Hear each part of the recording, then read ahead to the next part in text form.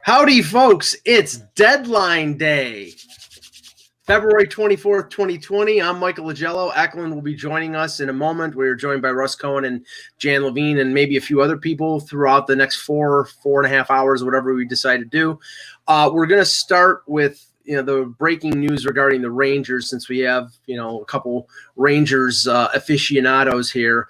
The breaking news is the number one target on the deadline, Chris Kreider, is signing a 7-year deal.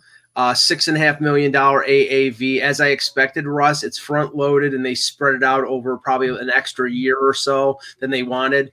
That makes a lot of sense. I think this is a good move for the Rangers. What say you? No, it's a good move. I knew that Kreider camp was probably looking for 7. Like that part I got right. When they said last night they were far away, obviously they were posturing, but there was no reason to think that they weren't telling the truth. They probably were telling the truth for that moment. It's a good deal. I mean, you could always argue 7 years is too much. He'll be bad in the last year, whatever. Like, you can't worry about the last year of a deal. Yeah. The problem is this car accident. I'm going to tell you, my brain first went to Dwayner Sanchez. Now, I know the cab driver was doing the writing. Please, don't bring up that name, please. No, but I'm just saying that's where my mind went. And in Miami. Yeah, I'm glad everybody's okay. Cuban food. But this is a situation now where probably the reason the Rangers are standing pat, even if they thought Lundqvist might get traded, they can't trade him now because Shesterkin's on the bench, and so now they have to go back to the tandem. I mean, and this only with the Rangers do you get a crazy scenario like this. But the signing's good; they'll make him captain next year, I'm sure, and we'll move on from there. Jan, go. What do you think of the contract? Well, first of all, thanks for the Dwayner Sanchez reference. I have bad memories of him costing the Mets the World Series that year, going for Cuban food in Miami. So a couple of things. So first of all, interesting you started with breaking news, considering the accident to Igor and Buke. So you might have tried a different term there, Mike. So maybe think ahead next time. Sorry. So in terms of the, I had heard last night that it was 6 and 6.5 is kind of the last offer that was on the table, and they were hoping that both parties would move a little bit. Rangers clearly up by going to the 7th year, which I know is the major sticking point. But he also wanted $7 million, so they got him a little cheaper than the $7 million. I know there's a couple people on Twitter who are up in arms and thinking that there's always going to be biggest waste of a contract. But as I said, and a couple people said yesterday, A, we don't really know where the cap is going to be in a couple of years.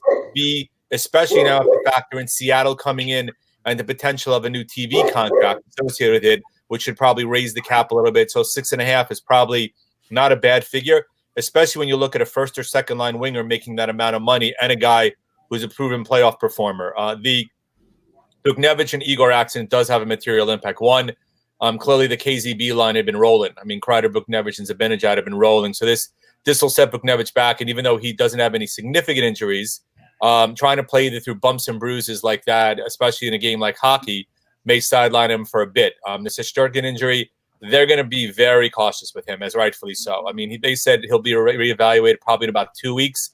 I would think he probably misses maybe a month, maybe longer, depending on how long the rib, not just the rib, right, but also the muscles surrounding it. Right, it's all probably the key, his flexibility and his conditioning and everything else. Yeah, you can't risk a shot getting through the padding. And also it impacts his conditioning, right, because it's hard to run, it's hard to do anything cardiovascular given where the injury probably took place. So if they were going to move Lundqvist, they had potentially the potential to do so, although it all depended on whether or not they were really going for it or not. The downstream impact is now what do they do with Jesper Fast?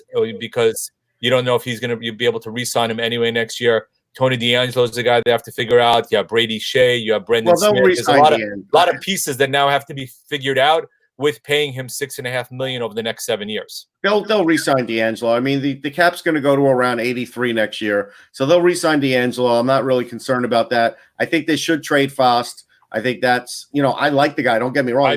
I think people don't realize just how valuable he's very valuable. But at this point, based on the fact that you haven't been able to get any other assets at the deadline, and you're likely not to make the playoffs, you have to trade and get some more fortification. So I would definitely trade Fast. And if I could trade Brady Shea, I would trade him. Well, let's just say this. And they haven't had the breakdown of what he's being paid over 7 years. I will bet that the first 4 years of the deal for Kreider is probably 8 figures. It's probably $10 million. We figured $30 million over the first 4 years or so. And part of the other thing is whether or not we're going to have to figure out is what signing bonuses versus salary. Sure. Is another piece of the puzzle that has to be figured out, right? And that was something that wouldn't have Mesnikov, right? If they had front-loaded part of the contract and made it payable in bonuses before a certain date, there's a good likelihood you might have been able to try to move him earlier this summer to free up some cap space. Well, let's just say this as Eck joins the show here. Let's just say this. The New York Rangers basically poured cold water on two of the bigger stories of the deadline because Kreider is now staying with the Rangers, and there is no way in hell they're trading Lundqvist because Shesterkin could be out for a month. So, that's over with. That's interesting because it's definitely one of those fate stepping in type moments because and that's I don't know. I really hope everybody's okay. I really hope the injury's okay. And this does really. I don't know how much this changes things. I know that the Rangers didn't want. Sorry, I get in text. Didn't want to approach Lundqvist, but is what I was told. And that he was looking into it today. And I mean, the guy was sitting on the bench. He was sitting in the press box for the last couple of games. I don't think that was a coincidental thing. Like, I think they were kind of partial. I'm not saying they were like saying you're going to sit in the press box, but I think they wanted to give him a little bit of thought about how that's going to feel, Mm-hmm. And I think that played into it. I really do. But now, in the end of the day, it doesn't matter because you're right. I mean, they can't trade him now, or I mean. I La Forza del Destino. That's what that is. I don't think they can trade him now. I'm not going to say they can't because we've learned a long time ago that can't is not a good word to use. Do you know what that means, Mike? What's that? La Forza del Destino. No, I don't. It's the power of fate. I learned it on the Odd Couple. Power of fate. Yeah. There you go. I haven't. Like the Power of Love by Huey Lewis, but yeah, I get it. Thanks, Huey. Reading the Latin. All right, so let's just. Should we maybe go to Pajot because I think that's probably. Can we do a little bit of a summary right now? Yeah. I was. That's what I was going to do. Okay, yeah, let's do that. Let's do. We just start. You started the show officially, Mike. Did you? Started the show officially. Yes. Right, I'm Eklund. You're watching HockeyBuzzcast on HockeyBuzz.com. There you go. Yes, comes every Monday through Friday to fill you in on the comings and goings of the hockey world, and sometimes we come to you, after the fact. Okay. There's nothing that can break it. Okay, so here's what has happened today so far. Okay. Right. Let me start this and then we'll get into the specifics. I want to give an overall feeling of because I'm talking to people and it's really funny because I made a joke on Twitter. Like, has anybody alerted the West Coast that we're going to have an early trade deadline today? Because the West Coast teams have done the Western Conference teams haven't done much. I mean, Anaheim's been busy. Maybe they think it's 3 p.m. Pacific on the West Coast. I mean, they started right after that. Right after that, Amarillo fax machine. It is 3 p.m. Pacific. It's just kind of crazy. It's like it felt like the Eastern Conference said, "Shh, we're going to do this now and not tell anybody." All right, so the Eastern Conference, they got everybody. A lot of trading within the Eastern Conference. Of course, last night we had the Yzerman thing with Mike Green. This is like the second time that Yzerman has done this to me, like done a trade at like ridiculously late at night. I can't remember when the last one was, but I know there was another like 2 a.m. trade when Yzerman was with Tampa that he made. And I'm trying to remember what it was. This is pretty. And it was a big trade too. This wasn't as big a trade, obviously, but I think Green's a great pickup. We'll go through all these, but what's happening now is there is a crazy, interesting run on, and what we have not seen today, I don't think is. Am I wrong about this? Have we seen a defenseman be moved today? There are not. There's not much left. No, there are. I mean, Gustafson in Chicago, Vatanen in New Jersey. Well, he's a flawed player. Well, Chicago would have to admit they're out of it. Right now, the top 3 defensemen available, if you're talking about rentals and not guys with term, number 3 is Ron Hainsey, and that's how bad it is. Number 2 is Gustafson, and he's coming off of last year he had 50 points. This year he's not having as good a year, and he's defensively he makes Martin Marinson look like Rod Langway. And the number 1 is Tyson Barrie, and I'm convinced Tyson Barrie is. Tyson Barrie is not number 1. Vatanen is number 1 by far. He's injured. Not that hurt, guys. I'm telling you. I promise you that teams are talking major deals with Vatanen. He's going to move today. I would just about. I still think number 1 is Tyson Barrie. We will see. What was that? I still think number 1 Barrie is better than Vatanen. Yes. No. Yeah. Close. Yes, for two reasons, Zach. One, Vatanen is hurt. Two, Vatanen's cap hit is almost $5 million. Barry's cap. We're talking about around for the rest of the year. Talking about around for the rest of the year. There, I mean, right. Well, that's what I'm talking about. Barry is a rental. No, I mean, no. I will put. I'm going to put this out on Twitter. Okay, go ahead. Everybody to say, just because because if we're going to have this fight, I want the world to determine who is better. There are a lot of Leafs fans versus a lot of Devils fans, but. I'm still going to think, even though the Leaf fans are out there, I'm going to trust that they have hockey sense in this, because there's that. I mean, you've watched Barry play, Mike, like a lot this year. I know. I'm rating him the number one. You were at the game Saturday night. I'm rating him the number one guy because he's good. He is good, but he's a rental, and they're not a serious Stanley Cup contender. So they're going to trade him before 3:00. I think they're going to trade him too, but mainly because he's not good enough for what they're trying to do. No, he is good enough. I'm so confused. I mean, he's bad defensively. He's good offensively. That's what he is. But don't you think Mike? I mean, Russ. Who's higher? Who's higher right now? I would take Vatanen over Tyson Barrie. I mean, Jan. Overall, Vatanen. Offensively, Barry, but I happen to like Vatanen a lot. Right, but who's better? Barry has not had, in my opinion, a particularly good year in Toronto. He has not, but who's better? Barry on two legs or Vatanen on one? Well, he took a shot. It's a bruise. It's a black shot bruise, man. He didn't get his skate on his foot. I know, but you know how bruises work. Eventually, you can, and then you're fine. I mean, right. And that eventually is in the next couple days, if not already. Well, let's see. I'm just saying that, it's not like a bruised tomato, Mike, where you're not going to eat it. It's not like that bad. Right. I'm not saying that Vatanen is not valuable and isn't going to get New Jersey a good return, but I'm just saying if there are teams out there looking for power play quarterbacks, then Barry's the guy. Vatanen is not a power play quarterback. He's a good offensive. That is the only team that will take Barry, is one that is missing that ingredient. Right. That specific ingredient. I agree with you.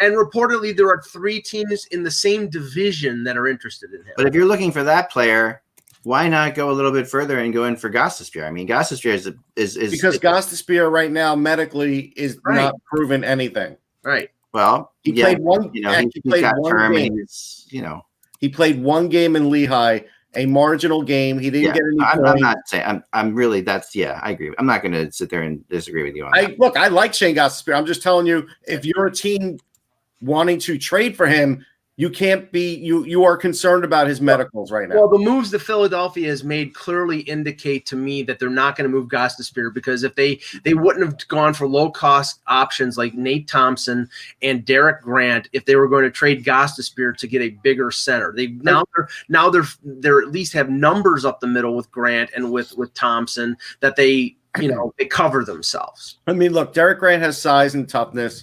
The interesting thing about Derek Grant, he has only done well for Anaheim. This year he's having a crazy shooting percentage year of like 17%, but when he went to Pittsburgh, he only had a couple of goals. So depending on the amount of ice time you give him, I don't think Philly fans should expect that same kind of goal production, because it's not going to be the same. Well, okay, let's start here. But he's a decent fit. Look, Nate Thompson is Nate Thompson. It's just you're adding an extra body. None of these moves make Philly that much stronger of a contender. It really doesn't. Agreed. Let's start here. Okay. No, they don't, because and I'm sorry, but they don't. But the Flyers were in a spot where they had to respond. I mean, like there was we're looking at like what happened with the other teams. All the other teams in the division have done significant things. Like here's the most laughable headline that I saw on Twitter about an hour ago. Pierre LeBrun said, "Flyers miss out on Pajot, acquire Thompson." Pajot and Thompson are not in the same. No, it's not really the way it goes. It's not really what was happening there. You're right about that, Mike. But let's go back to late last night. Edmonton getting Mike Green for a conditional draft pick, and Detroit retaining half the salary. I don't think this is any kind of big move, because Mike Green has had a tough time staying in the lineup all year, Jan. So Ken Holland is familiar with Green. It gives them some depth on the blue line with guys like Russell and Clefbaum hurt. But is this an impact move? I don't think so. I think it definitely helps them offensively. I mean, you can use him on the power play, and we've seen how unbelievable the Edmonton power play can be. Is he a great defensive defenseman? No, but he brings another veteran presence to the blue line, and something that Edmonton kind of needed was to bolster the back line a little bit. They got McDavid back yesterday, and we saw the impact play that he has when he came back. We know what Nugent Hopkins did while McDavid was out. We see what Kyler Yamamoto's done. They do need help on the blue line. And Green, I wouldn't say he was a cheap option, but compared to some of their options, he's probably cheaper than guys like Barry, etc. But he also brings in a guy who Holland knows, and brings in a guy that could potentially bolster their blue line a little bit. I know he's not a first pair guy, but you could see second and third pair with right deployment. He could be an effective player for the Oilers. Let's be fair about Mike Green, though. You're adding a guy that definitely adds offense. Sure. You're also adding a guy much like Sekera, where he could get injured the third game there. Like, this is what Mike Green's story is these days. So I can't give too much credit to Ken Holland other than, yes, you got a name, and if that name stays healthy, you'll be okay. But we know Mike Green is past it. Right. Mike Green wasn't having a good year for Detroit. No. He might rebound slightly playing with some better players, but let's see if he can actually stay healthy. Because if he can stay healthy, he'll help them. But this is an iffy trade. And this is about the only kind of trade that Edmonton could make. So I can't kill Ken Holland at all. All I can say is you probably got what you paid for. Yeah, and they traded – it was Kyle Brodziak and a conditional fourth that could be a third if they advance to the conference finals, which would be tough because they probably aren't going to make the playoffs. I mean, it's not a huge return. What's that? It's not a huge return. No. Right? It's a guy to bolster it where it's a decent – you're giving up a decent pick, but you're not overpaying to get somebody to provide depth. It's completely a depth signing. Now our depth move. Now, the other one that happened early this morning was Kovalchuk going to the Capitals for a third-round draft pick. Now, this is the interesting thing.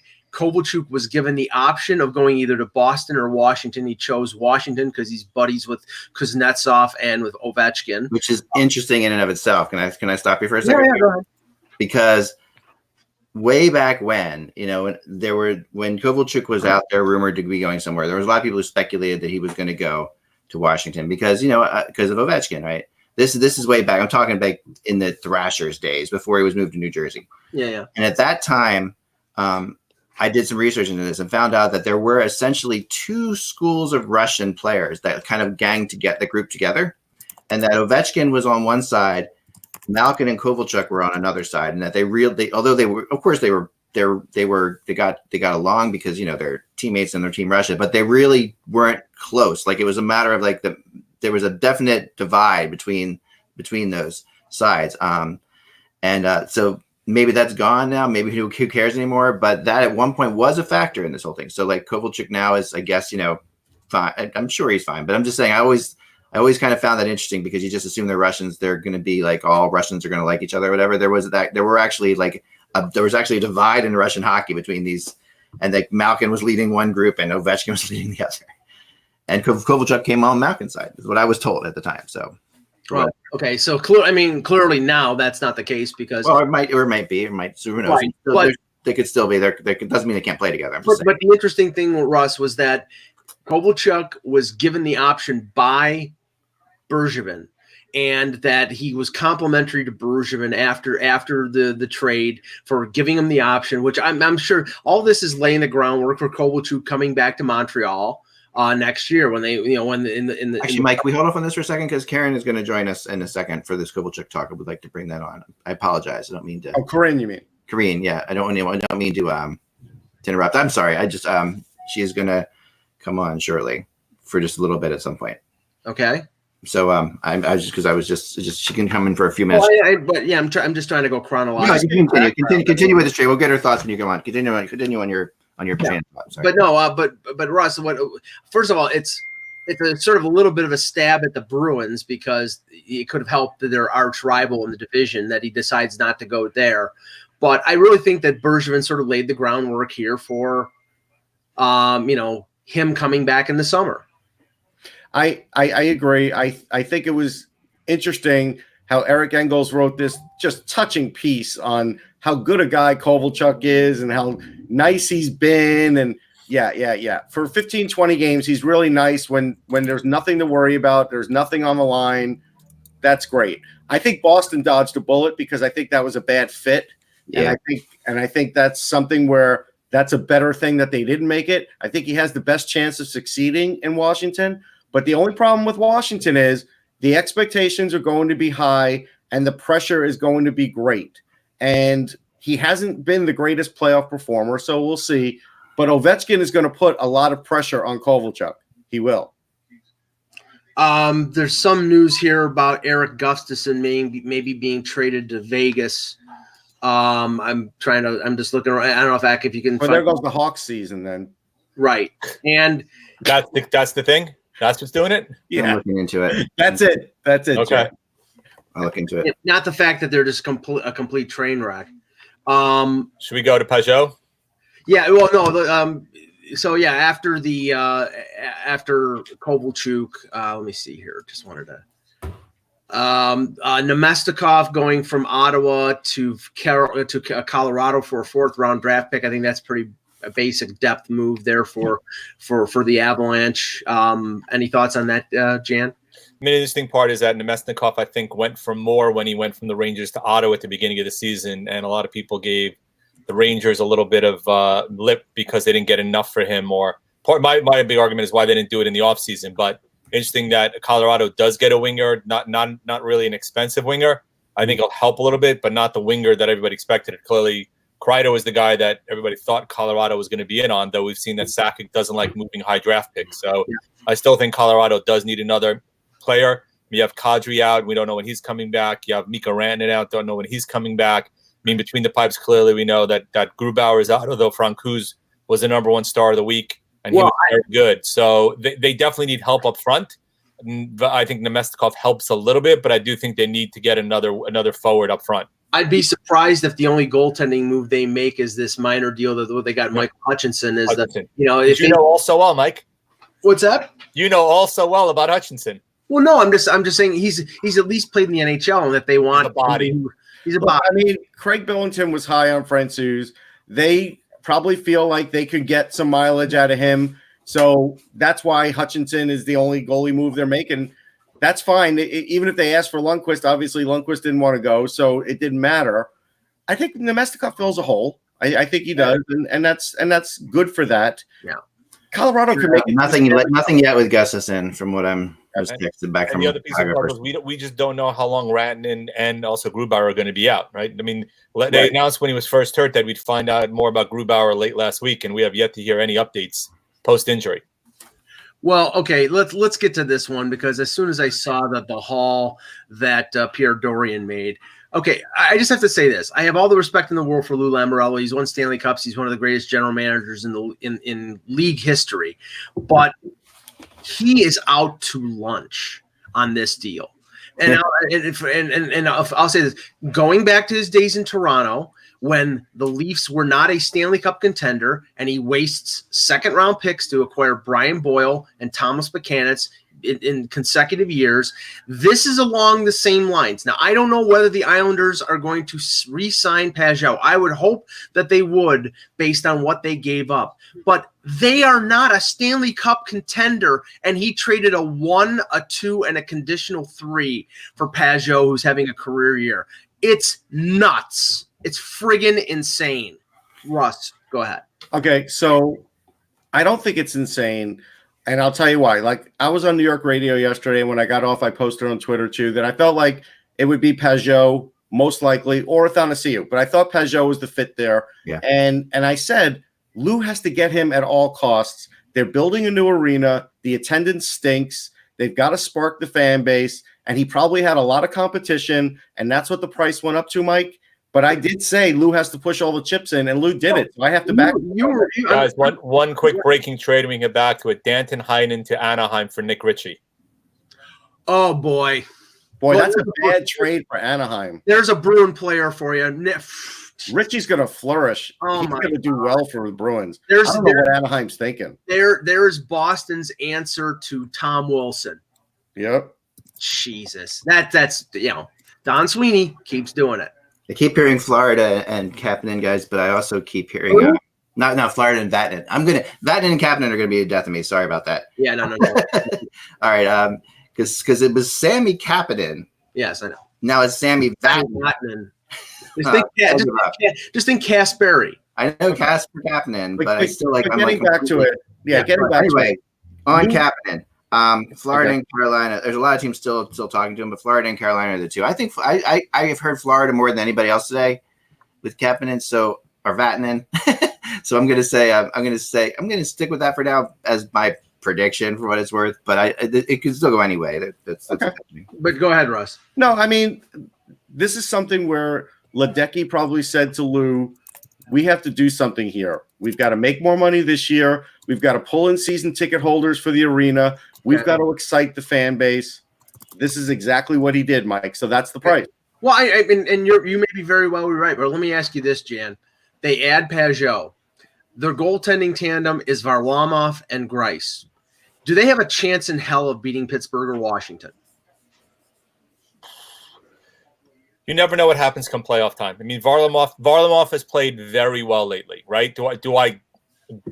I would put that as a 35% chance they beat Washington in the playoffs, right? Just because Washington has been very good, but look, Holtby has had his bobbles at times, right? Varlamov has played well. I think Pajot definitely fits a need there. There's no question about that. I do still think they need additional scoring up front, although look what Nelson is giving them as a second line center. If Pajot plays well and gives them some scoring, that kind of fills out the second line. Trading a 1 and a 2 for a 35% chance to get out of the first round and then face the other one of those two teams is it's a pretty remote chance. So I think that's if they sign Pajot, then it might be worth it. But and it depends on what they're going to pay him. If they sign him for over $4 million a year, remember this guy was a 15 goal scorer. He's having a career year. I just don't get it. But I've never been high on the Islanders and their chances of advancing past the first round or even making the playoffs. And right now they're borderline to make the playoffs. They have a few games in hand, but I think they're essentially tied for the wild card spot. So I don't know, Russ, you may be right. They had to make the move, but I don't know how it whips up the fan base at Nassau Coliseum for them to lose to Washington or Pittsburgh. They beat Pittsburgh last year, but this is a different Pittsburgh team. So I don't know if they can. Hey guys, one quick thing. I got to run. I'll be back in a minute. Saravelli is reporting that supposedly the Islanders may be trying to reunite Zach Parise and Lou Lamoriello. Well, I wrote about that 2 days ago. Yep. I'm just telling you that's being reported today. We'll see what happens. Right, I'll be back in a little bit, guys. Okay. Yeah, no, Zach, you said that 2 days ago. So that's going to be tough, though, because I would think the Wild are going to. Parise is going to the Islanders, guys. Okay, they're going to have to retain 50%. I'm sure. I'm sure Lou's not paying the whole freight on that. Well, I mean, it depends on how anxious Minnesota is to ungird themselves. Well, that's what I mean. You don't think Minnesota is going to retain half? I do. Not half. What is he? He's like 7'8". Let me check up his cap hit. Hold on a second. Parise's cap hit is 7'5". Okay, so I would say at the most Minnesota is going to eat $1.5 million to get him down to a $6 million play. He's got 5 more years left. 5. Yeah. It'll be interesting to see what he gives up. Josh Hosang. He could be in that deal. I don't know yet. I'm looking into it. I think it'll be probably more than that. I think for Zach Parise, if Hosang's one of the guys, that's fine. I think you figure in that part of the world, Bellows would fit really well, right? Because his dad's from the area. Isn't his dad a Minnesota guy? Hold on one second, guys. Isn't Bellows from Minnesota? Yes? No? I would guess he is, right? I mean, he would be, right? Because that's where he was. Let's see. Andrew Ladd's going the other way. Huh? Andrew Ladd. It's got to be a lot more than that, obviously. Of course it is. Yeah, he is from Minnesota. So I think Bellows will be in that deal. I bet you Bellows. Ladd's contract is, I think he's got a year I think it's a year or 2 at the most. So Andrew Ladd. No, so many different ways to check. He's got 3 more years. Wow. For what now? Andrew Ladd has 3 more years left in his contract. Parise signed a 35-year contract, if I remember right, with Winnipeg. What didn't seem like a contract he signed with Winnipeg was just ungodly huge way back when.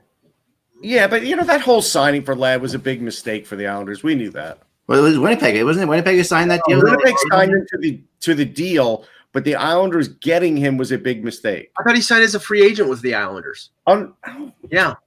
Yeah, actually, I think you're right. He was traded Chicago to Winnipeg, then back to Chicago, and then he was a free agent. So then that was a disastrous signing. Yeah, no. Ladd has 3 more years after this year at $5.5 million.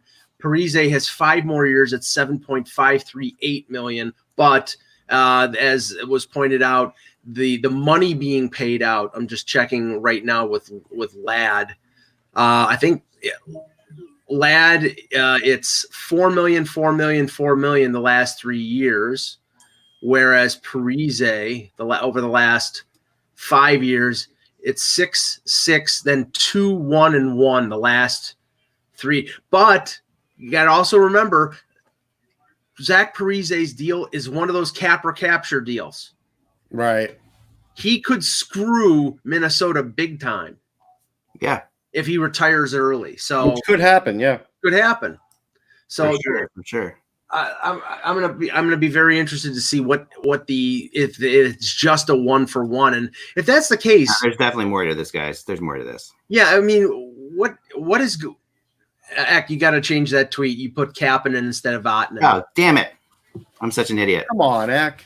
I'm such an idiot. Sorry. No, I was just telling you because it's gonna doing too much here, guys. Yep. No. We'll concentrate on the show. Thank you, guys. All right. So okay. The now, I mean, if it helps, I just traded Patrick Marleau in my fantasy league and a keeper league. He was on a 1-year deal for Jacob Middleton and Andrew Shaw. So there you go. Was there an age restriction? No, there's no. But listen, Andrew Shaw, when he's healthy, will get me penalty minutes. So Aaron Lucic might be the most traveled person in the last week.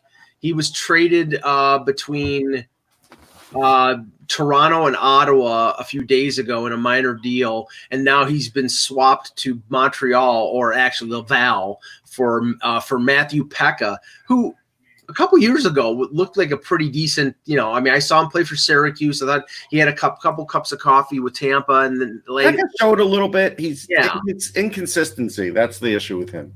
Yeah, Mike Russo is saying that Parise is practicing, so if there is something going on, he hasn't been made aware of it, according to somebody in the chat. I'm looking at 3 screens here and my phone. Yeah, I'm trying to do it too. I was trying to get the details.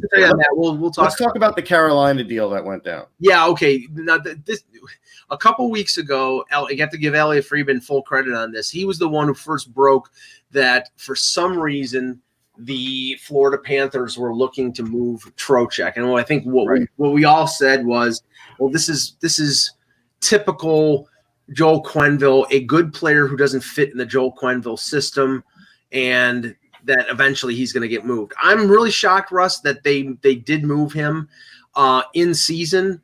And the move that they made, I mean, I'll let you evaluate it. It was Eric Halla, Lucas Walmart, 2 NHL forwards, Chase Prisky, and a Finnish player named Lutsarainen. I may be butchering. Yeah, and I don't have anything on him. I'll be honest.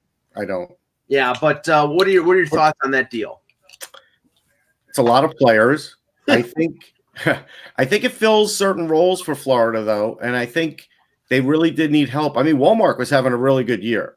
I mean, we could start there. Prisky's a very good defenseman. Prisky is an offensive defenseman. If he's going to make it in the NHL, he could probably be a 5 because he is capable of running a power play. And he's not like a young kid. So this is a guy that, could come in fairly soon. Now, with that said, I don't know if Florida will use him this year or next. They probably will wait till next. But you never know. If they have an injury, Prisky, is an older guy that they could put in there. And then who's the other player that didn't mention yet? The Finn, Lutsarainen. No. I said I don't have anything on him. Eric Halla. Yeah, and now Halla is he's going to play second line center for them. And back from that. Haula was in Vegas. He was traded last summer. It looked like a pretty decent. I'm pretty sure it was a trade. I think it was a dump for a draft pick. I don't know. I mean, I think Carolina upgraded here because I like Trocheck. It's all a question of whether he's fully back 100% from that, or if he ever is going to be 100% from that ankle injury.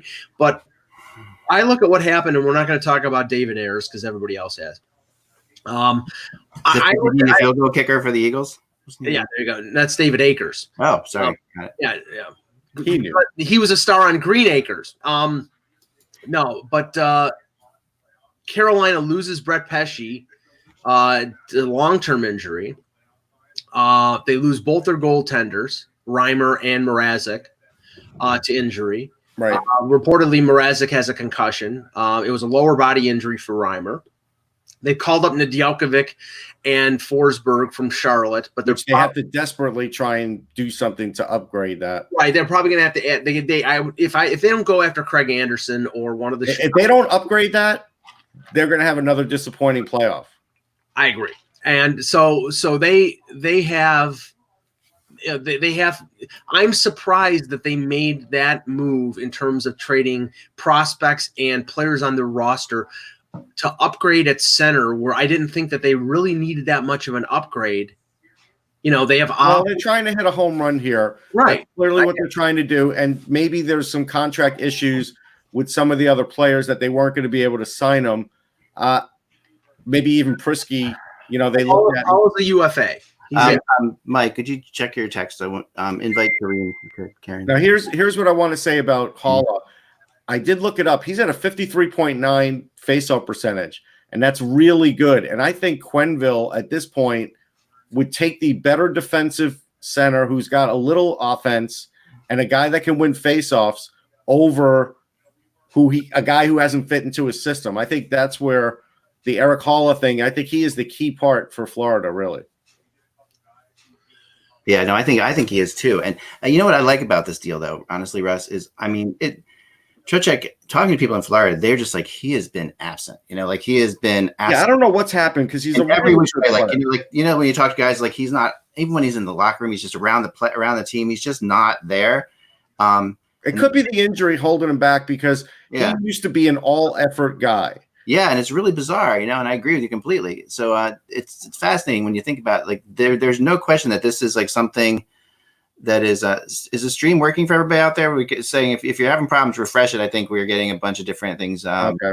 Well, we're getting a lot more traffic than we normally do. Yeah, we have a ton of people watching today. So we have more than 100. Great. Try refreshing it, and hopefully it'll keep up. I think this is a good opportunity to tell people that I have a book, Sticks and Stones, coming out April 7th. It's about college hockey. When the stream's not working. For the new viewers that may not know about that, go to Amazon.com. At Sportsology on Twitter, and you'll see it's right at the top. It's posted right at the top. It's pinned at the top. And if you wait 5 minutes, we'll get another plug from Russ. I still have a baseball book to plug later. Looking into this, we want to help out with our fantasy baseball team. We're gonna have a draft in a couple weeks. We could use some help.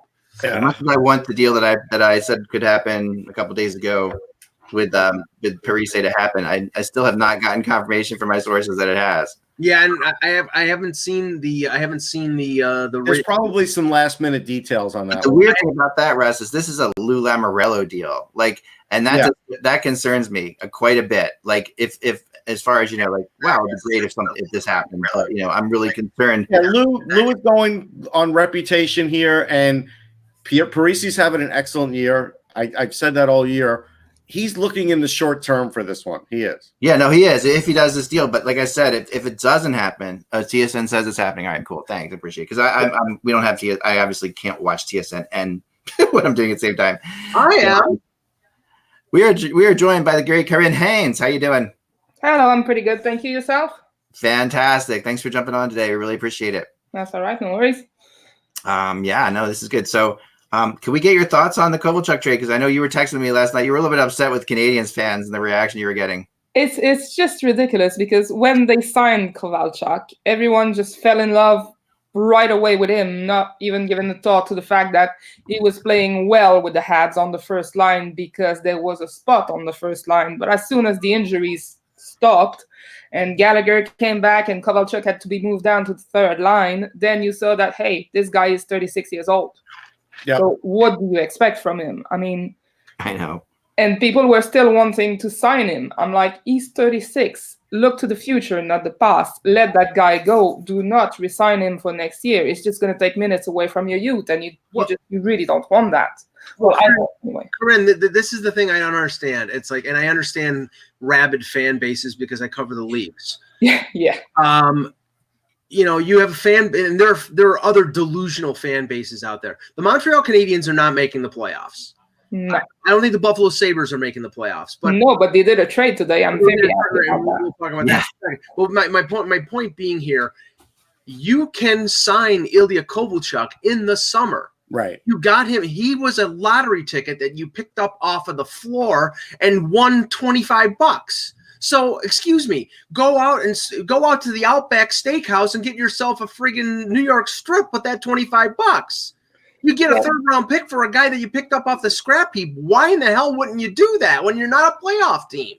Oh, I know. I agree with that. I'm very happy that he traded him, but there was some rumblings this morning as well, because in his presser, Kovalchuk actually said that Bergevin had better offers than the one he got from Washington and decided to send him to Washington because that's where Kovalchuk wanted to go. So you've got the people who wanted him traded but are now upset because, you know, you didn't get the best deal. And then there's the RDS guys going, well, clearly that means that Kovalchuk is coming back this summer. He's going to re-sign because he respects Bergevin and all that. And I'm just thinking, we learned nothing about, you know, when there was the Radulov incident. How about just learning about Kovalchuk? Basically, he had no pressure on him. Like you said, he got to play on the top line, so he put up points early. Then it started to wane a little bit. He's not the great guy that people are making him out to be. He's not the great player that he used to be. So the fact that you got assets for him, you're right, Corinne, but you can't worry about whether you got the best deal for him or not, because he's also one of those guys, if you trade him somewhere and he hates where he's going, that GM may not want to trade with Bergevin again. So I think Bergevin did the right thing, saying, where do you want to go? Where do you – because, you know, I think in Boston would have been a disaster. I really do. I think there's no doubt, obviously, now with the moves that he's made, that Bergevin has admitted, okay, we're not going to make it, or at least we can at least keep trying to make it with the guys we have on hand. He traded Nate Thompson for a draft pick. He trades Kovalchuk for a draft pick. They swapped Matthew Pekka, Michael Pekka. They moved him out. Unless they make an ad, which I don't expect them to do, I think he's saying, okay, we'll see if we can stay in the race with what we got, but I'm not going to make any kind of extraordinary measures to try to get back in this playoff race. Well, there would be no point in that anyway. I mean, mathematically, it's almost impossible. Everyone's got games in hand on them anyway. So it's actually good that for once Bergevin is like, yeah, okay, we're not making it, instead of going out and adding loads of grinders like he does every year normally. And it's like, what are you doing, please? Yes. Yeah. And honestly, Corinne, I think Ovechkin will put a lot of pressure on Kovalchuk to be the Kovalchuk of the past. And I don't know if Kovalchuk can perform that well with that much pressure anymore. And he's going to have a load of it in Washington because they're expected to go to the Stanley Cup.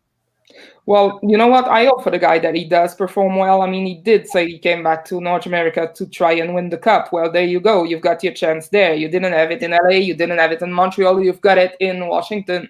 Yeah, Time to put your money where your mouth is and perform. Oh yeah, no. That what I want to see is if Kovalchuk can put up numbers. You know, when he's not on the first line, the first power play unit. It's like he's been putting up his numbers. He put up in Montreal. He was getting a lot of quality playing time. You know, and you know in LA when he was not on the first line, he was not producing very much. Well, he was sulking, wasn't he? So. Yeah, he was sulking. And in Washington, he's not going to be on the first line either. And there's going to be even more pressure because, you know, he's going to want to look better than Ovechkin, although Kovalchuk, I mean, and what I said to you, which I really do believe is true, like the Montreal Canadiens fans, all fans can be crazy, but Montreal Canadiens fans, they absolutely fall in love with their players. Yeah. And in a way that I admire. Like, I actually do admire that part about it. I really do, because they are a fun fan base. They, I often jokingly say this is like, you know, this is the same the same fan base that held a parade to try to keep Alexei Kovalev. Like this is a group that they love. They love their players so much, and Kovalchuk helped fed into that because he could not say enough nice things about Montreal while he was there, which of course, when people say nice things about you, of course you're going to like him even more. So this spiral, and I really do think he's going to sign there again. I actually think that he's going to return there. I really do. I think that he's going to go back, and whether or not that's the right move or not is really up to call. But I think they told him, and just like I think that Pajot was told, like we're getting something for you. Let's take this and let's talk in the summer. Like I really I know Lou. Knowing Lou the way we know Lou, and I'd like to be the Lou Risper, when he puts up that much for him, he's going to try to re-sign Pajot. Definitely. Well, yeah, I think he will. Will he know? I mean, that's the question. I think he will try. He will try. He can, because like if you want to go to like $7 million for Pajot, you'll get him. But the reality is that Pajot is like a $5 million player, and he is right. And I'll tell you right now that the Islanders will not spend $5 million on Pajot. No, they won't. Yeah, this is the thing. He's coming off a career. Well, if he doesn't spend $5 million, I'm sorry, Mike. Continue. He's coming off. He's coming off a 24 goal year. It's his career high. He's going to expect to get $5 million. He's going to be looking for $5 million.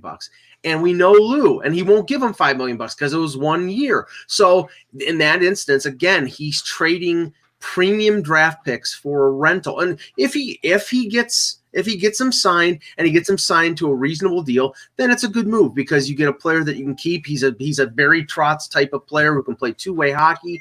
I get that. But Lou over the last few years has a history of giving away draft picks for little or nothing in terms of, long-term, if they sign Pajot, then they have him for 3 or 4 years. Thomas Buchanan was played in Toronto for 15 games. And forget about Corinne, that guy was a locked-up piece of Parise has all we know about the deal. Parise update here. All we know about the deal is Parise has indeed waived his no trade clause. Okay. That just might be for fun. So, but we don't know anything else. Like at this point, what's happening. Yeah, but Mike sounds like Al Bundy scoring his 3 touchdowns. Thomas Buchanan was a washed-up turtleneck sweater. Oh, God. So, Mike, this trade deadline couldn't come at a better day for you because otherwise we'd be talking about what happened on Saturday night. So you relax, all right? No. We'll talk about it. Believe me, because that had a genuine effect on the fortunes of the Maple Leafs in terms of what they're going to do at this deadline because they are not. They might have been in on Thornton. They might have been in on Zach Bogosian. I keep saying Eric Bogosian. I love the movie Talk Radio. They may have been in on all these little type of just hole filling moves. But when I use the analogy in my blog today, the Leafs right now, they're like a passenger on the Titanic who shuts a porthole when there's a 400-foot gash in the side of the ship. You can't fill all the holes that have been made on this team. They are embarrassing. They are a train wreck. And I think they're going to trade Tyson Barrie before 3 p.m. And I think in the summer, you're going to see a massive reorganization of this roster, including the name that I've mentioned for 2 or 3 years. William Nylander will be moved. You think he'll be moved? Yes, I do. Because they have to create the space to be able to upgrade their blue line. They cannot be paying $40 million for 4 forwards to be, and if they want to go after Alex Pietrangelo in free agency, or if they want to trade for Matt Dumba or some other defenseman, they have to create the cap space. They don't have the room. They have to change the culture of that team because right now you've got a group right now that's essentially. They got one coach fired in Mike Babcock. Now they're playing this lazy game where they want to score their goals, get their cookies, and not play the tough type of game they need to play to succeed in the playoffs. Well, the Leafs are a great group of individuals. They're not a team, though. Right. I think that's the issue. Everyone's out for themselves. That was really visible the last couple like not. I mean, as they had this great game against the Penguins, which we've all heard so much about, but they really went overboard to talk about how great that game was against the Penguins. But watching that game the other night, that was one of the weirdest. I mean, obviously with the goalie situation, that's great, and it was a great story. And Russ wrote out, everybody was a Hurricanes fan at the end of that game because it's that was even great. The fans in Toronto were cheering David Ayers. The fans in Toronto. Yeah, you were there, Mike. You're in the press box. You really, at some point, that was the only way of having a good night. You know, like. There were two narratives going at once. Yeah. There was this guy, this 42-year-old who was a diehard Leafs fan. Right. He was wearing a Leafs t-shirt underneath it. That's the incredible thing about it. Like I'm trying to think about this if it was me and I was in the press box and I go in to like play for the Rangers against the Flyers. Well, I'm like, what a Elliot Friedman talked about this yesterday, and he said there were general managers in the league that were pissed off because this guy's a Leaf employee and he's the emergency backup. Yeah, very easily, like he let in he got scored on the first 2 goals. Who's to say? Well, he's not going to allow like 8 or 9 goals and them to win. He's a beer league goaltender. He's a guy who had a kidney transplant. He's the Marley Zamboni driver, and he's playing in the NHL. The story is great. The fans. This is like George Plimpton going. He had the greatest post-game quotes, Mike. This guy was just magic. Yeah. The save that he made on Zach Hyman was a real NHL save. The one that people don't realize, the save he made on Spezza was the real one to me. Like that was a hell. Spezza comes through the slot, fired a wrist. Oh yeah. That was point blank. Top of his waffle, like right off the corner of his waffle. And, that was the save that I was just like, whoa, that was a good one. I mean, obviously, listen, a big part of goaltending is positioning, and if your team is playing and we shouldn't all sit there and say that it's unbelievable that somebody could do this. If your team's playing well enough in front of you, it's not. I personally, as a goalie, took offense to like them saying, oh, they're going to score like 100 goals on them now. Like that's not. Actually, I think Kelly Rudy may have said that the Leafs are going to win that game 11-4. Yeah, that's something to say because that's a goalie who's not admitting that goalie is just being in the right spot, like and letting the puck hit you. Especially he said that in the second intermission after he let 2 goals in on 3 shots. So I have to defend Kelly on that one. But you would expect, and I was sitting there wondering, like, should they be putting somebody else in goal? Like we talked about that. They can't, right? There is not a rule. There's a rule that you can't do that, right? That you have the goaltender. If it's not the emergency backup, the goaltender has to be on your roster right before the game. Right, and I think I heard Dzingel was the next guy that was going to play goal. That's stupid, though, isn't it? It's not. It basically. No. What I'm saying is they couldn't even put in. If I understood that they could not even put in. They could put it playing in the game. No, they could do that. No, they could do that. So I still haven't gotten confirmation on that. No, you don't need it. That's what they would do. I would think so. I would think that would be obvious. No, I'm telling you, that's what they would do. It's the same in baseball for a catcher. They put in regular guys to catch. It happens. That player is on the 20-man game roster, so he can't. Even if Nedeljkovic had been one of their healthy scratches, he was scratched at 5 p.m. But Mike's acting like David Ayers is Arnold Ziffel, and it's just not nice. Arnold Ziffel. The guy's Arnold Ziffel was the pig on Green Acres. He's the pig from Green Acres. He had practice with the Maple Leafs. He's been in goal for the Maple Leafs practices and stuff like that. So it's not like he's never faced a shot from like one of these guys. No, and today at that practice at the Ford Performance Center, they're all yucking it up with him. I'm sure they are, and they're happy for him because it's like I said, it's a George Plimpton story. But there were 2 narratives. One was that, and the fans were happy for this guy who was a Marlies employee who lives the dream, the Walter Mitty of getting in there and winning a game. That's great. The other narrative is you have a team where this is supposed to be a Stanley Cup contender. They're clearly not. They're a flawed team, and they lose to a beer league Zamboni driver. It was, they get a shot on goal. It didn't matter who was in goal, Mike. It was they are mentally broken. That's the problem. No, they cannot. They got 7 shots on goal, and all right. It's all mental. Did you not see this? No. It's not all mental. Hold on. I'm going to disagree with you. It is all mental because when you see Mitch Marner falling over his own skates, and then you see somebody else falling over their own skates, and they were tripping over the blue lines and stuff. And I texted Eck and I said, "Do they need new skates? Like, what's wrong with this?" You were in the game, Mike, but they were mentioning on the Hockey Night in Canada thing. They were talking about this a lot. They're like, we haven't seen this many players fall down just on their own. Right. It was true that they were talking about that quite a bit. That is mental pressure that is too much for this. Hold on, I got a trade, I think. No, I don't. Sorry. I apologize. Not yet. I'm waiting on it. Yeah, Good. Go ahead. This is the thing. All I can say is this: is that in the third period of that game, and this has been symptomatic of things that has happened with, and we'll get off of this because there are going to be trades, so we're going to talk about. In the third period of that game, Carolina decided, okay, we can't allow shots on. We can't allow them to get good opportunities on goal with this guy. They get 2 goals early in the third period. They play a 1-2-2 trap, denying the Leafs the ability to carry the puck into the zone. And the Leafs had to adjust and dump the puck in to get possession of the puck, and they didn't do it. Tavares, after the game, I'm in the scrum, and he says, no, we weren't going to change our tactics. We were just going to keep doing what we were doing because that's what we're good at.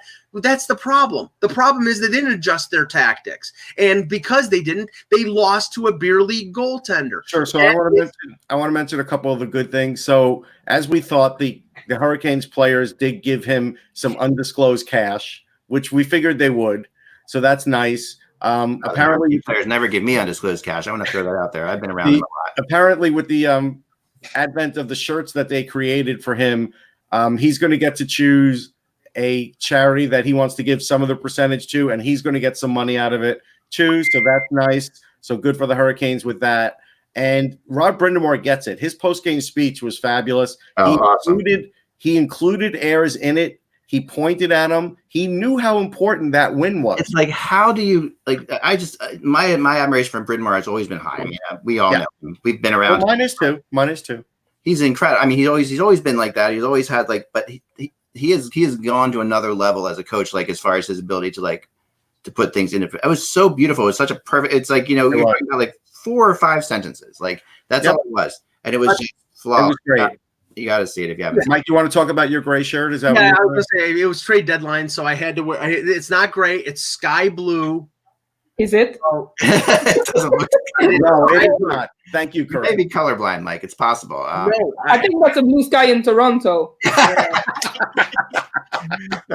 didn't run the internet today. I love that. I do have a prediction. I'm going to predict that we're going to see Joe Thornton traded to the Penguins for Dominic Cahoon. That's my prediction. So the Pens would have got Thornton and Marleau on the same day.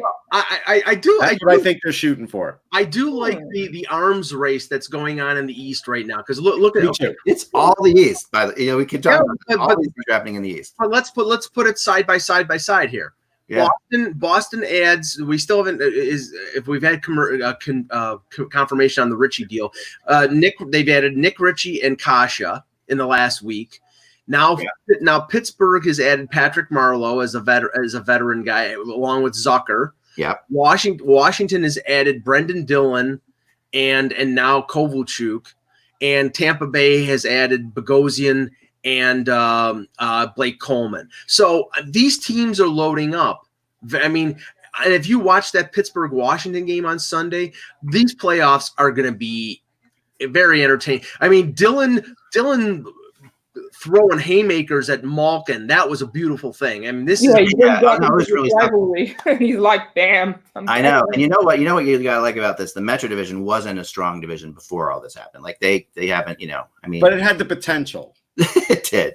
Mike's gone. What happened to Mike? Mike's gone. That's all right. Jan's back. Jan's back. Mike's gone. That's a good trade. Mike's back. All right. All right. And now he's with a player to be named later. I'm wondering if this site is going to crash with all the traffic we're going to get. I'm hoping it doesn't, but no, we're doing pretty good. We haven't seen the Maple Leafs make anything yet, so we'll find out. They made a minor deal. They traded very, very minor deal, but I think that this deal sets up something bigger because they wouldn't have traded. Now they needed to create space to move out Hutchinson because they have 2 goalies down and with the Marlies they didn't need a third goalie, and they have Campbell as the number 2 behind Anderson. But along the arm race, I'm sorry, I got a rumor here. Along the arms race thing that you're talking about. Yep. The Bruins are now going hard after Kyle Palmieri, which is now I've heard from talking to people in New Jersey that Palmieri wasn't available, but I think everybody's available for if they're really good. It depends what you're looking at, if they're going to go this hard on him, like other teams have. I know the Bruins have lost out on quite a few players today, And Well, but they're going after everybody, so it's hard to say. yeah, but now the pressure. And the Heinen trade cleared 1.3 mil of cap room, right? So they now have the room associated to make that deal. And with the trade they made the other day, they cleared up some cap room as well. So, Palmieri, in my opinion, Palmieri should bring back at a minimum at least what Coleman brought back. Well, let me just finish. Let me just finish this thought because they got back Collie Rosen, who Keefe knows well from the Marlies. I think he's a borderline NHL, AHL player. Right now, Riley and Cece are probably 2 to 3 weeks away from coming back.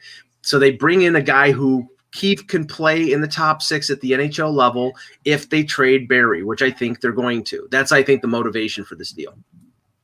Yeah, that might be. I mean, you might be right. It might have something to do with Barry for sure, I would think. I mean, I'm very disappointed in them, honestly. Like, so I'm going to just get back to Toronto for a second. I'm really disappointed. I mean, after what we saw, like, we have not. You almost. I mean, this is Kyle Dubas. He's done this, and the Leafs have always been so they're so slow in what they do. But honestly, there's like I wrote a text out there, Russ. Like, remember, Scoop Cooper, our friend, is in Philly. And one time, I remember the Mike Rathje game, the last game that Mike Rathje ever played for the Flyers. You remember the way this ended?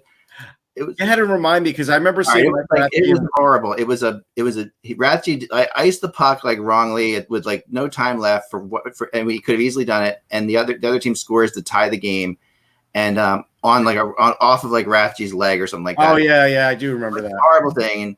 And as the Flyers lose. Oh, it wasn't to tie it. They scored a win. So it was tied when he iced the puck, and then the team wins in regulation. The Flyers lose, and we're all heading to the elevator to go down to the press box. The press room or whatever. And Scoops comes up to me and says to me, "This is the kind of game that ends men's careers." And he said that. And sure enough, Rathje was gone. He never played another second for the Flyers. No, but he used to go to the rink at Voorhees and just watch any game that was on. I saw him in the stands many times. Yeah, he was done. He collected a check for a couple of years. Because this is the kind of thing that like a team that cares feels like they have to do. Like they have to make some kind of decision to show the fan base that they care, and they're not just writing off like, oh, that was just another anomaly Saturday night. I mean, this is what makes me insane about Toronto. They need to do something. I do, Eck. Let me answer that, Russ. Go ahead, Mike. Go ahead. They need to do something if they have a chance to win. They don't. They're a flawed team.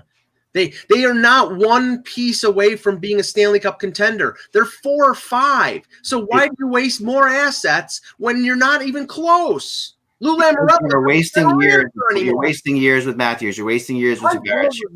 Ideally, I don't think that they wanted this to happen, but it is happening. So you can't throw more picks and more prospects away on a futile run to make the playoffs and get your ass kicked by Tampa Bay or Boston. No, but you have to throw some of those draft picks. Like they're not throwing. They're not throwing more, Mike. They already did.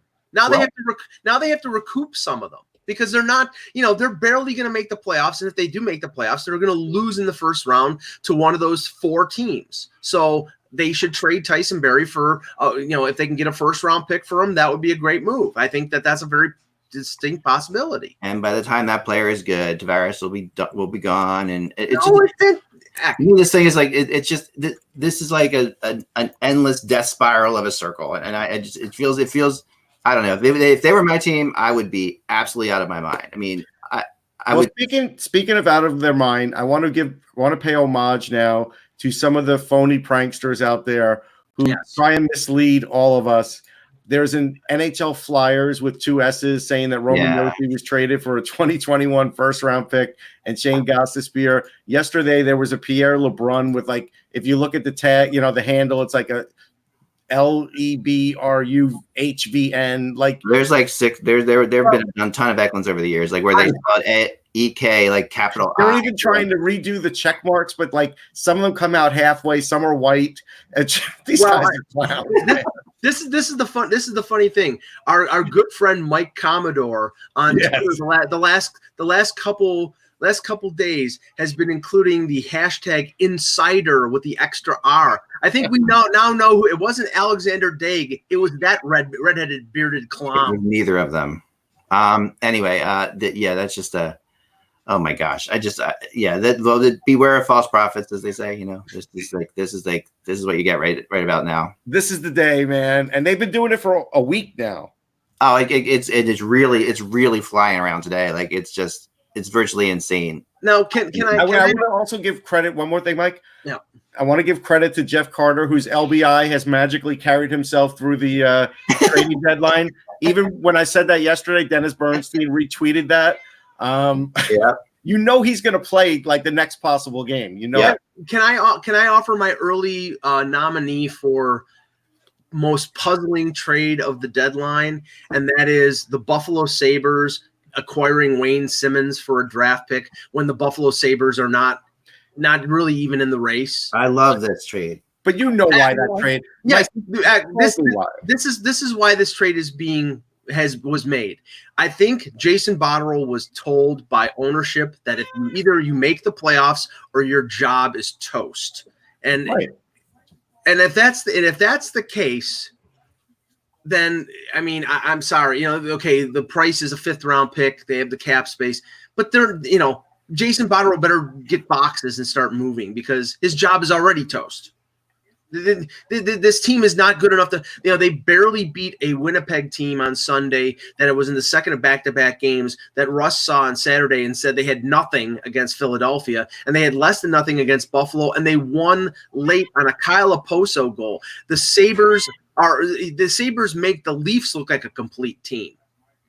But here's the thing, Mike, you can't already you've said, are the Islanders going to beat the Penguins and the Capitals? And then you say, the Maple Leafs aren't going to go anywhere in the playoffs if they make the playoffs. Now the Sabres aren't. It's like we see every year we see one of those teams win. Every year we see one of those teams, and all those teams have all those teams want to get playoff money. That's the thing, and I think the reality is what Brian Burke said on one of the broadcasts the last couple days. Teams now. As of when he was a GM, teams made trades at the deadline to win a Stanley Cup. Now teams will make trades just to get in, just to get a couple playoff gates. And to me, that is asinine. Because that's what they do, Mike. It's a business. If you're a season ticket holder, that's fantastic. It's like right. I don't care if my team. I would rather see my team play one playoff round than none. I would rather go to a playoff. At least you have a chance. I think there's always have a chance. The playoffs are all about that. Correct. The moment you start just shooting to make the playoffs instead of shooting with the cup, you're just accepting to be caught in this vicious circle of trying. And you got 26 Stanley Cups in Montreal, okay? That's a different story. That's what they do now, Corinne. The worst place to be, and I know I'm not preaching to the choir here because everybody disagrees with me on this. The worst place to be in the NHL or in any professional sport is to be in the middle. At least if you're one of the worst in the league, you get a top pick. You get a young guy who you can build around. If you suck enough, they'll give you somebody. Right. Exactly. And that's the epitome of where we differ. It's always been the epitome where we differ because I just don't see that. I don't the Penguins fielded an AHL team for a half a decade to get 3 Stanley Cups, and they did. They fielded a terrible team. The Penguins were awful. They got Malkin, they got Crosby, they got Fleury, and they got, what's his name, Stahl out of all these picks because they were awful for a very long time. I do want to say I noticed some news out there, Eck. Like you had mentioned yesterday, day before about Thornton and Dallas. Kevin Kurz said Dallas and Florida are going heavy after Thornton, and Kevin's there with Thornton, so he probably has a little bit of insight there. So wanted to pass that along. Yeah, no, definitely. Kevin has a lot of it. There aren't that many people who have insight in San Jose, so I would definitely say. And I know that Thornton. There has been talk about the Penguins getting Thornton as well. I don't know how they're going to do that, but I just told you how. Do you not listen to me? How the Penguins could get him? Yeah. How? I said Dominic Cahoon. I just said that. I'm sorry. I'm doing a bunch of things. I didn't hear that. Oh my God! Why you? I'm working here, man. And I'm not. I know, but I got it. Here's something. People are angry at me. Here's something funny. Igor Aranko tweeted out: There's a reasonable question out of Russia whether the car involved in the Shishkin Buchnevich accident had Swedish license plates. What? Whatever. I do want to mention that. That is funny. I'm going to say it again for today for people who missed it yesterday, though, that if there's a deal that involves the rights for Sorokin, you're not going to hear anything out of Russia until after Sorokin's team is out of the playoffs. He's not going to One guy tweeted that Athanasiou is off to Edmonton. To Edmonton. Okay. Yeah. Who is? Andrea Athanasiou. That's the NCU. Yeah, they were hard. They were hard on him. That makes some sense. I know that. Obviously, what did they give up? I don't know yet. There were a lot of people talking about, possibly going to Columbus, but now this could help him get in the playoffs. There's no question. Well, Columbus is in a situation similar to a few other teams. I was joking about Toronto in terms of lots of holes, but when you have 9 players on IR, and not just like, oh, by the way, players, but Seth Jones and Bjorkstrand and Cam Atkinson. At a certain point, you have to say, okay, we can't address all these injuries. We can't add enough players to basically get us back to where we were. I mean, they can earn points like they've done, and I like I said, I admire what Columbus has done. I can't believe it. They're playing fantastic, without Bobrovsky, without Panarin. But at a certain point, when you lose all these players, including one of the best defensemen in the league and your top goal scorer, you got to say, what the hell? I mean, you can't do anything. So it's not surprising that maybe they were in on Athanasiou, but in the end, I don't think he makes a difference in Columbus, but he might make a difference playing on the wing in Edmonton with McDavid or with Draisaitl.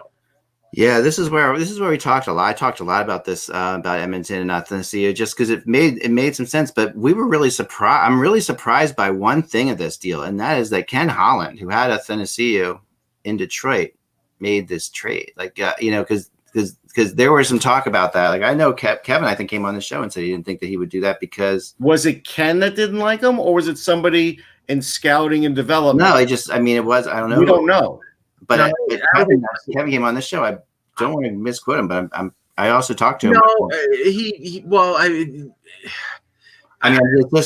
doesn't. I mean, what this says, is obviously we can sit there and say all you want to about this person likes that person or not. I mean, at the end of the day, he might look around. The Oilers were in on Peugeot and Kreider, and they cleared up money last night by putting Russell on waivers. They had like $3 million. On LTIR. Right, on LTIR. I mean, they had this money, so you knew they were up to something.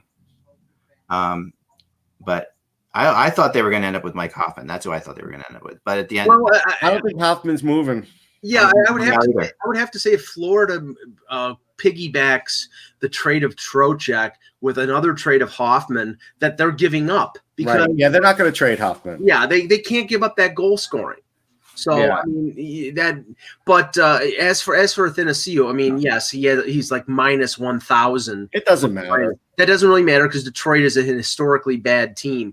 But the only thing I can think here, Ak, is maybe Ken Holland isn't afraid of negotiating with Darren Ferris like a lot of people are because he is. And the thing is, it might be easier to negotiate with Athanasiou right now because he's coming off a terrible year. He can't exactly demand big money. They may just go to arbitration with him and say, okay, we'll give him the 10% ad and we get him for a year and hopefully he comes out and has this big year playing on McDavid's wing or Draisaitl's wing. But right now, I mean, based on the way he played in Detroit, he's not going to get much of a raise in arbitration. I wanted to address this question. Shouldn't I be on the phone with his sources?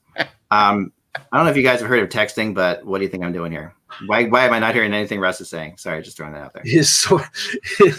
Yeah, well, okay. No, somebody else that, but I'll let that go. But feel free to pick on me as much as you want to, guys. Yeah, don't worry. We do, so you're free to do as well. The Athanasiou trade is definitely good for Edmonton, but I do need to know what they gave up. Also, they were in on Tyler Ennis pretty big, and that's where I thought that Ennis was a lot cheaper, I'm sure, than Athanasiou. Yeah, Ennis. So, but now they've used this money, their cap space on that. So, what happens with Ennis now? Is Ennis on his way to Boston? I wonder. Or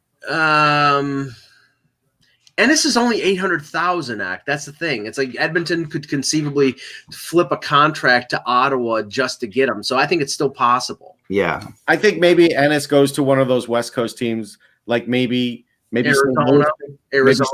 Arizona, St. Louis. Somebody like that should pick him up. I mean, he's having it's not a career year because he scored 20 goals with Buffalo before, but he really played great for the Leafs last year in a fourth line role. He's played a higher role with Ottawa because they're trying to let their younger players develop in Belleville, and he's played I think he's 13 or 14 goals. He's a smart ad. He's a hustling guy who can play on a fourth line, can fill in if you need to on a higher line, and can penalty kill if he needs to, or play second power play. So I think he'd be a valuable ad for somebody. I do want to mention that even though it took a car accident probably not to have Lundqvist be really pressured to be traded, he's trending right now. And it just shows. I've heard that, and someone in the chat room said this, and I got a text about this too. I don't know. I think Lundqvist was going somewhere. No, I don't think he was. No, I think he was asked. I think he was seriously close to doing it. Like if the way that Lundqvist works, he's such a methodical type of guy that I can imagine he was asked, and he had probably weighing the pros and cons and making himself crazy, and probably it may have, one source I talked to said he talked to Lundqvist, felt like he was leaving, and I'm curious. There's no way Lundqvist, even to a source, would ever give that away.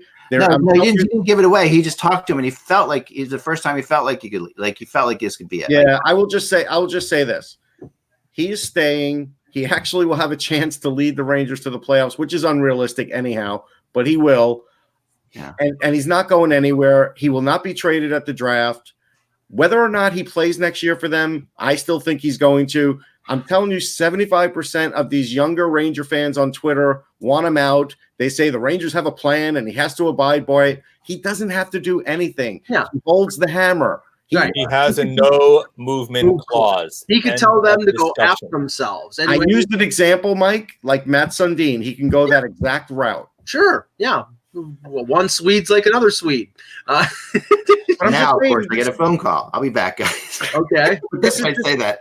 But I do want to point out the enormity of the situation, because this should just be like a barroom conversation in New York, and it's exploding right now on Twitter, and it just shows how people feel about Lundqvist, and they all care about him, because if they didn't care about him, they wouldn't tweet about him. But it's just an interesting thing. It's similar, probably, Corinne, to like Patrick Waugh, when all that other – if Twitter was around then, it would have been crazy then too. Well, somebody in the chat asked, could Lundqvist retire? Why would he give up, I think, $5 or $6 He's not giving up. Yeah, he's not giving up any. That's his last. He's making $4.5 million this upcoming year. Yeah, that's his last opportunity to make that kind of money in his life, more than likely, unless he has. I don't know, modeling, he can make some money, or endorsement deals in Sweden or something like that. I mean, like Bjorn Borg is making more money now than he did as a tennis player. Yeah, I know. Lundqvist sold shampoo in Sweden. I saw the stand-up for that one time. Yeah, no, Corinne, let me ask you something, because I know that there was some rampant speculation about Carey Price, about I think Bergevin was in Colorado, and they said, Colorado's looking for a goaltender. I'm sorry, I don't know how anybody in their right mind trades for that contract. I mean, I think he's a great goaltender still, but what, 6 more years at $10.5 million? Yeah, but you got to remember that Montreal's got a lot of cap room. So those who were saying that Price might be traded were well aware of that and saying that some salary would be retained. And there's actually a big part of the fan base that's behind that plan to just unload Price now, because the Abs are not in a win now mood. So might in a win now frame of mind type of thing, so just let him go. But. So, okay, let's just let me ask you, how realistic do you think that is? Because I don't think, at least, I mean, okay, the window right now, it's like he's 32 or 33. Yeah. He's still in his prime. He had a better year last year than he did this year. I'm sure if he went someplace else behind a good team, he would probably put up great numbers. But how likely do you think it is that Bergevin or somebody else is a general manager would move Price in the next year or two? I don't think it's likely at all. I mean, Bergevin more or less put all of his chips on Price, and he's going to ride that. He's just going to do it, because if he doesn't, he's just going to admit that, okay, well, I didn't know what I was doing. I made a huge mistake, and here it is.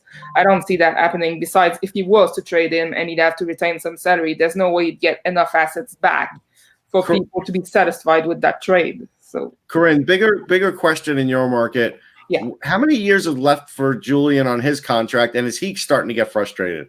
God, there's 3 years left on his contract, and if you've watched any of his post-game pressers, he just looks so dejected, out of answers, out of ideas. Personally, I think this is it for him. It should be the last season. But the problem in Montreal is the French-speaking requirement. I mean, you turn around and fire Julien. Who do you hire after that? It's just. Well, when he makes a comment about the team playing well after 40 minutes, and then the last period that even he couldn't put on a pair of skates to go out there and help them. I mean, that's a shot across the bow. I mean, that's something that you whip out when you have almost nothing else left to say to them. Yeah, it is, and that's cost jobs to previous coaches in Montreal. I think it was Carbonneau once that said, "I can't actually go on the ice and play," and he got fired. Well, if you're gonna see this is the thing, Corinne, and this is the thing you're gonna probably have to focus on if this is the last year. There are a lot of big name coaches out there. Gerard Gallant doesn't speak French. Can't I do know. it. Mike Babcock. Did Scotty Bowman speak French? I don't think he does. Yeah, I mean, if that's the big hang up here, I mean, the hang up should be win, not. I know. That's the language the coach needs to speak. He needs to speak winning, not French. But the media and everyone in Montreal just puts so much pressure on the organization that the coach must be able to speak to the media in their native tongue. You're a translator. How about that? That's good. Yeah, Well, I've been digging into something, and that was a source of mine who just wanted to call me to be a jerk because he's watching the show. Which is really sweet of him. But people in the chat room and online have been saying that Lundqvist is furious about something, and I've been trying to find a little bit of it. But all I found so far is the quote that Mets put up here actually in our chat room, which is this: "The good solution. Let's talk about it and let's be open to it." That one quote that just got tweeted is, "With my situation after the season, you'll obviously have things to talk about. Your role, and if you fit in this role or something else. Right now, my focus is just to work hard and be ready." Okay. He's a prideful guy, and if the organization is being overtly out there saying we don't want you anymore, then I'm sure he's probably going to try to find a landing spot if he wants to. If he doesn't, he could tell the organization to go F themselves. Right, he might do that. So the other piece of the quote, sorry, Russ. The other piece is, "If there comes a time when they feel I'm not a good solution, let's talk about it and let's be open about it." Right. Yeah. Okay. I think, all right, so let me address that. Thanks, Jan. That's not saying he's necessarily leaving. Right. That's basically saying to the Rangers, treat me better. Right. Talk to me about this. And Hold on. Oh, I love this, guys. Russ, Wait a second. This is crazy. So I don't think there's anything to this, but what I just got a bunch of people sent me this what we just got from Flamester in the chat room too. Gaudreau? The Gaudreau has left the ice at practice. But let Russ finish on that. Oh, but the return on Athanasius come out. It's 2 seconds. 2 seconds. Yeah, which is low by comparison, considering what we heard they wanted.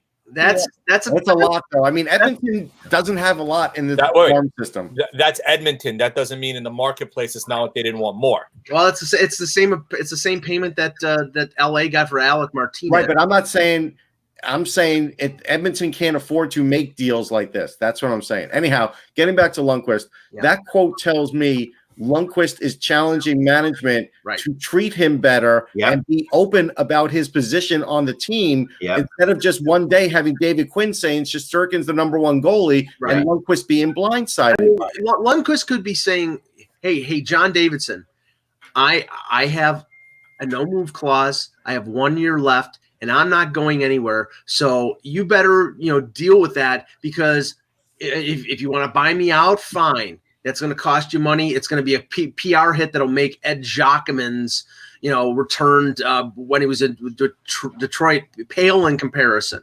Yeah. Because you can't do that to a guy who is definitely a Hall of Famer and arguably the best goaltender in that organization's history. And I'll tell you what's going to happen. I've been there at the end of the year stuff once in a blue moon, not for a very long time, but Lundqvist will give a quote at the end of the year and he will disappear for the summer and he won't say a word until the season starts again. And that's the way it's going to go. And I think the Rangers really are powerless in this. And I do think their best option is to treat him better. And if they do treat him better, then he might be more amenable to leaving at some point instead of this way where now you've just challenged him to do better. But Russ, what they're going to have to do, what Davidson or Gorton is going to have to do is before the draft in Montreal, they're going to have to find out, they're going to have to make sure they're all the ducks are in a row. They can't. They're gonna. If he's not going anywhere, he says, "I'm not leaving. Buy me out if you want to, but I'm not going anywhere." Then they have to trade Georgiev. They don't have to trade. They don't have to. That's the point that I've been making for weeks. They don't have to. But they're not going to keep 3 goalies. They will do it. Okay. Mike, to avoid the PR nightmare, the salary that Georgiev is going to get is not so huge that it's going to have a ramification for them not to keep him. Right. There's no reason to make a knee-jerk reaction. That would just be a knee-jerk reaction. And again, the other piece for us is we're presuming that Lundqvist hasn't been told what's going on. He may not like what he's hearing, but he also may be being kept up to date in terms of what's going on. And there's no doubt I think Jerkin has given this team a boost in the arm in terms of his play between the pipes. No. He knows what's going on now. He didn't know Shesterkin when he was named the number 1 what was going on because Georgiev didn't know either. If you remember, you read the quotes that day. They were both surprised by it. And Quinn may have been Quinn may have spoken prematurely or off the cuff there when he probably shouldn't have. Well, that's definitely what happened. Yeah. Right.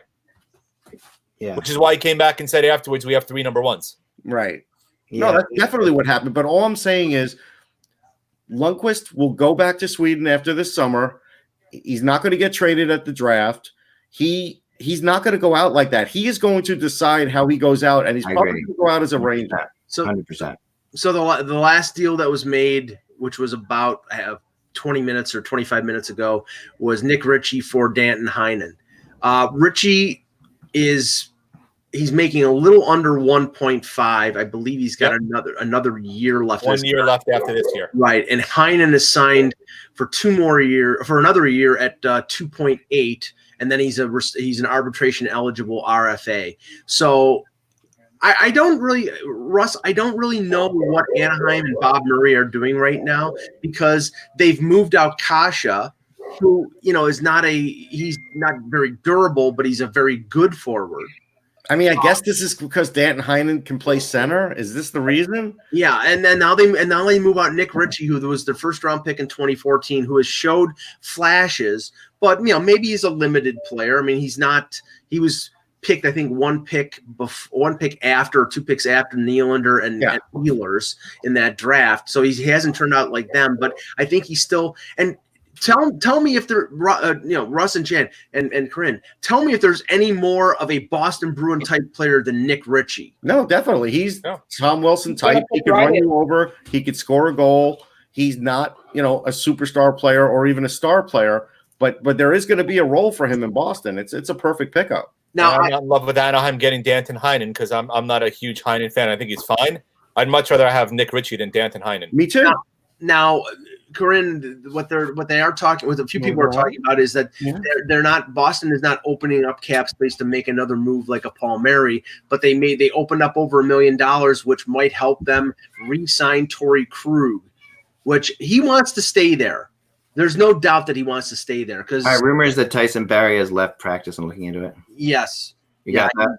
Terry Koshan from the Toronto Sun confirms that. Okay.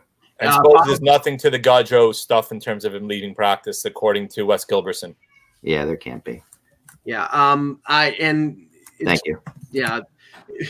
It would have been a complete disaster of a night had Tyson Barrie been injured, as he looked like he was by Svechnikov's hit in the first period. He came off the ice holding his right arm limply. It was like he had separated his shoulder and then surprisingly came back in the second period because Chris Johnston mentioned about an hour ago, he said It was a 50-50 proposition about Tyson Berry being traded before the deadline, before Friday, and now it's 8-20. Hey, really loud. Go ahead. Sorry. No problem. Russ, that actually sounds like my dog's treat bag, so he's getting all excited now. Cut it out. This stuff That is new microphone, fancy microphone I got you. It's like picking up everything. It's good. All right. Yeah, I'm sorry. It's fun to write Leafs. Tyson Barrie leaves practice. I want to say that's a fun thing to fun with English. Leaf leaves. Leaf leaves. There we go. How about that? Yeah. The Johnny Gaudreau stuff is such nonsense. What if he's getting his skates sharpened or he had a problem? Like, come on. I think you just do it for fun. Like if I'm Johnny Gaudreau, I just do it for fun. If I'm the Flames, I send like somebody out onto the ice, grab Gaudreau, whisper into his ear, Gaudreau throw his gloves down and skate off the. Or you send somebody out in Gaudreau's uniform and it's not Gaudreau. Hey, our friend Anthony Mangione just tweeted out that the Flyers have loaned Connor Bunnaman and Joel Farabee to the Lehigh Valley Phantoms, that making room for Grant and Thompson. But it also could be one other thing, because you're going to see all day today the clear day roster situation for AHL teams. They want to send these guys down, bring them back up so they can play in the Calder Cup playoffs. The Leafs probably are doing that with Liljegren and Sandin. So everybody does it. Yeah. So it may not be to open up space for those. I don't think it is to open up space because I mean, Russ, the Flyers have a good thing going right now. This is kind of and those guys are part of it. They are, but we know that Farabee's not playing the way Joel Farabee could play. Yeah. And so you do it does make you wonder, and I've wondered for months whether it's right to keep him in that lineup just to, get playoff experience. So I think they're going to make a decision on that soon, but this is their backup plan. And so they got some veterans. I don't blame them. Oh, Sam. One piece of potentially breaking news is the rumors are that, according to LeBron, the Rangers and Canes are talking Brady Shea. I'm not shocked. I figured Shea would get traded today. I just told a friend that. Corinne was just saying Sam Gagner.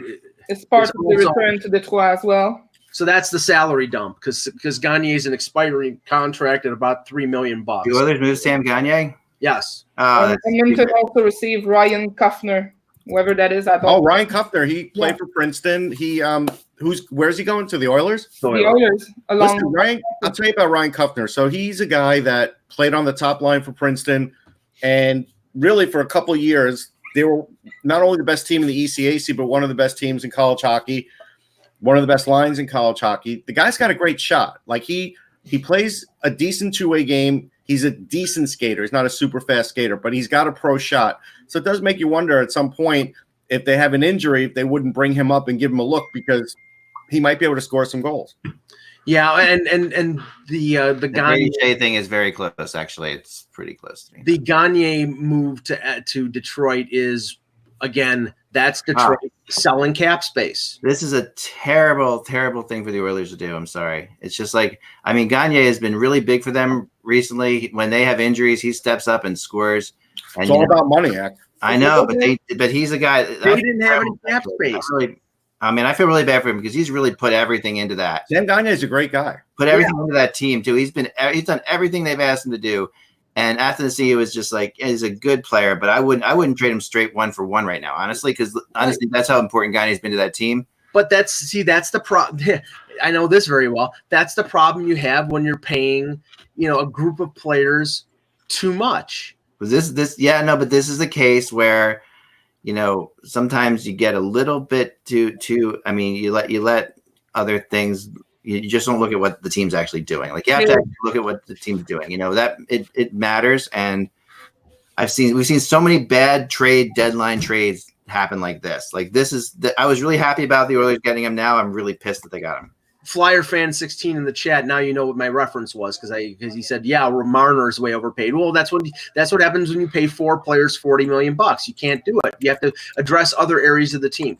Jan, let me ask you, because I'm a little surprised. I know he's not had a good year, but I was a big Brady Shea guy. I think he's a good defenseman. I'm a little surprised that, that they're moving, that they could be potentially moving him. So a couple of things. So Shea had a great year his rookie year when he came up, in the second year afterwards, and then his play has kind of leveled off substantially since then. The problem with Shea and the argument is $1 million arm, 10-cent head. If you remember the Bull Durham reference, he overthinks too much on the ice. He doesn't allow his skills to come through and overthinks too much. The hope was that he and Jacob Trouba, given their history on the U.S. national team, would be a nice first pairing. It hasn't panned out. I actually think Shea has played better than people have given him credit for. Very similar, and Russ can attest to us. Mark Stahl has had a really good year that people haven't talked about, but he still gets a lot of smack and garbage from Rangers fans who think about the last couple of years. So yeah, I understand why they might move Shea. 4 years, $5.25 million, and they also need to try to find money to re-sign Tony DeAngelo, and they have a big pipeline. So if they can move him to get another asset, free up some cap space, it gives them the cash to hopefully sign DeAngelo, who, if you remember, only signed a 1-year deal this offseason, and now he's going to get a ton of money as an RFA. Here's what I think. For one thing, Stahl is having a good year. I still buy him out next year because he's literally just a guy around the net. He's not going to help you get where you want to go. I would buy him out if I can't trade him at the draft, which I probably can't. But if I could, I would do that for him because he's a great guy and he's been a career Ranger. So we go move on from that. Brady Shea's regressed under and we'll call it the Lindy Ruff system. So if Lindy's still going to be there next year, which I guess we have expectations he will be, then I would trade Brady Shea because he's only going to get worse. And I would trade him for Jake Bean because I really think Jake Bean is falling out of favor in Carolina because of the way Rod Brindamore runs his system. If I could get Jake Bean for Brady Shea straight up, I'm doing that trade right now. So here's the addition piece to that. We see what Neil Pionk has done in Winnipeg, right? And we see that his play has actually, resumed back to where they thought he was, though he's more of an offensive defenseman. Mm-hmm. My concern as a Ranger fan is if Shea gets dealt, his talent is somehow going to come through. And within 6 months of the trade, you're going to have every Ranger fan going, oh, my God, I can't believe we dealt this guy. Why didn't we keep him? It probably will. But the problem is, for as long as they have that system the way it is, with the coaches they have the way it is, right, it's not going to work for Shea. That's the problem. Right. It's a system that, look, both of us haven't particularly liked the way they seed the blue line and give up room. But I think the defense has actually been better as a whole overall the last 2 months or so, considering what they were at the beginning of the year. Elliot Friedman reports that Parise and Andrew Ladd have waived their respective no-trade clauses. Now it's a matter of putting things together in a complicated deal. This is fascinating. I'll tell you why, because you got to know, Lou Lamoriello, this is not going well. You mean that it's out there? Yeah, and I wish Kevin was on. I remember Kevin. One of the first things Kevin told me ages ago when I was, just talking to him when we were Stanley Cup Finals, he said, that Lou Lamoriello is the kind of guy that if a trade breaks, he will just kill it. Yeah, Lou Lamoriello likes to skulk around in the back in terms of he doesn't want it out there. He wants to make the moves, do it, have everything completed before it gets out there. Yeah, and if someone leaks this on their side of it, they're fired. There's no truth about it. Lou will fire anybody. It doesn't matter who. It doesn't matter if it's an assistant GM. He will fire anybody who leaks this deal. So this deal obviously wasn't leaked from New Jersey's side, you would think. And if that's so, you can't stop it happening in Minnesota. But Lou is dealing with Bill Guerin, who knows Lou very well in this. So you have to look at the characters involved here, and Billy Guerin knows that Lou doesn't he's been traded by Lou himself. So, this is such a fascinating way. This is, and I want this to happen because I wrote about this obviously a couple days ago and I thought this was a good possibility. Yeah. But when I hear this stuff, I immediately think to myself, I get an icky feeling about that all of a sudden because, we'll see what happens here. But until this is done, and we're talking about now Lamoriello loves Parise. So that's one thing. The only thing you have going, obviously he loves Parise, and there comes a point at which with the players involved, like Parise right now, once Parise waves to go to the Islanders, how does he go back to Minnesota? But tell me this: put yourself in Guerin's shoes. What is the motivation here to make this deal? Is it there's something big coming back? Cap savings. Well, it's cap savings. It's big coming back. It's 2 years. That's a lot, and it's $2 million each year.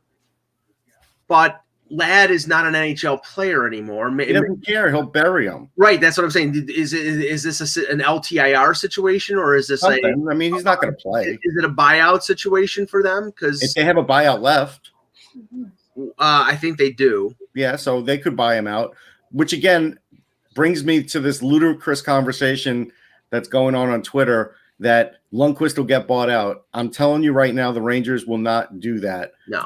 It would be a PR nightmare. Now, I do think they should buy out Stahl. Whether they do it or not, hey, we'll see. But there's no way they're buying Lundqvist out. I will give you another possibility for this Brady Shea trade because I think the salaries are close. Mike, you're the one who could tell me. Shea for Gardner is probably a wash salary-wise. Shea's making 5.5. Gardner's making 4.05. Okay, so why would they want Gardner? Yeah, I mean, do they want? Because Carolina wants to dump Gardner. We don't know if the Rangers covet him. We don't know. Do the Rangers want somebody that the other teams can walk around with impunity? No, but this has nothing to do with what we think. They want a salary cap. You're not doing that by making this deal, really. He's the most mobile pylon. Actually, they save $1 million on the deal. Mike just said that, Jan. Yeah. One of the goals allowed on the Zamboni guy the other night was 100% Gardner's fault. Right. All right. Hold on. So Jan, they save $1.5 million on that deal. It's probably not enough considering what DeAngelo is going to make this year. $1.5 million, and I think what Shea's got 4 more years. Yeah, and so they save 4 years and $5.25 million. I'm just telling you, Don Waddell's been trying to shop Gardner, and who knows if the Rangers are going to be the suitors, but you can't say it's impossible. I have to say this: when Carolina, Petru, by the way, we need him. I'm trying to get him. I'm gonna find him. When Carolina was in Buffalo a couple months ago, and Gardner had only been there for a couple months, I talked to a Carolina official and I said, "Hey, how's Jake Gardner doing?" He says, "Just okay." And I'm like, that's the Randy Carlyle answer for James Reimer. And I'm like, that, when you went out and signed a guy for 4 years, and remember, he was somebody who didn't get signed to the last moment. And I'm sure Montreal Canadiens fans are extremely happy that he didn't choose Montreal because apparently it was more money. It was $5.5 million for 3 years. Yeah, but he didn't want the pressure from Montreal. Didn't want to be a bubble like in Toronto. Right. And Darren Dreger is reporting that a first-round pick might be in play for Shea. So it wouldn't be Gardner then. Is it to Carolina? No, a first-round pick would be going to the Rangers for Brady Shea. Right. Did they say who was traded? I didn't see. No, they're talking about the first-round pick from Carolina to the Rangers for Shea. Yeah. But it's not official yet, but that's what Dreger is saying. That would be insane. That's a great return for the Rangers. Yeah, it would be, especially if Shea's just not fitting in their system and he's been regressing. 2 weeks ago, they said Carolina was shopping the Toronto first-round pick because they have their own and they have the Toronto pick from the Marleau deal. Right. And I thought that you did think they were going to have to give up one today. They get a first and they get the cap savings. They still don't have a deal. They still have to get their goalies still. That's the other thing they have to do. No, but I mean for the Rangers' perspective, because then they have the money for DeAngelo. Yeah, how ecstatic would you be, Jan, if the Rangers got a first-round pick for Brady Shea? I would be, but again, if Carolina's targeting him and given how good their defense has been, they must know something that the Rangers don't seem to know, right? That's my concern, that you're quote-unquote selling low.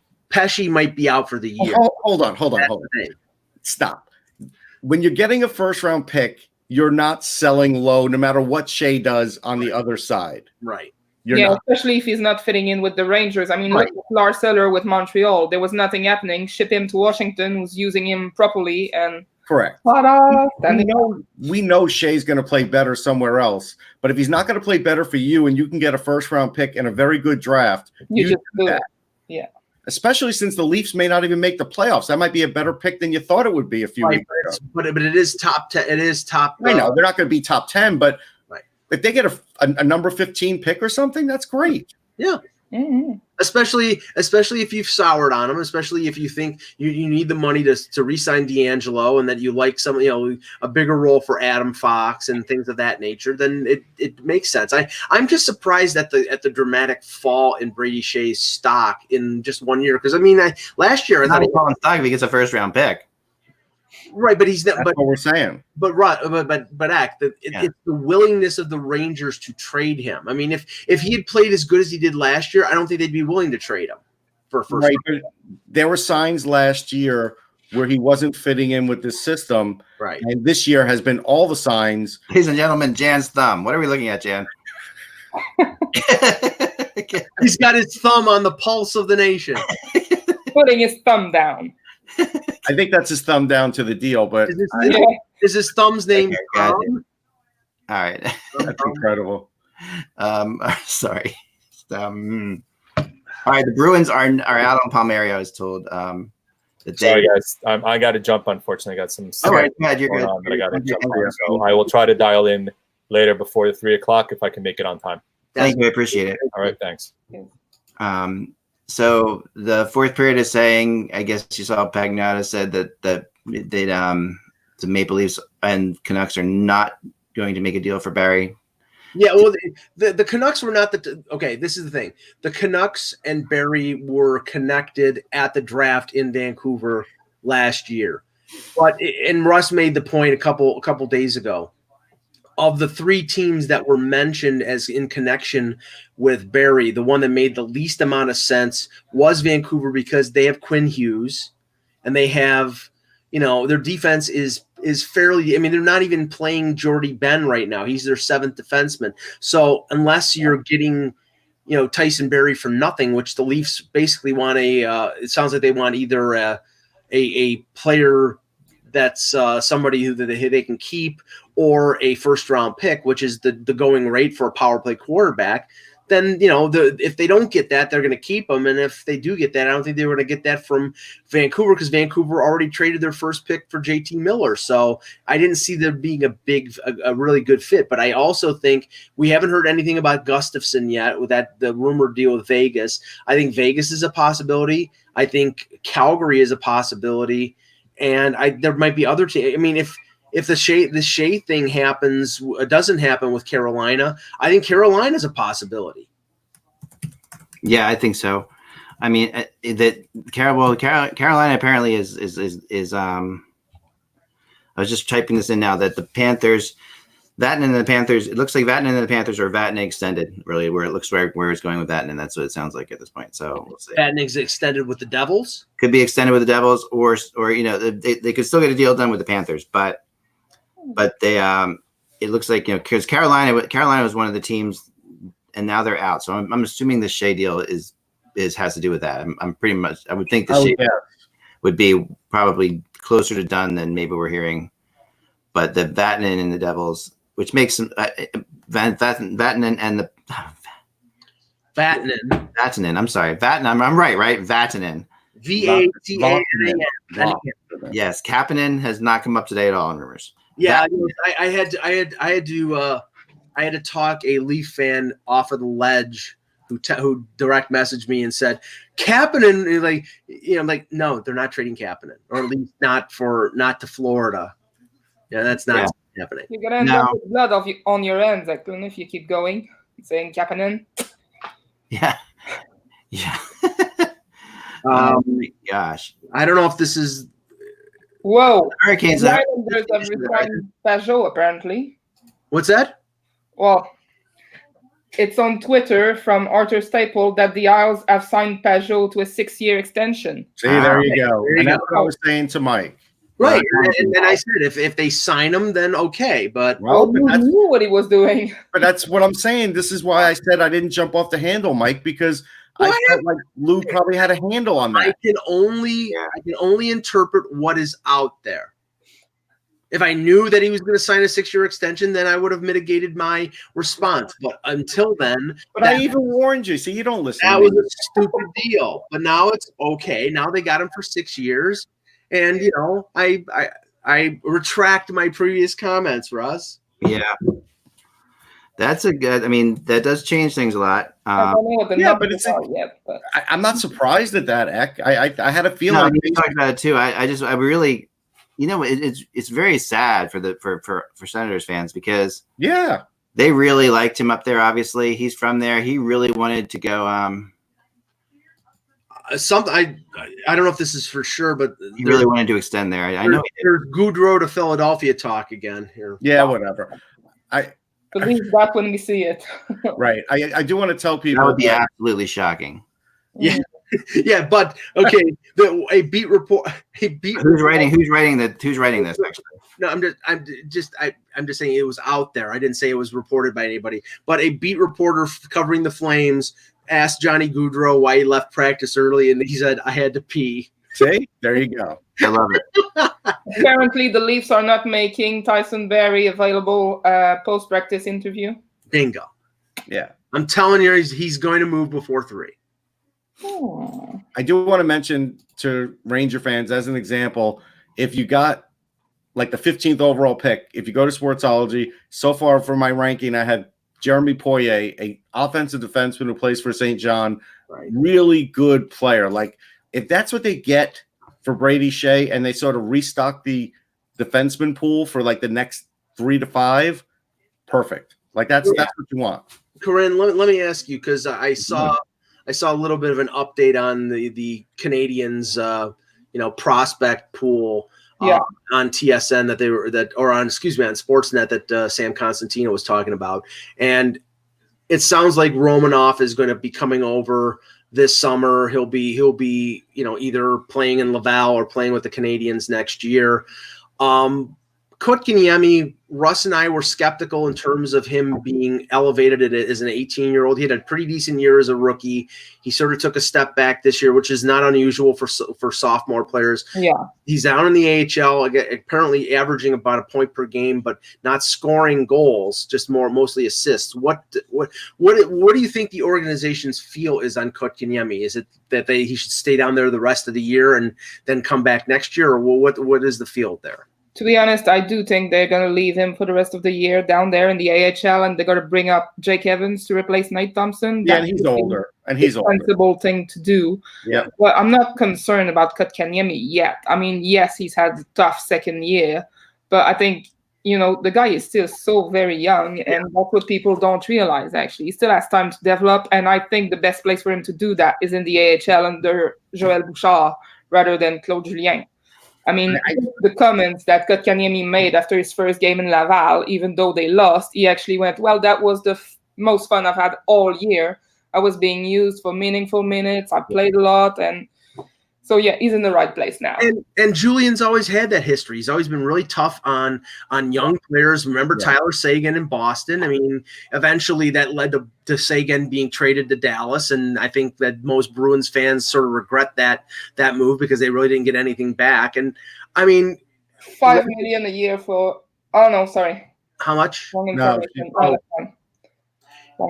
But Russ, I mean, this is the situation that a lot of teams. We've talked about Kirby Dach in Chicago about him being an 18-year-old and being in the NHL and how that might not be the best for him. And he's putting up okay points, but it would have been better for him maybe to go back to junior or I don't think he wasn't eligible to play in the AHL because he's a Canadian and he's not 20 years old. But like Casey Middlestat, where I think he was rushed a little. And the Sabres, what they're doing with him is they're going to keep him down in the AHL for the rest of the year. That's not the worst thing in the world, is to play in the American Hockey League and develop. No, it's a good thing. Yeah, it's a good thing. My hope for Romanov is that his team tanks early and they get him in the AHL first to see what he really is, because he's got to make a transition. If he doesn't get a chance to play with the Canadians this year, I don't think fans should expect him to walk in and play a number one role. Even if he has Petrie next to him, that's a tall order. I mean, I like this guy. He's physical. He's fast. He definitely could score some points. He's not superstar material. There's going to be a transition for him, and I think they have to be careful about that. Well, one thing I heard from I think it was from Igor Aranko, but it might have been from another one of the Russian reporters that I follow, is that it might be a. Yep, we lost Mike. Okay. RDS reports that the average per year for Pajot is $5 million. Yeah, that's perfect. And this is why when Mike called me and said, I can't believe Lou did this, I said, Mike, they probably have a line on him to sign him long term. And that's what I expected. That's why I said it was a good trade before, because I was fully expecting this. Lou doesn't give up assets like that unless he has a deal set up. But if all it took to sign him was $5 million, I know it shows where how Ottawa is. annoyed are you if you're an Ottawa fan? Right. Well, listen. Like, where the heck could Barry be going if he's not going to Vancouver? Yeah. Like, because I mean, it's like that. There aren't really that many. I mean, if Carolina gets, I mean, I guess I can't imagine Florida. I can't imagine Florida because they already have Yandel. You can't really have Yandel. Yeah, I mean, they're trying to get Kapanen, but that's a different thing than Barry. I don't know. Good question. I'm really maybe Calgary for Goudreau.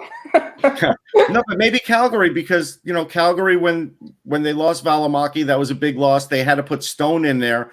Maybe Stone's showing some tread on the tire because he's too old already. $5 million for Pajot. Yeah, we know that was before you went down. My computer froze up. Sorry. Just let me finish my thought there. There has been talk from, like I said, I think it's Igor Aranko, but it might have been another one of the Russian reporters, that it's a package deal where Romanov comes over and the former Leaf and Detroit Red Wing Alexei Marchenko also comes over as part of as sort of like a guy who will. Yeah. The thing is, Alexei Marchenko is not an NHL defenseman. No, you know what they should do? They should bring over Romanov and Grigorenko and let Grigorenko play like a third-line role there because Grigorenko, I think, now has matured, and I think he actually – I think he could be a productive NHLer now that all the other stuff is past him. I know Toronto checked in on Grigorenko early in the year, and there's probably – I mean, remember, and we brought Eck and everybody, we're going to have to track this more often this year because the KHL is salary cap. The KHL could be contracting, and a lot of these players are going to want to come over to the U.S. Oh, yeah. So that's going to be something we'll be following a lot. Yeah. Hold on one second. Can you send Dan Petru and another invite, Mike? Yeah, no problem. Hold on. Okay. Cool. Because I just got a text from him. He can join us till about 2:30. Beautiful. But yeah, getting back to Romanov, I just don't want to see him rushed into that role because there definitely is a transition for this kid, and that is the last thing. I mean, again, Corinne, you've seen that before with a defenseman, and now that defenseman is in Tampa. So, yes, he is. That was a mistake. It was a big mistake. Yeah, but I mean, the Canadians have got a terrible record with developing prospects, but I do hope that they take their time with Romanov. And I know for a fact that a lot of the fan base has got really, really high expectation for him, maybe too high. They see him play at the World Junior. It's like, wow, this is a great offensive defenseman. And it's like, relax. It's not. Come on. But, how Montreal is. Yeah, I don't, Randy in the chat, I didn't hear this, but I'll just repeat what he says and I'll make sure I check it here. He's saying Bob McKenzie is reporting that the Leafs are asking for a similar package to what the Capitals sent the Blues for Kevin Shattenkirk a couple years ago. Which was what? Which was a conditional pick and a prospect or two prospects. They're not getting that for Barry. They're not getting that. But what that might be is ask for the moon, right? And then settle for. But I think the key there is the first round pick and maybe a prospect. Yeah. Yeah, I think that's more reasonable. That deal sounds like a 357 deal for a team that hasn't made a move. Oh, yeah, 257 deal for a team that hasn't made a move. Maybe Central Time, Mike. For a team that hasn't made a move and a GM doesn't want to face the fan base without saying he's made a trade. Defenseman Derek Forbach to the Flames from the Kings. Derek Forbert, yeah. Well, see, I figured the Flames were going to get a defenseman. Forbert's a good defenseman. And that's their basically way of saying Stone probably can't do this as a regular.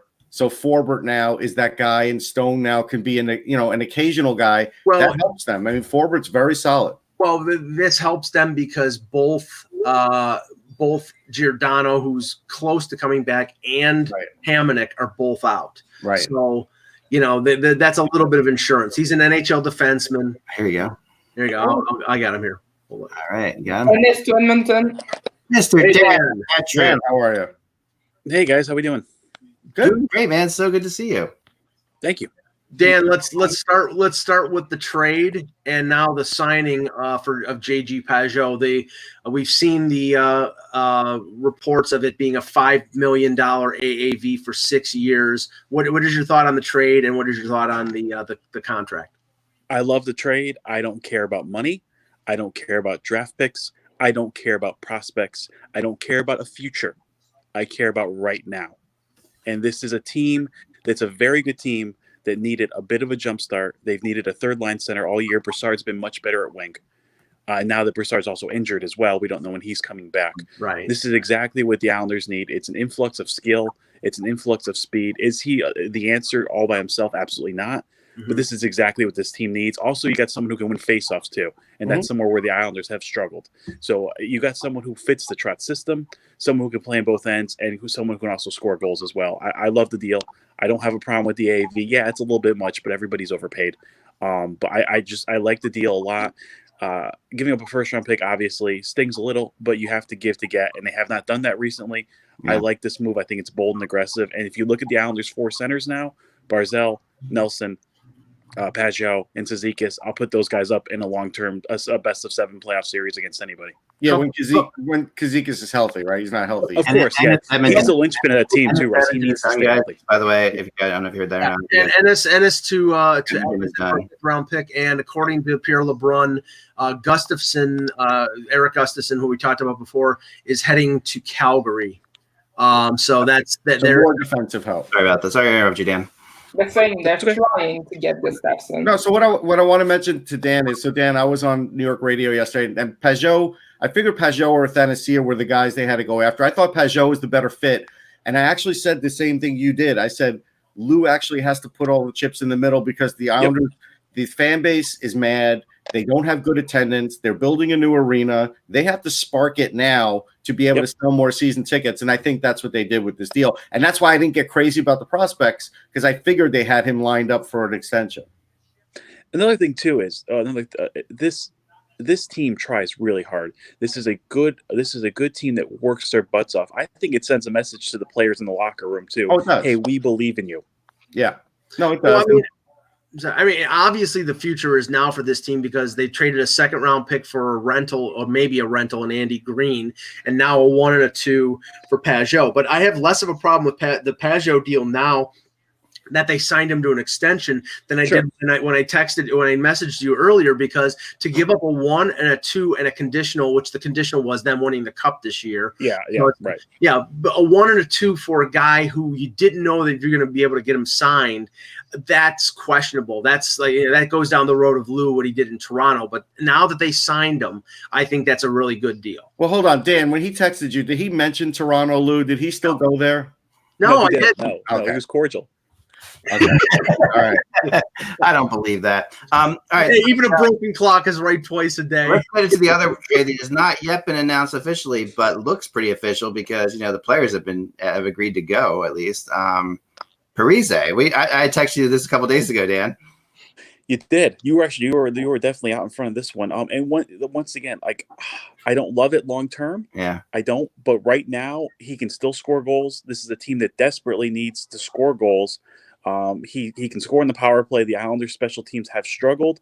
You put him on a third line with Josh Bailey and Pageau, that's a huge upgrade, and it gives a lot more balance to this team. Yeah. And you're getting rid of Andrew Ladd's contract, who's just sitting in Bridgeport. Dan, I understand the motivation for this deal from the Islanders' part. You're getting Parise. He's still an effective player, even though he's 34 years old. His contract is long, but the money, the actual money tails off after the next year or two. I don't get it from the Minnesota Wild point of view. What are they getting out of this other than maybe they buy out Ladd and that's what I think they're doing. Yeah. It's a 6-year cap hit instead but of it's not really. It's not a buyout friendly contract. It's all bonus, isn't it? Yeah. Yeah. So I mean, unless they know something that nobody else believes, that maybe they're getting a prospect too. Maybe they're getting like a Josh Osank. Maybe. I mean, Ladd's played 2 games for Bridgeport, and he's been down there for how long? No, he's played more. He has 11 goals down there. He's played like 20 games. Well, I just looked it up. It says 2 games. No, he has 11 goals. He's played like 20 games. Did you guys see what Bruce Boudreau said about Parise? Yeah, I did see that. Most loved player in Minnesota. Yeah. 75% of people in the stands have a Parise shirt on. Eric Francis confirms Gustafson to Calgary. So yeah, that's something they needed to do to sort of stay in the race. Dan, what I would say to you about Parise is two things. When I was a kid, everybody used to mistake my dad for JP Parise because when my dad would like not shave, for some reason he did look like JP Parise. So that was funny. But Islander fans, like longtime Islander fans, will be happy about this deal because of that lineage. There's no question. Look, you'll be basically moving into a third line spot where a guy who has 21 goals over a guy like Michael Del Cole who hasn't proved he can stand on an NHL roster. Right. And you can't. I mean, with Green, not Green. No, who am I talking about? Joe. No. The guy that comes is Green, right? Andy Green. Yeah, Green. Yeah. Andy. I'm Mike Green. Andy. Yes, Andy Green. Vatanen, Green. Yeah, right. Andy Green. And another thing too, I wouldn't have a problem. Not to interrupt. Sorry, I wouldn't have a problem with keeping Green for another year and moving because they're going to have to move out some money and move out a guy like Leddy who just does not fit under Trotz's system. He is completely regressed. He's never fit in the Islanders in general. I mean, no, he did. He did, but at the expense of a defense. He just, a 25-point Nick Leddy is not what you're looking for. Now, Dan, I know you don't care about money, but Matt Barzal cares about money, and that could be a Mitch Marner type of tug of war. I don't think so. No. I think he'll get around $8 million a year. I think he'll, you look at Braden. I think he's going to get north of that. I do. You look at those comparables. I don't think he's getting a 10 or 11 million. I think. No, I don't think he'll get 10 or 11, but I think in the nines. 9.5. I think Braden Point's a comparable. Yeah. Yeah, but the New York doesn't have the tax implications, the positives that Tampa does. So that has to be factored in. That's why I think it'll be in the nines. I think that's what we're talking about with Barzal. The other thing about the Islanders, and even before these trades, I knew they were going to make trades. Like we all knew. So I still felt like they're going to come in third in the Metro. I still feel like they're going to come in third in the Metro. Flyers fans, you can get mad at me if you want, but the Islanders are a better team. And they're a better team because the team buy-in is better. They don't have better players. The Flyers actually have better players, but the team buy-in for the Islanders is better than the full team buy-in for the Flyers because that's why you get these weird road games out of the Flyers because the buy-in's not the same. Yeah, no, I think it's a good point too. And you also look at since it's a small sample size, but since they brought in Andy Green, the goals against is 1.75, and he has solidified that blue line. And him and Pulock look fantastic together. Yeah, I mean he plays 20 minutes a game. Defenseman is amazing. I mean, see, Lou really part of this is Lou bringing in Devils, right? That he trusts that and Devils that have won. Like guys that he knows can do it. And that's a short list in the last decade. Actually. No, that's a huge thing. I have a question for you guys. Is he going to bring Marty out of retirement? What would happen if the Devils waited on moving Taylor Hall till today? If you look at the prices of some of the trades today. Yeah, really good point. Well, that is a good point. Dan, let me ask you this because I'll stick with what I said earlier. But if they get Parise, then I would retract it a little bit. I look at the Islanders and them potentially matching up against Washington, who's added Kovalchuk and Dillon, and Pittsburgh, who's added Zucker and now Marlowe. That their chances of beating them in a first-round series were a long shot at best. If they get Parise, I think they have a good chance of being competitive, but I would still favor Pittsburgh or Washington. I know you're not. I am not scared of the Capitals at all. Bring them on. They are a flawed team. They cannot keep the puck out of their own net. You cannot outscore your problems in the playoffs. I'll take them in a heartbeat. Pittsburgh's a whole other story. I know that from the team that I cover, but you can't outscore your problems all the time. The Capitals have to tie up their blue line. Okay, all right. So let's. That's why they went and got Dillon. I mean, they got Dillon for a reason. They've been help. Yes, I do think the Caps are still the class in the Metro. I do. I think the Penguins are much improved. I think if the Islanders were going to have some sort of cup run, they're going to have to avoid one of those two teams. They're going to. Right. I agree. Well, no, they would, but I don't think. I think the Islanders are right there with these teams. I think they're a notch below. The goaltending's a notch below. Varlamov's been fantastic. He's been great. Goaltending in the Capitals. Let's see the playoffs for Varlamov. Let's wait. Yeah, but he's look everything so far. He's been he's passing the test so far. So far, yes. A fourth round pick for Forbert. I think it was a fourth round pick also for Gustafson. So Those are reasonable. Those are reasonable deals. Yeah. No, granted, remember, Forbert is sort of a one-dimensional defense physical guy, not a big offensive guy. Gustafson's the exact opposite. He's an offensive guy. I don't think he's ever seen the inside of the defensive zone, or if he has, he just watches people go by him. But there is not much, Dan. There's not much out there in the rental D market right now. We just lost Dan. There's not much left in the rental D market now. It's Hainsey and it's Barry, and I think there are still Brady Shea. See, Brady Shea. Brady Shea's not a rental. I'm saying no, but it doesn't matter. The rental thing doesn't matter. Yeah, it does. It does. It doesn't. Yeah, it does. My God, it doesn't. We're past the rental part for these defense, but now we're getting into the teams are more willing to make a deal for a better defenseman than they are for a lesser rental defenseman. So I disagree. Teams, okay, I'm saying this. All right, here's the guys. I got something really crazy, and I'm trying to look into it, but a good source I really trust, who knows the Blackhawks really well, just told me that everybody is available on the roster right now, and they've actually had discussions with some of the top players, and that's all I'm being told. And I'm not being told like anything specific, but you're talking about everybody on the roster. So I don't think Patrick Kane's available. I don't think maybe Jonathan Taves might be. I don't think Patrick Kane's available. I specifically said Patrick Kane, and he's like, yes. Noah Dobson, Oliver Wahlstrom, Ilya Sorokin, Patrick Kane. Let's go. Well, hold on. So let's talk about Ilya Sorokin. That preemptive report is a little bit of a scare there, Dan, because we know how Lou is, and Lou may not guarantee Sorokin NHL time if he comes over. And if he doesn't get guaranteed that, he's never going to play for the Islanders. I mean, the solution is simple here, Dan. Yeah, you don't re-sign ex-favorite goalie Thomas Greiss, and you bring Sorokin in, and you let Sorokin be the number, the 1A, 1B with that's the solution. That's it. I think that's what will happen. That is the solution, but that's not normally the way Lou does it. That's the problem. Or the plan B is if Sorokin won't come over here, you trade him and you re-sign Lehner. Lehner's going to be the number one, I think, in Chicago. I don't think they're going to let him go. But they haven't signed him yet. I know. Which to me is really suspicious because now you're going past this trade deadline. They also haven't traded him yet. And they have offered to trade him. I mean, they would have taken that first round pick. This is the crazy thing about Carolina. Like if Carolina does indeed trade a first round pick for Brady Shea, that first round pick would have gotten them Lehner. I do want to go back though in time. I mean, would you rather have Lehner? I mean, I'm just saying they need. Is that trade done? Is the Shea trade done? No. Okay. I don't think Lehner wants to play for the Islanders because if you remember when I reported late last year when they were negotiating, his neck, they were low. I know they were lowballed him to the point where he hung around, was hoping he would get a decent offer. He didn't get a decent offer, and he left, and he was upset. He did that because he enjoyed the fans and his time there. I don't think he's going to enjoy getting lowballed again. Money changes situations. Oh, so you think they're going to pay him what he's worth now? I think they would, yeah. Oh, I don't know. We'll see. I still think the plan is to bring over Ilya. I really do. I still think that's the plan.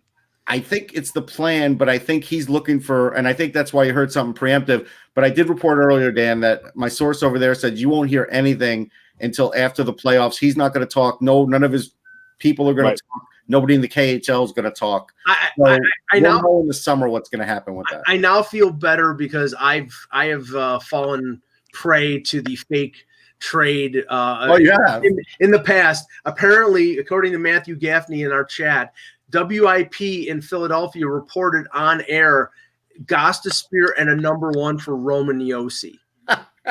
That's bad. That is bad. I mean, just common sense should tell you that's freaking nice job, WIP. Oh my goodness. My goodness. Oh, real quick, just because I from my college hockey experience, if I'm a Florida Panther fan today, I'm maybe a little bummed that Trocheck is gone, but they're gonna love Chase Prisky. I agree. I talked about him. I think he could be a real good one. I don't know if he'll play right away, but he could. He could. So I think he'd be a number 5 for them, Dan, at some point. Yeah, he has great offensive instincts. He does, and so that's a good deal. I don't know, Dan, with that deal, it's like I know Trocheck has not fit well with Quenneville, and I know he hasn't played well, but I just like him as a player. I do too. And I don't know whether Halla and Walmart can make up the difference that the absence of, I mean, in a way, Florida is sold off in a sense because, that's their number 2 center. And now all the weight's on Barkov and who's then Halla is their number 2. And I don't think they're as good as they were before that trade.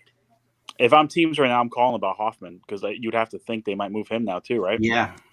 I mean, they would move him if they got the right. They're asking a lot, but right. And that's what I said. The Maple Leafs have also talked to New Jersey about that now.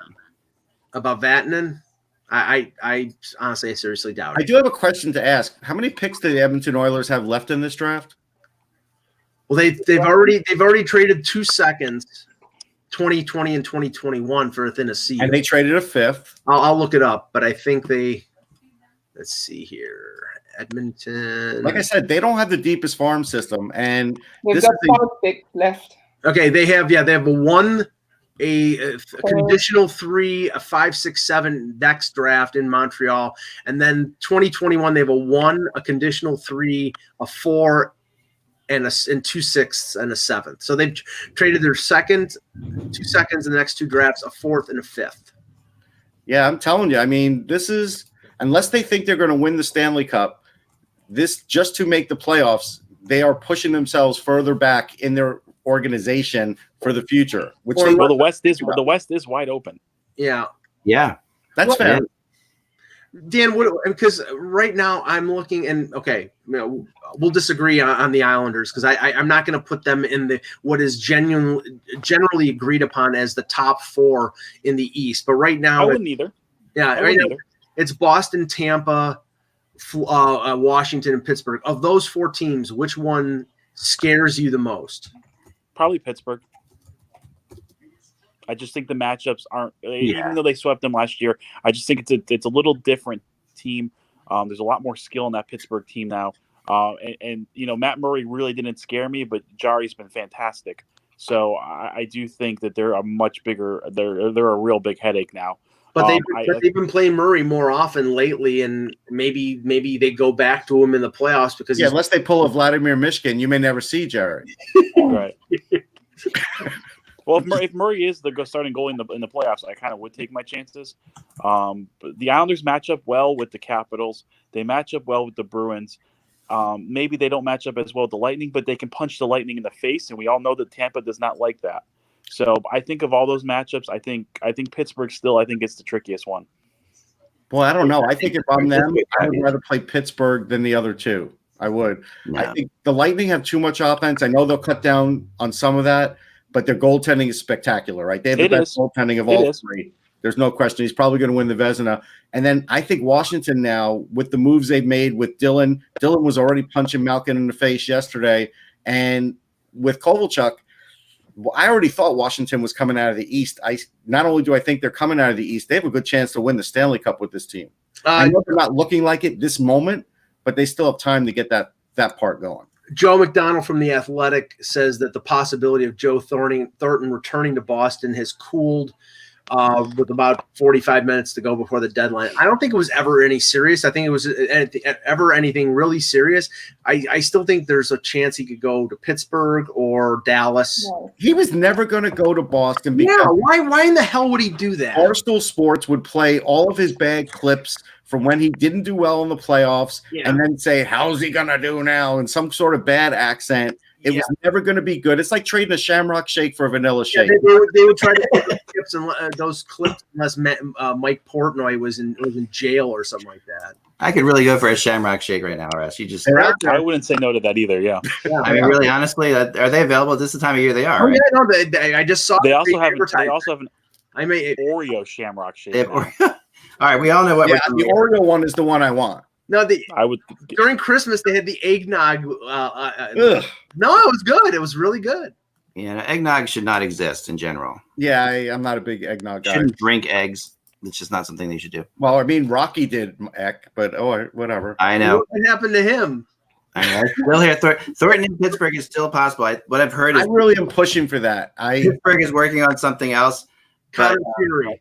Think that if that doesn't happen, then Thornton to Pittsburgh is possible. I don't think Thornton goes anywhere else but Pittsburgh, honestly. I look about it. They would have Malkin and Crosby and Marlowe and Thornton. I mean, it would be fun, man. I mean, say what you want. That's It'll be fun, but it's a recipe for a first-round loss to me. Sabres are working on a trade for Evan Rodriguez. That's great because he requested a trade 3 months ago. Well, they're getting right to that. That's nice. Yeah, what exactly is Buffalo doing? Like the Simmons deal is a little puzzling. They're there. Man, I don't get it. They're delusional because they think they're still in the playoff race. Well, they are still in the playoff race. They're not still in the playoff. Well, the teams in front of them are losing the 42-year-old Zamboni driver. Right, exactly. Thank you. Well, okay, it's 320. Or 220. I was waiting for that reference. If Buffalo finishes ahead of Toronto in the standings, what then? It's not happening. It will if you trade away Tyson Barrie and you'll get another defenseman. No, it's not going to happen.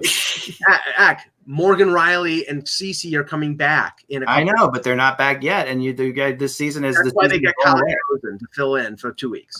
That's why. 2 weeks is a lot, Mike. Right now, I'm telling you right now, they're probably. I can't say definitively 100% they're trading Barry, but I think it's. I wish I had a cup of tea I could just sip right now. Yeah. But I agree. I agree with what Chris Johnston reported. I think it's about an 80% proposition. Unless they get lowballed, they're going to move them because they're not winning the Stanley Cup. You can't keep doing what you've done over the last 3 years and keep Van Riemsdyk and keep Bozak and keep Gardner and trade for Plekanec and Boyle and just waste draft picks or waste you have to be able to replenish your organization. And all the kids that they've drafted over the last few years, now they're up with the team. Their organization, they have to reload their organization. They've got one really good prospect in Nick Robertson who they drafted in the second round. They got a couple others that are decent. After that, they've got to reload this organization, and they need draft picks. They can't keep doing what they've been doing. We'll see.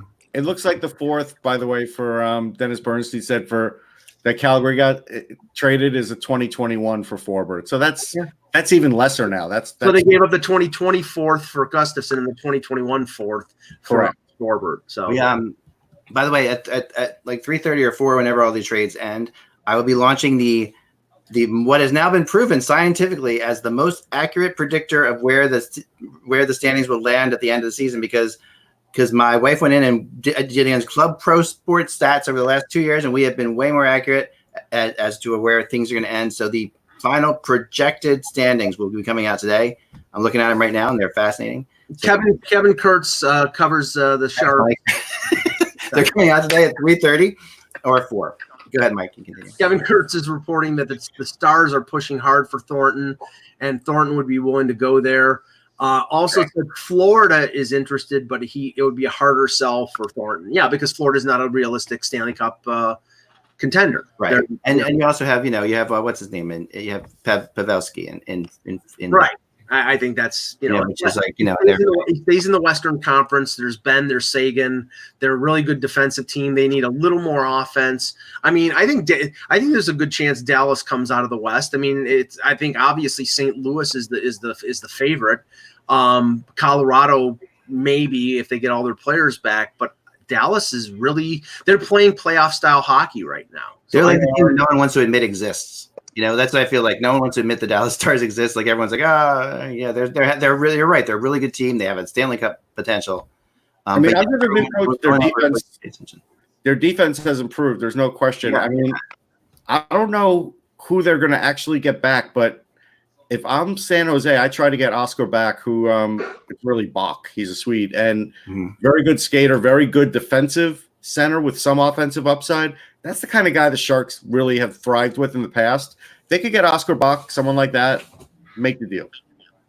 It's up to Joe, though. I'm hearing a little bit more about Jonathan Drouin, Karen. Oh, did you know? So Jonathan Drouin, is he off the DL yet? He's Sorry? The IR. Yeah, he's playing. Yeah, he's playing. Colorado, of course, is the long, rumored thing to put him back with Nathan McKinnon, and that's always been the thing. And that's been a thing for like 2 years. It has been a thing for like 2 years, but it's still out there. I just got another text about it now. The thing is with Drouin, though, he's back, he's playing, but he's not actually shooting the puck, so not really playing for a hockey player, is it? Drouin's mistake has always been I've always said this before about him. He tries to do every move he has every time he's on the ice. Like he just needs to calm his game down and play basic. He's got some fantastic skills. But he True. tries to do it all the time. But he had done that at the start of the year, was doing so good until he got wiped out in Washington, and now we got the Drouin from the year before back, and that one doesn't know what he's doing. Yeah. Larry Brooks confirms the Brady Shea Hurricanes chatter, but didn't say anything more than what we've already heard the last hour. That's great. Thanks, Larry. Thank Mike, you. how would you Good feel work. about Tyson Barrie for Josh Anderson? I would do it in 2 seconds. In that, Because even though Josh Anderson may be out for the rest of the year, Josh Anderson is the type of forward that Toronto desperately needs. And they could, I think he's another year away from unrestricted free agency next year. And, Dubas has dealt with Darren Ferris's agent before, although not, Yeah. And the Leafs are another year away from the Cup, so it's a good match. There you go. But at one stage, Toronto needs defensemen, don't they? I'm sorry. At one stage, Toronto is going to need some defensemen. Yeah. they're gonna have to. If they trade him, they're basically just throwing themselves out of the playoffs, Yes. in my opinion. I think they're mentally broken anyhow, so I'm not sure they're throwing away that much. They're You borderline. hate to see it. They're borderline to make the playoffs right now. Evan Rodriguez to Pittsburgh. So the Sabres did get right to that. There you go. Okay. That's good for him. That's a good landing spot. So forget Connor Sheary then. Well, Rodriguez is a center, so He could play the Ashton Reese role because he's out, right? So right. He may be out for the year. yeah, so that's a similar replacement. That's again, Rutherford's on his game right now. I got to give him credit. Yeah, I'm wondering what came back in that deal. Don't know yet. Yeah, it'll come out in a minute here, but I had all these things. I see it. It's crazy stuff in mine. I had this thing set up. Like I had all the trades that have been made since 1980 at trade deadline. I was going to quiz you guys and see if we could have some fun with it because I have some really interesting trades, like how many trades were made at the deadline and stuff like that since then. And man, it's been just the deadline. It's been a crazy year. I just have to say, this has been one of the better years. This is a good year. Nice pacing, like good. From a perspective. we thought that we weren't going to have anything to talk about after like the Pajot thing happened at like 9:30 or 10 o'clock. Yeah, yeah. Mike, you laugh, but if Finneganov's 40 years old, he's younger than He's David. still playing in the KHL. I know that. He's still skating around the outside of the offensive zone like he did in Buffalo, round and round and round. Like it's a rat song, round and round. I can't think of him without thinking of Satan. Like the Miroslav Shatan. I can't think of Finnegan. Him getting Those black and red jerseys. not being traded to the Devils was just it should have. I remember breaking the Shatan. Was it to the Islanders, right? No. Yeah. Yeah, I broke that trade. I remember that was a big deal. I remember sitting back here looking at what's been added to the Metro, Dan. Connor Sheary and Evan Rodriguez to Pittsburgh for Dominic Cahoon. So no Thornton then. I knew Cahoon was going somewhere. There you go. Yeah. And I knew I've been saying Connor Sheary to Pittsburgh for 3 friggin' months. Yeah. The reason I knew Cahoon was going somewhere is because he's an RFA, so somebody gets a decent player under control. They could sign him to an extension. All right. So now, Dan, because I know you're going to leave in a few minutes. Now we look at the East. Pittsburgh has really loaded up here, man. You can put Sheary back with Crosby now, and they don't miss a beat. This is a tougher team. Do you want to recant what you said before about Pittsburgh? No. I said they're the worst for the Islanders. I think they're the worst matchup. I think Pittsburgh is the best team in the Metro. Oh, you said it was the Capitals. That's right. Yeah, it's the Capitals. I'll play the Capitals right now. Let's go. Yeah. They might. No, I'm with you on that. Pittsburgh is the best team in the Metro. Maybe the best team. I mean, they're not as good as Tampa, probably, but they're not. But they're more battle. They're Pittsburgh as good as Boston, in my opinion. So I'm not sure if they're going to put Sheary back with Crosby though, Russ, because Zucker has played really well. That's true. I mean, but they can go either way. I'm going to go back to Eck and say, Eck, the spotlight is on you now, and the Flyers added Derek Grant and Nate Thompson. Are they even making the playoffs? Nope. It depends, right? And oh no. Their hope is Columbus completely collapses and the Canes can't get a goalie. But if the Canes are playing decent hockey, the Flyers are in trouble.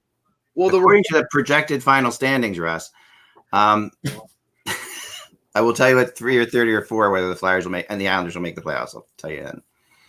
That's fine. The Islanders are going to make the playoffs. There's no choice. No, the Islanders are making the playoffs. Karnak. Yeah. Oh yeah. see. Dan, we can't hear you. You can't. He probably left. Oh, he's leaving. All right, thanks, bud. Thank you, Dan. So nice to have Dan back. Okay, so we've got a half hour now to kill.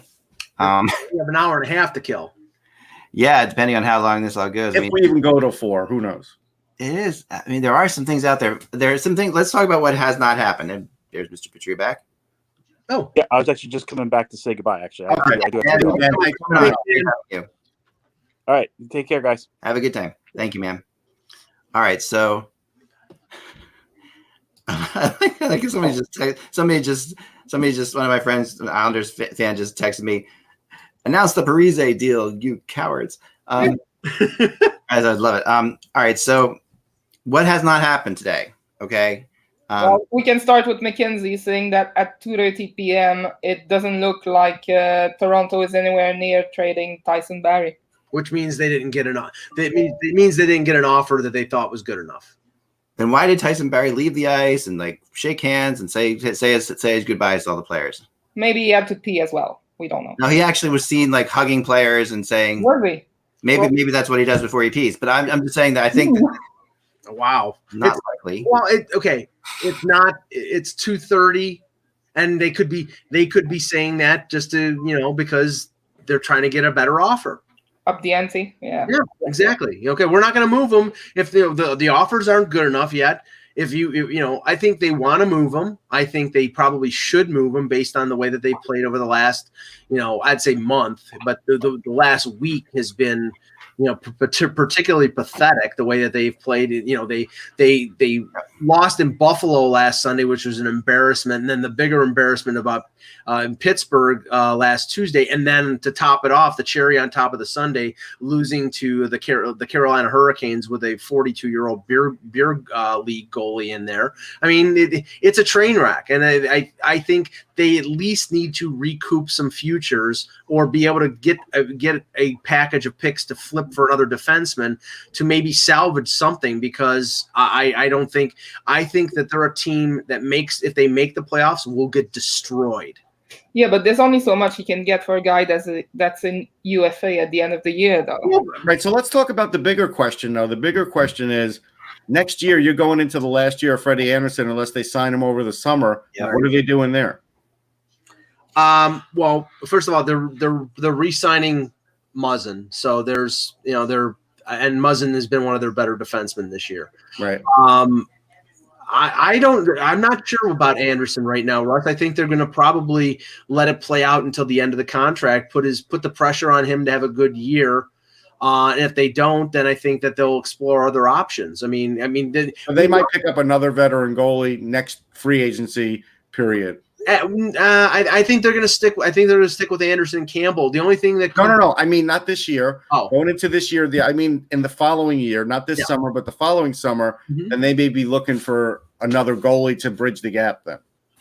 All right, I'm Is that a yes or a no? I'm not. I'm unsure. I really don't know what they're going to do with Anderson. I mean, right now, I don't.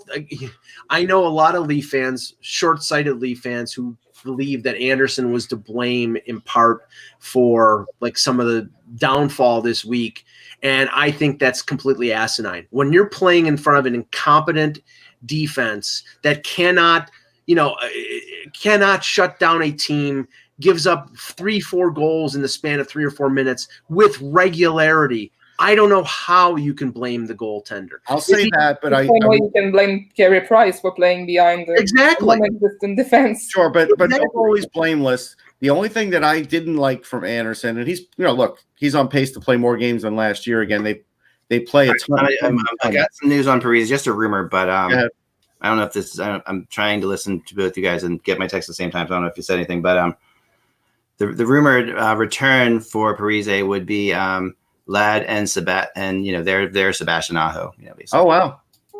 Okay. Aho is going to be a decent player. I hope Bill Guerin doesn't think that's the other Sebastian Aho.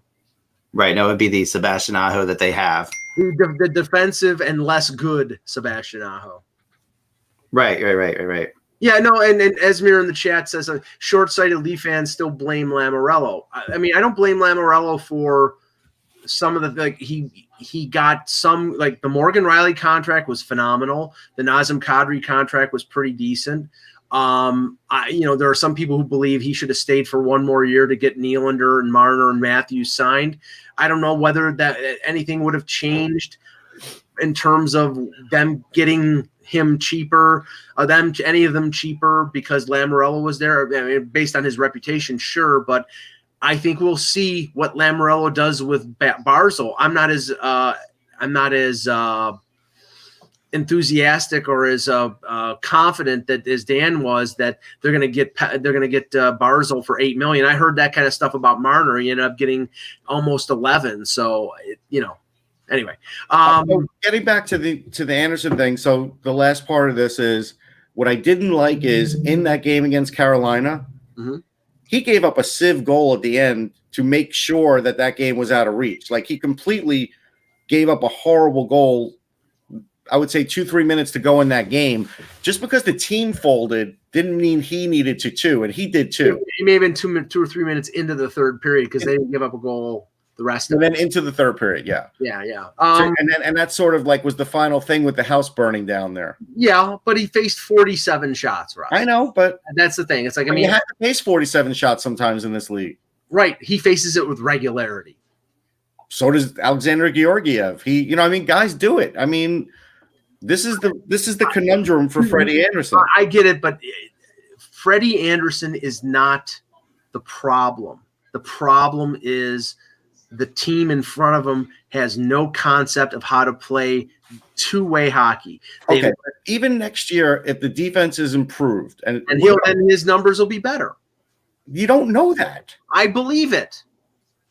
If they're not, then their solution is easy. Then there's going to be free agent goaltenders and opportunities to make trades for goalies that after Anderson's contract, and they just don't renew his contract, or they trade him for another goaltender.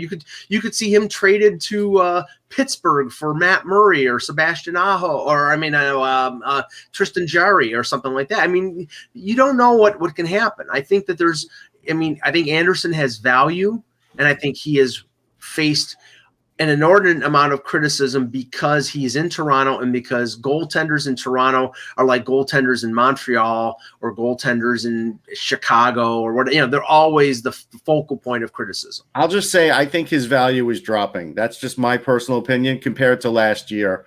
I think his value is dropping. I don't know how everybody else feels or whatever. Ek, do you want to comment on Frederik Anderson?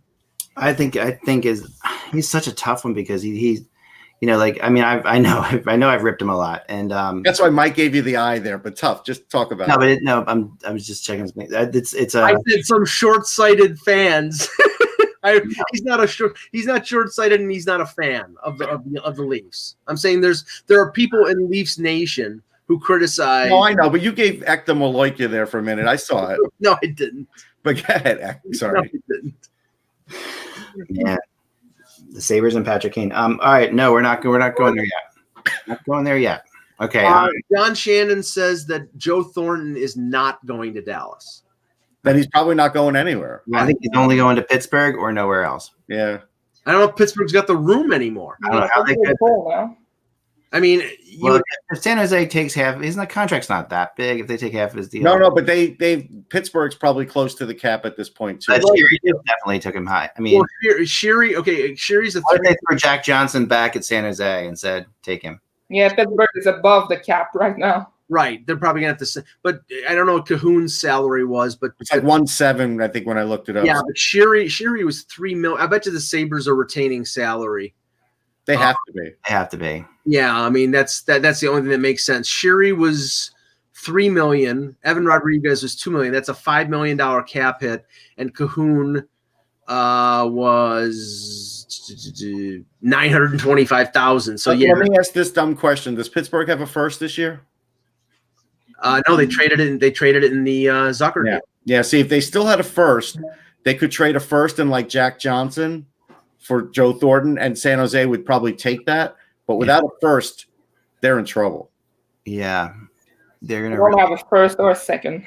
Yeah, they have no cap space. They have nothing. I don't see how they're getting Thornton. They're gonna have to trade a roster player again, and I don't know at this point who that roster player could be. That's why I identified Cahoon as a guy that I could see them trading. Now it gets tougher.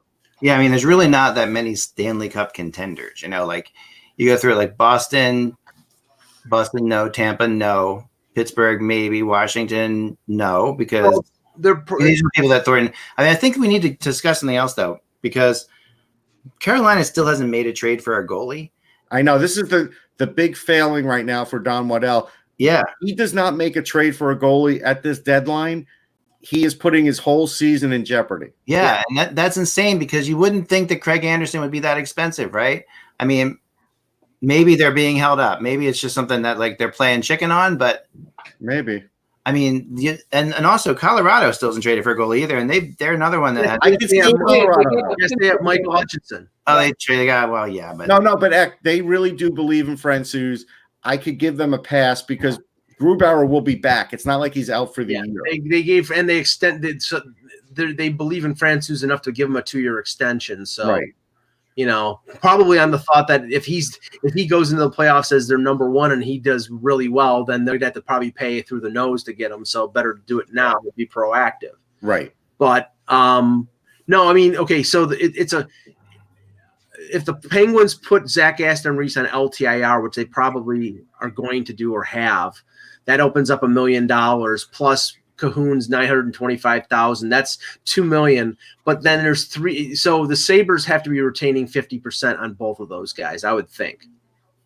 That's I would think so. It's the only way it works, unless Pittsburgh is moving somebody else out. And I'm looking at the roster, and other than Jack Johnson, it's like, are you going to move out? They could send down guys like Anthony Angelo and Sam Lafferty and create space that way. Maybe put John Marino on LTIR. That opens up his $925,000. So there's ways. I'm sure they're capologists. All right, so let's talk about 2 teams that maybe get the biggest failing grades here at the deadline. To me, one is Arizona. I mean, Arizona's in the playoffs, and they're not doing anything to keep themselves. Huh? Yeah. They've done nothing at all. Nothing. Yeah, and I'm a little surprised at that because Jason Demers got hurt a couple days ago, and I think Chychrun is hurt too. He is hurt. Yeah, so I mean, right now their defense is it's Goligoski, Yarmulson, and Ekman Larson, and then 3 guys who are really unproven. So I'm a little surprised.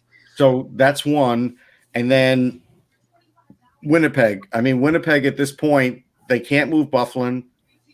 That's pretty obvious. They made their trades early, you would say, right? Like they got DeMello. I mean, that team. Yeah, both Mike and I got to see them in successive nights. That team is in trouble. Yeah, they're in deep trouble. They have trouble generating offense. Like their power play is great. They get plenty of chances. Ryan takes 8 shots a game, but outside of that, even Connor has good moments and not so great moments. And I never thought that would be the case with Winnipeg. I always thought they're probably defensively, and it's like, I mean, they really, defensively it's not great either. But they miss Brian Little a lot. Yep. They obviously miss Bufflin. They've had injuries, guys like Lowry who plug up the middle, who are really tough up the middle. They miss him as well. And, their defense, I mean, Neil Pionk has been a revelation in terms of what the expectations. And frankly, I thought Hellebuck, even though he only gave up 2 goals against Buffalo, I thought he looked tired. I thought he looked, he's faced a lot of shots. Everybody thinks he's somebody who should qualify for a Vezina nomination because of how many shots he's had to face every night. Yeah, it went from a really bad situation in Winnipeg to worse throughout the year. I think DeMello was a good ad. It was a relatively inexpensive ad, but I don't think it just hasn't been as impactful as we'd hoped. Yeah, and honestly, Jeremy in the chat mentions Nashville, and they haven't done anything either, but they've got a few games in hand, and they've been climbing into that race in the West. I've heard. Whoa! Hey, let's play Pac-Man.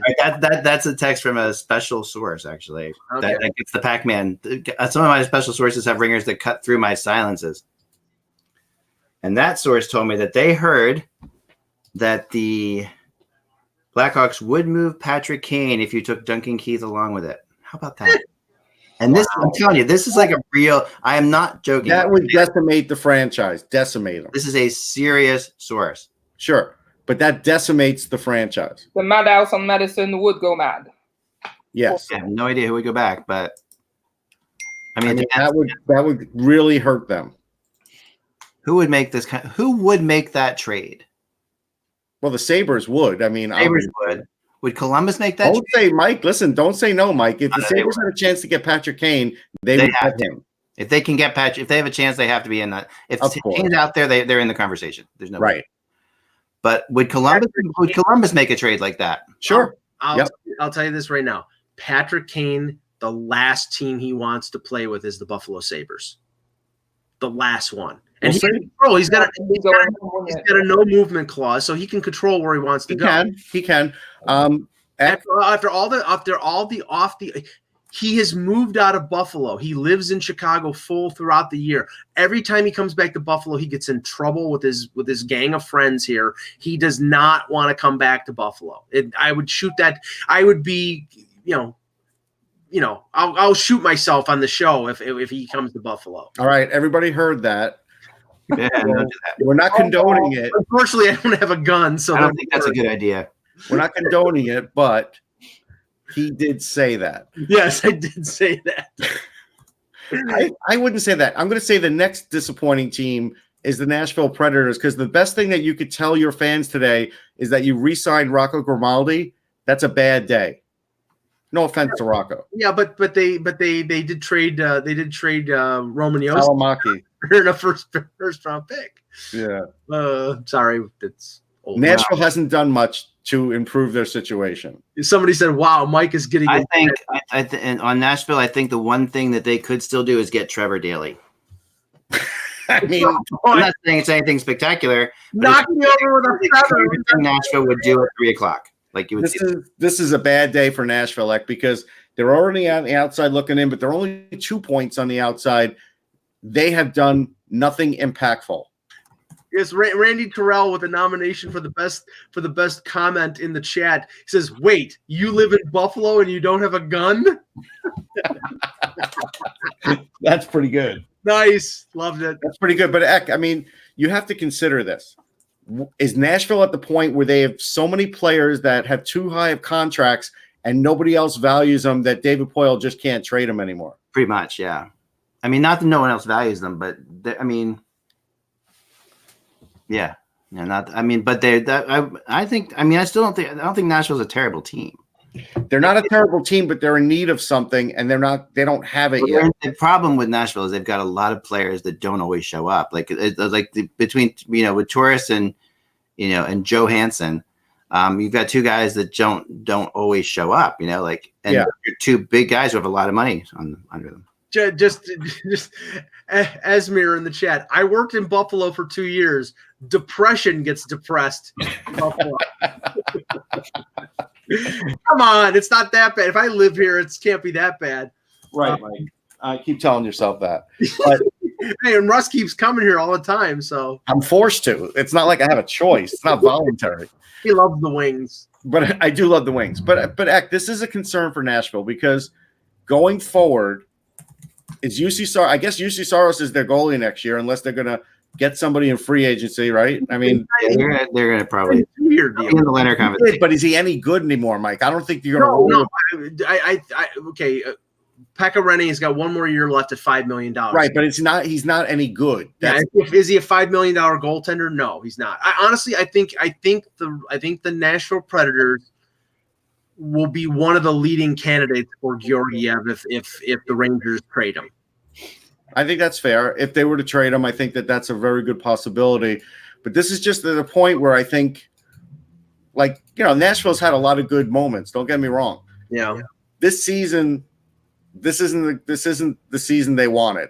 I think that's fair to say so far. No, I think it's been first of all, they went out and spent big money on Matt Duchene. They traded PK Subban to clear the space to be able to sign him. The Ryan Johansson deal has not worked out. I think they would love to have Seth Jones back, and Johansson's been a disappointment. Duchesne, I think, is produced offensively. They're laden by these contracts for what's his name? Former Ottawa Senator center that's making $6 million a year. Hold on, I'm just looking. I'm driving. Kyle Turris, thank you. Yes, it's old age, but no, I did, and Yossi gets the big deal. He's having an okay year. They lose Ellis to injury. I mean, it's been a series of things. I mean, it's funny. Two teams that had such a backlog of defensive prospects, Anaheim and Nashville. Just got another. Shoot. All of a sudden, the well is dry in terms of. Is that your Dig Dug content? No, that's someone telling me that looks like Vatanen to Carolina looks close. It's confirmed from the NHL Network. Okay. Vatanen to the Canes. Okay. Well, I guess the Shea thing is off them. Could it be Jake Gardner? We don't know yet. Remember this: New Jersey has a tough time attracting players to. They do. And Gardner is signed. He makes less than Vatanen. Yep. Locked up for 3 more years. He's an NHL defenseman. I don't think he's particularly good, but that's the kind of trade they have to make to get an asset that at least they have another player to put in return for next year. Let's talk about some brilliance of maybe not doing much. I mean, Doug Armstrong. I'm getting really sick of that, Eck. Doug Armstrong. I'm muting you, Eck, until you got. I'm trying to get. Let's just keep people. I want to say this: Doug Armstrong did a great job of getting Justin Falk early, right? Yes. When the prices were low, and got him signed. And he got him signed. He hasn't had to do anything else. They're in first place.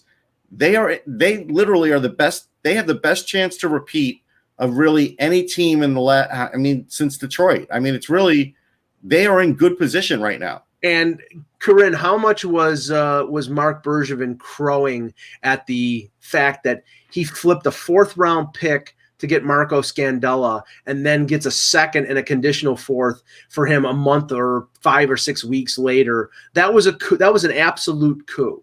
Yeah, that was pretty good going, but Bergevin's been known to do like deals like this at the deadline. Not big deals, but deals like this. Right. The problem is it's not satisfying the fan base anymore. No, but you have to say that was, I mean, I liked, even though they were very limited, they weren't big and sexy and juicy like Habs fans would want. The fact that they signed Kovalchuk off the scrap heap and got a 3rd round pick for him and then flipped Scandella after a month for a 2nd and a 4th after trading a 4th for it. Those are good management for sure. Yeah, and both of them might come back. So I don't know if they want them back, but the talk is that Kovalchuk would come back and that the organization might want him back. And the whole motivation for Scandella was he was a Montreal native and that apparently they'd wanted him for a few years, and then they flip him because they couldn't resist the opportunity to get a 2nd round pick for him. But he could, Well, maybe he could, but I've learned that you don't always believe or take on face value what players are saying. I mean, Kovalchuk may be saying that he loves Montreal, but that doesn't mean he's going to come back. Right. And as for Scandella, he wasn't even willing to discuss an extension. So Right. that tells me he wants to hit the market and see how much he can get. Yeah, that's the one problem with the Canadians. They don't like to spend money anymore. Yeah, true. We're big savers. Yeah. It's the Quebec taxes. That's what it is. Oh, yeah. Deal, guys. 6 minutes to go. 6 Yep. minutes. I mean, Ron Hainsey will go last minute somewhere. I'm surprised Jesper Fast hasn't been traded. I'm very surprised at that. I think that they're kind of going for it. Wow, great commentary from Mike Commodore again. How can you hold on? How can you go for it when Shesterkin's been in a car accident and Chris Kreider may not even play next game? He's homesick. I know, but you're still not that far out. You've been playing really well. Oh They my haven't God. lost a game on the road in like 2 months or whatever it is. Whatever. They're far enough out. Corinne, that great insider, Mike Commodore. Jonathan Drouin, Les Habitants have seen enough. Pack your bleep and tap the Rockies. He's such a punk. He really is. Okay, maybe he was justified in his hate of Mike Babcock, but First of all, he hasn't let it go. He posted something on Twitter. If you expanded the picture on there, he had an anti-Babcock thing on it. Yeah. He fired for 4 months. We just let it go, but this guy's a jerk. He and his robe have to go, man. I'm just so sick of him. So it's something with gingers. I don't know what their problem are. No, they're not all angry like him. He's angry. I don't get it. He had his 2 minutes of fame. Like, just let it go, man. I mean, I'm fine with him talking trash, to be honest. I don't really care. What annoys me are like fake accounts that call themselves like there's a fake Montreal Canadian account there. And posts and stuff, and just at least Commodore, it's nonsense. So. Yeah, I mean, I think we all have to remember still that Jonathan Drouin is 24 years old. Yeah, we're not talking about an older player. We're not talking about a player who's finished. He's having a bad year. Fine. But people were talking about him having a bad year when he had like 18 goals and 50 points too. So you got to stop. Yeah. Well, that's typical Montreal overreaction, isn't it? But it's true that he was playing so well at the start of the year. It did look like he was making better decisions. He wasn't hanging on to the puck too long. But since he's come back from injury, I'm pretty sure that his wrist is still troubling him because he's not shooting the puck like ever. There is still a chance when he's 25 it clicks. Like, I'm not giving up on Jonathan Drouin. Mackenzie says it's a prospect and a pick for Vatanen. Yeah. Can I just say though that the deal for Trocheck. I'm not saying that they haven't gotten better. The deal for Trocheck, some of the other deals that Carolina has made. Russ, half of that Charlotte Checkers team that won the Calder Cup last year is gone. They've really emptied out that organization. Again, I'm worried about things like that for Carolina down the road. I'm worried about, the scouting change. I'm worried about them losing their coach first, players second from the Charlotte team. Like, they have a good NHL team. This NHL team has goaltending. They could win the Stanley Cup. But they're starting to, have problems in their system, their depth in their system. And I think that could be a problem in the future. They have a couple bad drafts. A couple players get old. Justin Williams retires. They could start having problems. So just quickly. Sorella is on the Florida Panthers. Neckish is in Carolina now. Jake Bean is still down there. Gauthier is on the Rangers. Nicolas Roy is in Vegas. So they've moved. Leonard to Vegas, according to Darren Dreger. Leonard to Vegas? Yeah. That would make some sense. Wow. Robin Leonard? Yeah. I mean, they really have not liked the way Malcolm Subban has played at all. Yeah, but he's not a backup. I thought he wasn't a backup anymore. Yeah, but that you don't know what's going on with Fleury. Is this the Ben Bishop to LA type of insurance against Marc-Andre Fleury getting hurt, or maybe they give Fleury a bunch of rest in March? I mean, or maybe Chicago just knew they weren't going to resign him anyway. So right, or he would Crawford. So then what happened? What's Carolina doing? I heard Jonathan Quick's name thrown out with Carolina just like a few minutes ago. Maybe Malcolm Subban's being traded to Carolina. Look, I think Ned Jelkovic is a very good goalie, but I can't tell you he's good for a playoff run. I don't know. Right. I like him. I do. Yeah, I agree with you. I mean, this is it's so Vegas to make this trade right now. I don't understand what Don Widow's doing. I mean, you know what? Look, the other night they showed they could play a lockdown defensive game. They played like a team that wears blue and white that just didn't show up. But that's not going to happen all season. And if you don't have the right guy in net, they're going to get lit up. They walked out of that game, luckily. Yeah. Got 2 points. But that's not going to happen every game. Like, this is... Are we still thinking that Tyson Barrie's really not going to move? I can't see that. Yeah, I don't think he's moving now. I love the fact that Leonard tweeted 25 minutes ago, nice calm day in St. Louis. Anything special going on today on Twitter?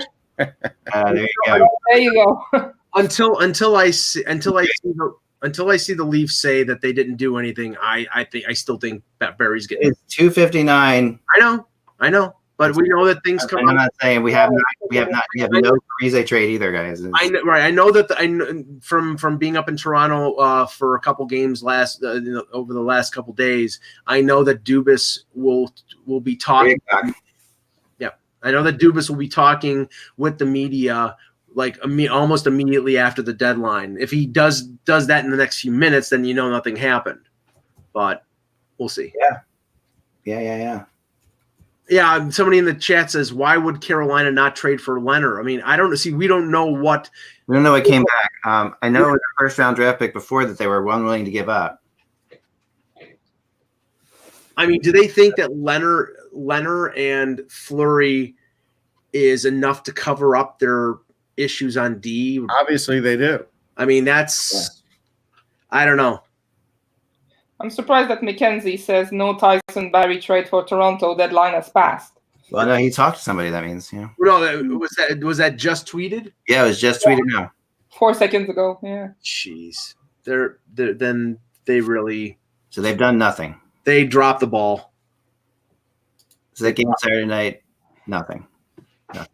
Yeah, they. Well, I mean, if they did, I can't imagine.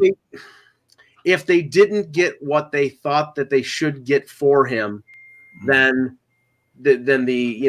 essentially he's saying we're all in for them making the playoffs this year. I think it's completely short-sighted on the part of Kyle Dubas, but we don't know what he was being offered. If he was being offered a third-round pick and something, then they can't do that deal because it's better for you to keep them and try to make the playoffs. If they're getting, if they were getting first-round pick offers, I think he would have been traded. So Goodrow from San Jose to the Bolts. Barkley Goodrow to the Lightning. Yep. That's a good depth forward move. Yeah. Mike, you seem as excited as George McGovern's not resignation speech, concession speech. Yep. That's like, I just I'm as excited at the prospect of Bernie Sanders. Oh, never mind. LeBron says Thornton staying put. Okay. Yep. Tyson Barrie is accompanying the Leafs on their flight to Tampa. He has not been traded. It looks like the Parise deal fell through, guys. Jesus. There you go. Thanks, Frank. It's too much. It was too much with the finances. But that could be a summer deal then. I mean, if there was progress, but the thing is, again, I go back to what I said when I was talking to Dan. If they made the Parise deal, then I thought maybe the Islanders would have a fighting chance against one of those two teams. Now, okay, they added Andy Green, that solidified their defense. They added Pajot, that a good third line center. They just don't have enough offense. Hold on, I've got something. Oh. Alice Cooper was traded to Motley Crue for Vince Neil and a guitarist to be named later. That's a pretty good trade, actually. Yeah, was there heroin included? Oh, Alice doesn't do anything like that. No, he's addicted to golf now. That's all he's addicted to. My God, it's like you see Alice Cooper on every golf course. I gotta tell you, I covered 2 or 3 of his concerts.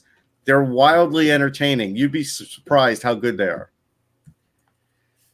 Oh boy, Leaf fans are not happy. Leaf fans wanted Barrie traded. Listen, Leaf fans just want wins at this point, and they're not going to get them. No, this is the problem, Ross. They know this team is not good enough. They know they will lose in the first. Vegas gave up a second and Malcolm Subban for Leonard. That's it. Wow. That's a fantastic trade. They clear. Well, I mean, that's a pure rental deal, but that's a great deal. Not for the Hawks because they get cost certainty with Subban for right. At least. Yeah, Russ. Yeah, I'll tell you what. Right now, Malcolm Subban is their goalie that they expose in the. Oh yeah.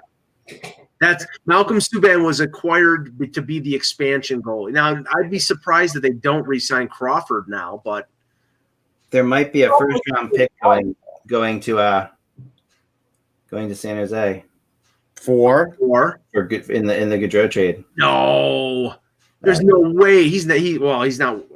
What were you saying, Corinne? I don't know who's going San Jose. It was the Gaudreau trade. Yeah. Tampa Bay doesn't. They traded their first. They traded their first in the Blake Coleman deal. So they had 2. They had their own in Vancouver's. Would they trade both of them? I mean, Barkley Goudreau is not worth a first round pick. No, that would be crazy. Yeah.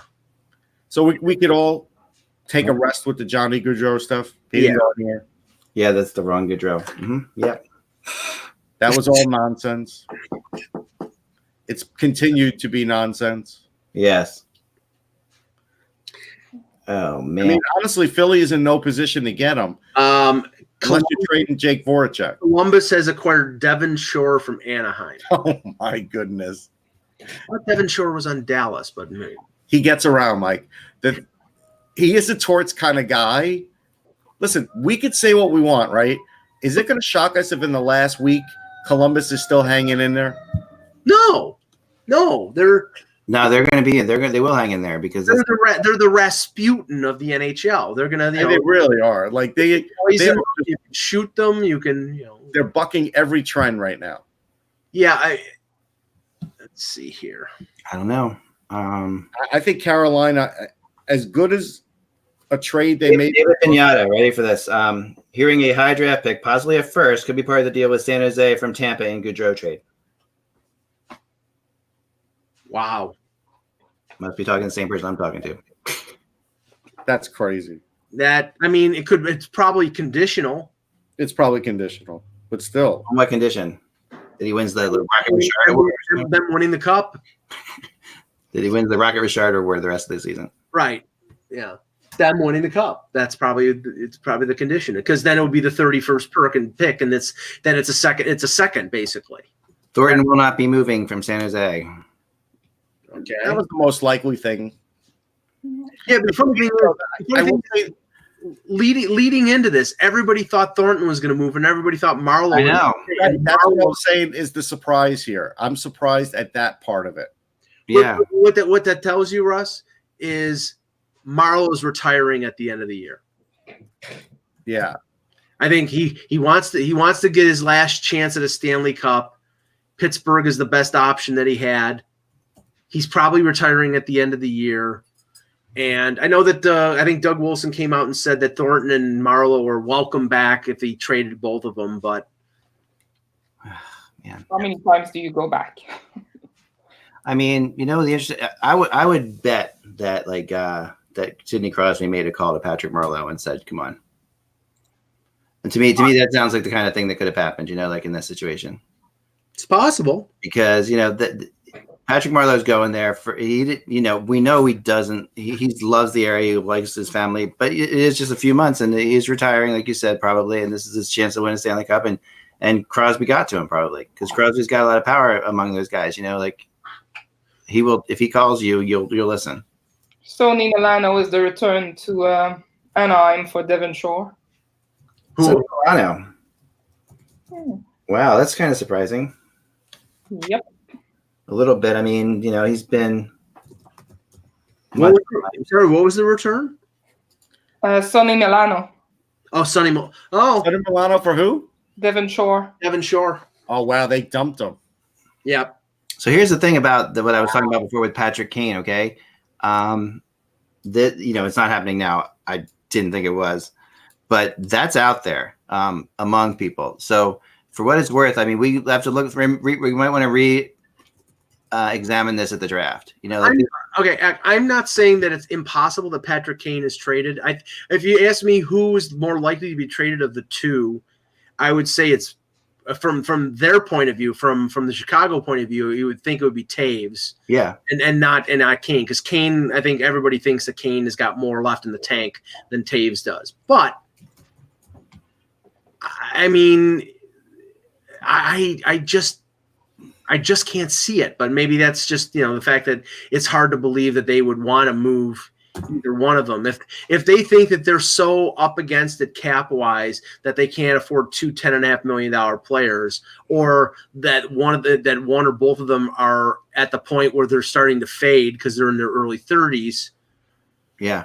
But I'll tell you one thing. I really don't think it's going to be Buffalo. I know that those rumors have been out there for years, but I'll tell you, I don't think Patrick Kane. Well, I think they'll be in it. They'll be in the conversation. I don't know if it'll be them or not. I really wouldn't be surprised if it was Columbus, to be honest. I really wouldn't be surprised if it was Columbus. Just I see. I think Kane would love to go to, Southern California, maybe Anaheim, maybe LA. I don't think LA would want him because they got their own cap issues. True. Yeah. Taves. We've talked about this forever with Peter. Taves and Winnipeg has always been a connection because he's from there. And I think Winnipeg. And he loves Winnipeg. I mean, I did interview him about just Winnipeg once. Yeah, I mean, that's a situation where Winnipeg trades somebody with a significant cap hit back, to balance that out because, I don't think anybody thinks Taves is a $10.5 million player anymore, but he's still a good player. So, yeah.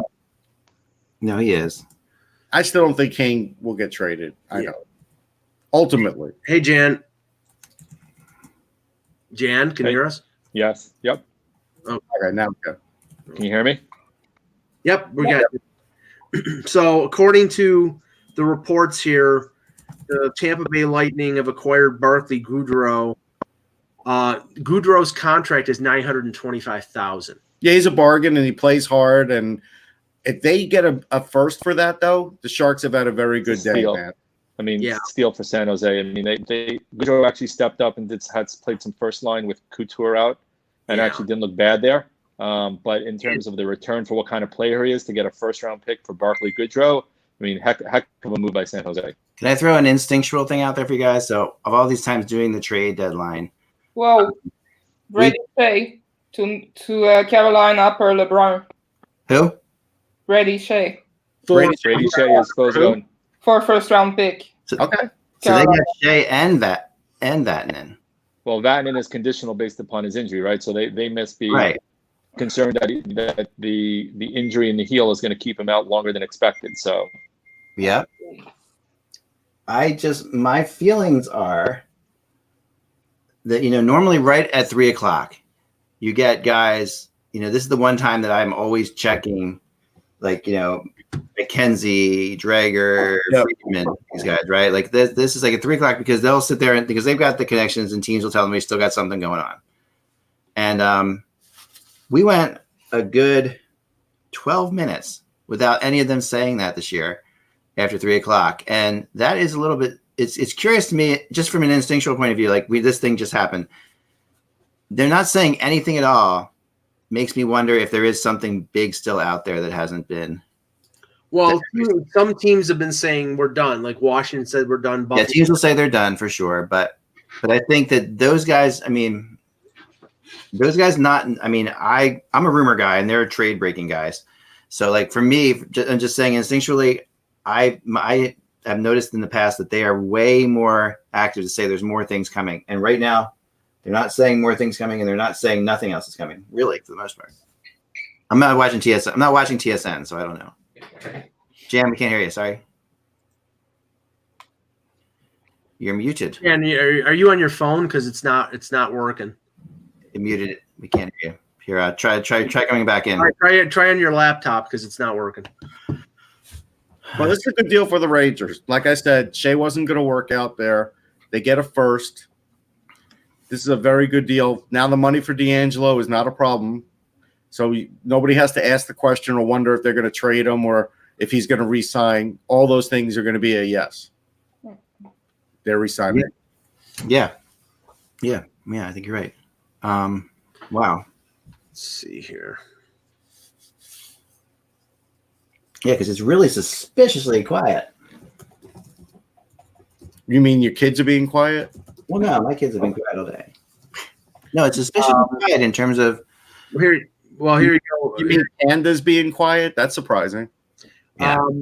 Bill Meltzer, our own Bill Meltzer, is saying that regarding the Flyers, Farabee will stay with Lehigh Valley for a while. He needs to. I mean, I think that's a smart move. I think that is a smart move, and I think that I give Chuck credit. He finally gave in with that and said, "All right, you know what? These kids are really good, but they need time in the A," and he's doing the right thing. Well, I'm just checking to see how many games he's played. Okay. Yeah, no, I thought there was a chance he was under 40 games, and they were playing. He's at 49 games, so they already started the clock on his. Yeah, I don't think they care as much about that, but I think you were starting to get diminishing returns. Remember, Mike, I've talked about it a few times during the year. Yeah. Yeah. No. You've been upfront about that. I agree. See, I'm not somebody like when you have a top overall pick, like a Heishier or like a Jack Hughes or Austin Matthews or McDavid. They're talented enough. 99 times out of 100, they're talented enough, even though they might not be strong enough. They're talented enough to survive in the NHL and thrive. But after you get to like the top, past the top 2 or 3 picks, then it's it's really up in the air. And both Russ and I were critical of the Kotkaniemi situation with Montreal and Kirby Dach and Middlestat. So, it's really hit or miss. And I just don't think that the upside is there to keep these guys up for long stretches. It stunts their growth. Yeah, it does. It does stunt their growth. And in most cases, so it looks like Ranger fans are happy with the Shea trade, even though we like Shea as a player. I like him as a person too. I mean, and he's going to do well. Like, I know he's going to do well because I know what he's made of. But that's the way it goes. Did we get any kind of 4 years extension? Who's that? Muzzin, Jake Muzzin. Yep. Yeah, that was something.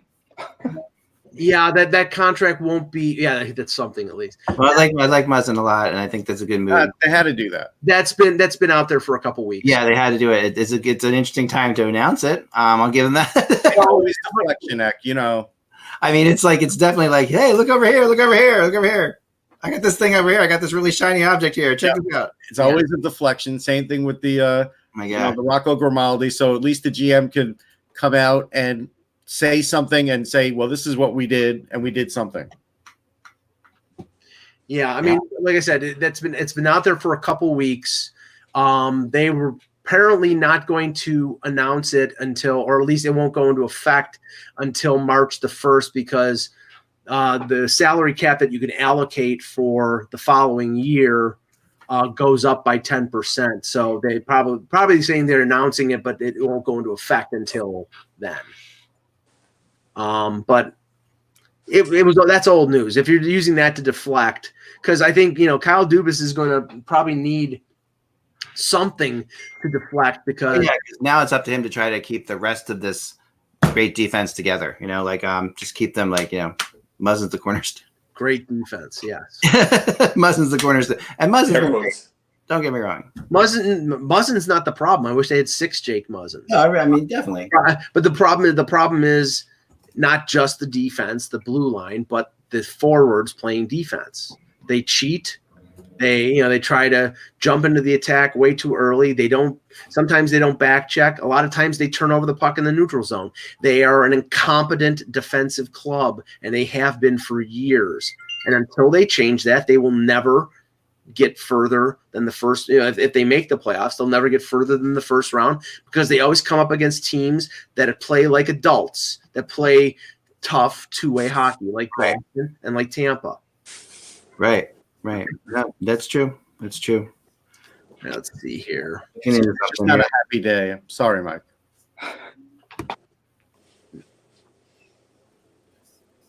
It's just the way it is. Yep.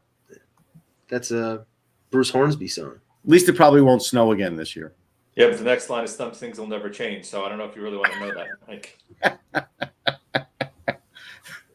and I $5.625 million for Muzzin, which is about what I thought he'd get. Probably front loaded. Hey Russ, what pairing do you think Brady's going to be on in Carolina? Probably second pairing. He won't be a top pairing guy there. He's replacing Pesci. So now that's pretty much a guess that Pesci's out for the year. Yeah, and I think the Rangers take those savings and it goes into D'Angelo. Right.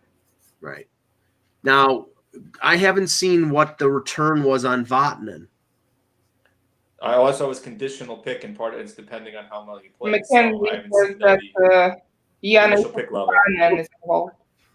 Say that again. Yannick Kuokkanen. Yannick Kuokkanen, yeah. And a second round pick, was it? No, he was a second. Yeah, and a second round pick. Yeah. Yeah. So where did Kukkonen go? Kukkonen was part of the package for Vatanen. So Yeah. Kukkonen's a good player. That's a really good return. Yeah, that is. I give Fitzgerald credit. He's gotten some players. If he wants to keep the job, I think he's probably done No enough to one's actually put give in a him number trades one to for make. Coleman. Yep. Now a number 2 in Kukkonen for Vatanen. Yep. Which is a really good return. Getting anything for a $5 million Wayne Simmons is a positive. Yep. Ty Smith will come up next year. I mean, they're not going to be a playoff team, but at least they might be pointed a little better. Still going to take them a couple years. And they have a ton of cap space. Right. They're going to go after a star because that's what the owner is going to recommend. Yeah. But Or who's demand. who? Hey, there you go, Patrick Kane. Right there. There you go, Ak. What? New Jersey with like $35 million in cap space. Oh yeah, for sure. I mean, they could. I don't think that he's going to go there, but obviously, No, but I'm saying, who are the potential stars that are going to be on the market? yeah, there aren't that many. It's really like I mean, Kreider would have been one, obviously. Right. I mean, they're really, when you look at it, I mean, the couple of them signed today, right? So you're in the spot. Pajot signed. Yeah, absolutely. Let's see here. Hey, Russ, I was a little surprised that Carolina didn't go harder after Leonard. Yeah, we're all shocked. I guess they expect Mrazek back. That's the only thing I Got a can say. concussion. I mean, Okay. you never know with a concussion. I'll Vegas just got him to back up Fleury. ask this question to have you two answer it. Why do the Rangers sign a 28-year-old left winger to an extension, a 7-year extension, and then trade a 25-year-old defenseman under contract for a first-round pick? Well, because the guy wasn't fitting in. It's easy. Yeah, Kreider's become a leader. I mean, Russ and I have talked about this a couple times. I wouldn't be surprised if he gets the C next year. Yeah. I could see him being the captain. You can see what he does inside and outside the room. They had hoped, we talked about earlier, we had hoped Shea and Trouba was going to be their number one pairing based upon the history they have in the U.S. development team. Didn't pan out that way. I think Shea is better than what he's shown. I think he's been better this year than he was last year. The viewpoint is they recoup at number one. You have a pipeline of defensemen, including Keandre Miller, Niels Lundqvist, Matthew Robertson, Rekhoff, Hayek, all those guys coming up. You're going to move D'Angelo from the right side to the left side. You got Lindgren and Fox already as your second pairing. So the viewpoint is free up cap room, use it on D'Angelo, get your first round pick. Actually, that's going to probably be the top pairing now. Yeah, it's going to be. I wouldn't be shocked if that's their top pairing. You're going to look at D'Angelo to his offside because he's normally a right side. You may move him on the left to play Trouba left and put D'Angelo on the right, which I think is going to happen. Leave Lindgren and Fox, and now your bottom pairing, you got a lot of guys to choose from to be your third pairing, and you've gotten a first rounder and cleared up $5.25 million in cap room. I think Louis Domingue has been moved to Vancouver. Got that? Who is that? Louis Domingue. Louis Domingue to Vancouver. Louis Domingue. Why didn't Carolina at least get him? I know. I know. I don't understand. Maybe they're getting someone else. They didn't announce they're done The fax yet. machine's backed up, There's got to be something else. There has to be. I cannot. Who are they getting? I Carrie understand. Lettinen? Did Don Waddell call up Carrie Lettinen? Oh, maybe. He comes from Atlanta. Yeah. I don't know. Would have gotten Michael Hutchins. Wait, Cam Ward's available. Isn't Michael Leighton in their system? They might. He's a goaltending coach. No, Jason Mazzotti. There you go. Ex-Ranger. Russ has fond memories of Jason. No, I said you can't put Jason Mazzotti in. You can't. Richard in the chat. The perfect answer is Craig Anderson, but I don't get it. Yeah, I don't get it at all. I really don't. Okay.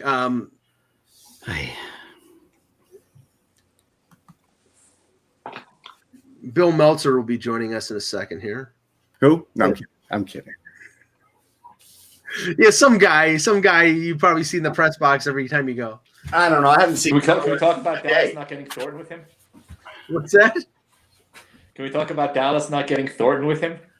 Sure. He is the Dallas blogger too, isn't he? That's what I'm saying. For sure. He can take off his Philadelphia hat and put on his You Dallas just keep hat. switching hats, one in each hand, depending It's on like the one of those question. jerseys where it's cut down the middle and it's Flyers on one side and Stars on the other. They'll only have to do that with Strome brothers, right?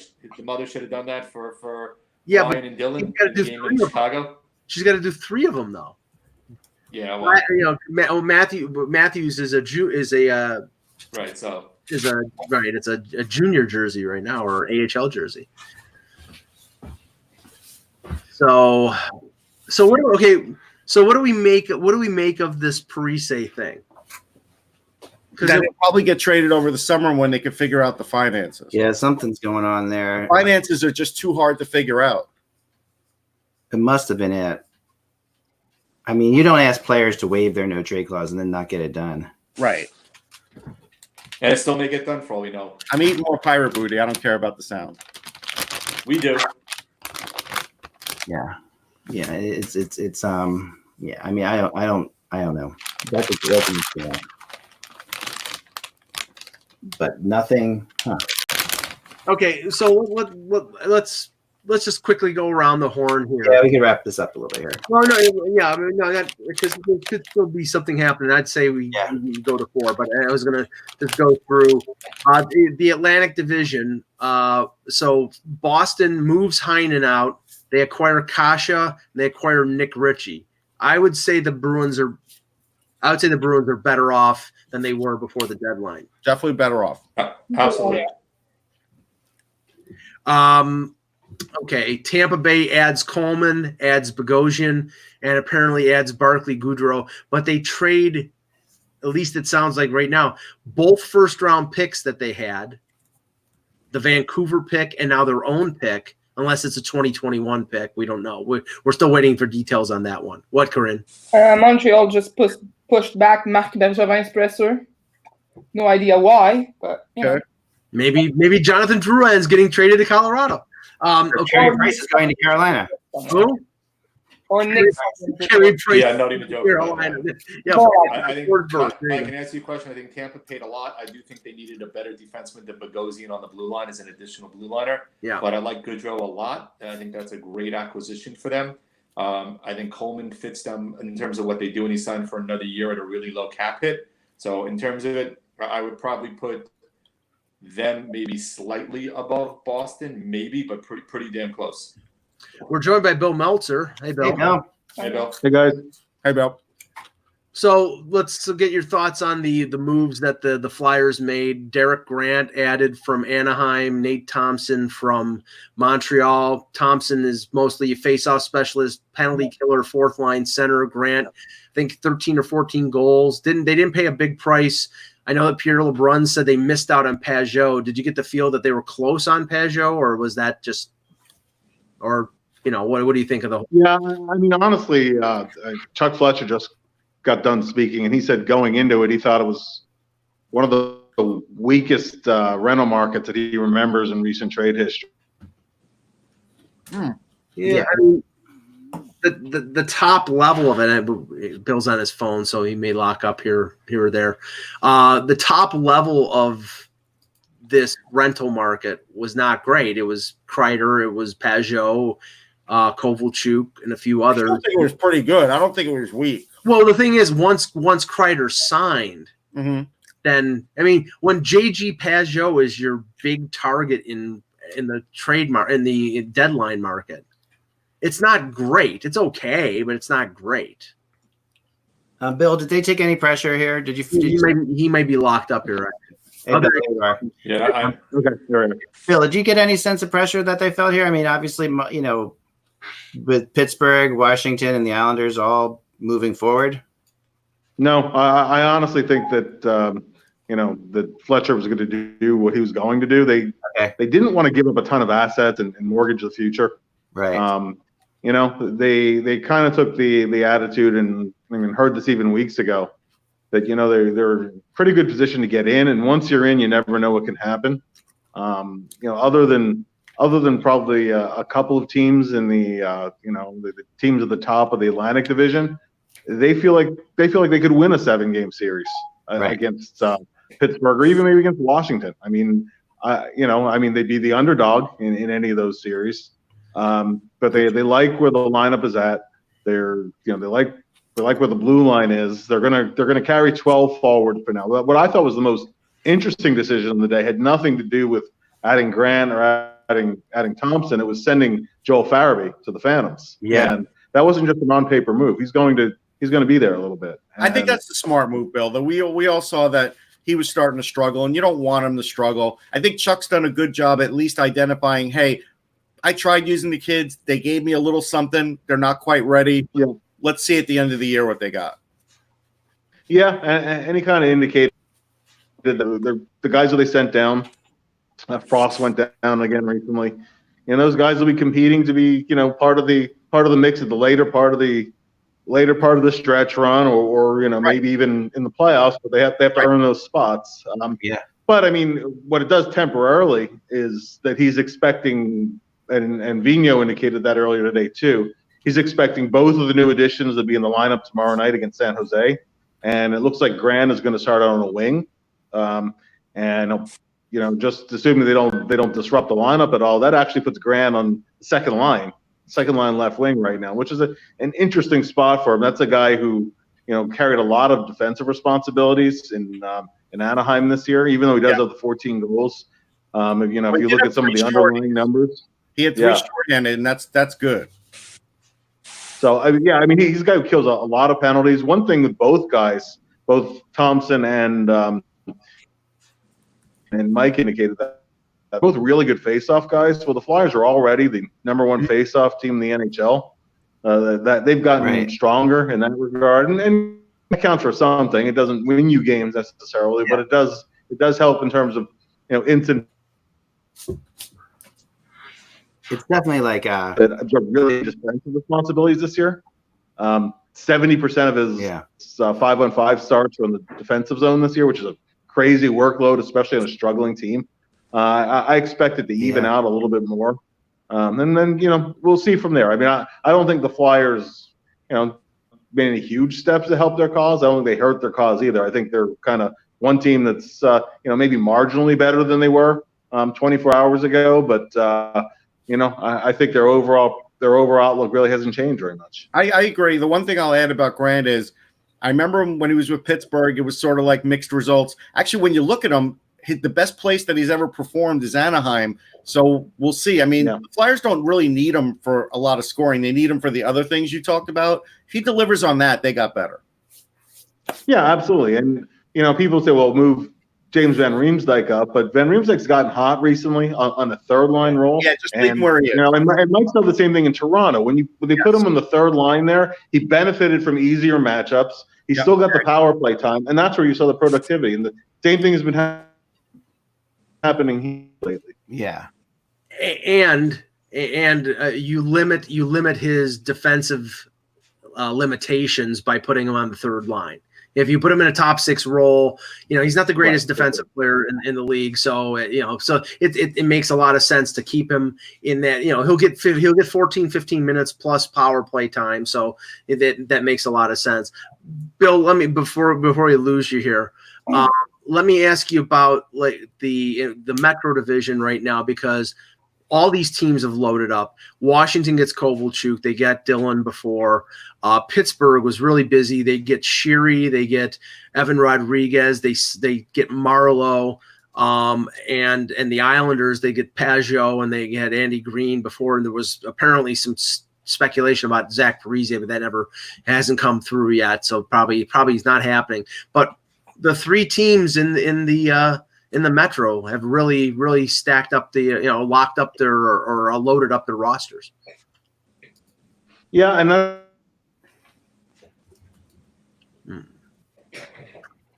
we'll see. Obviously, Pajot is a real nice ad for.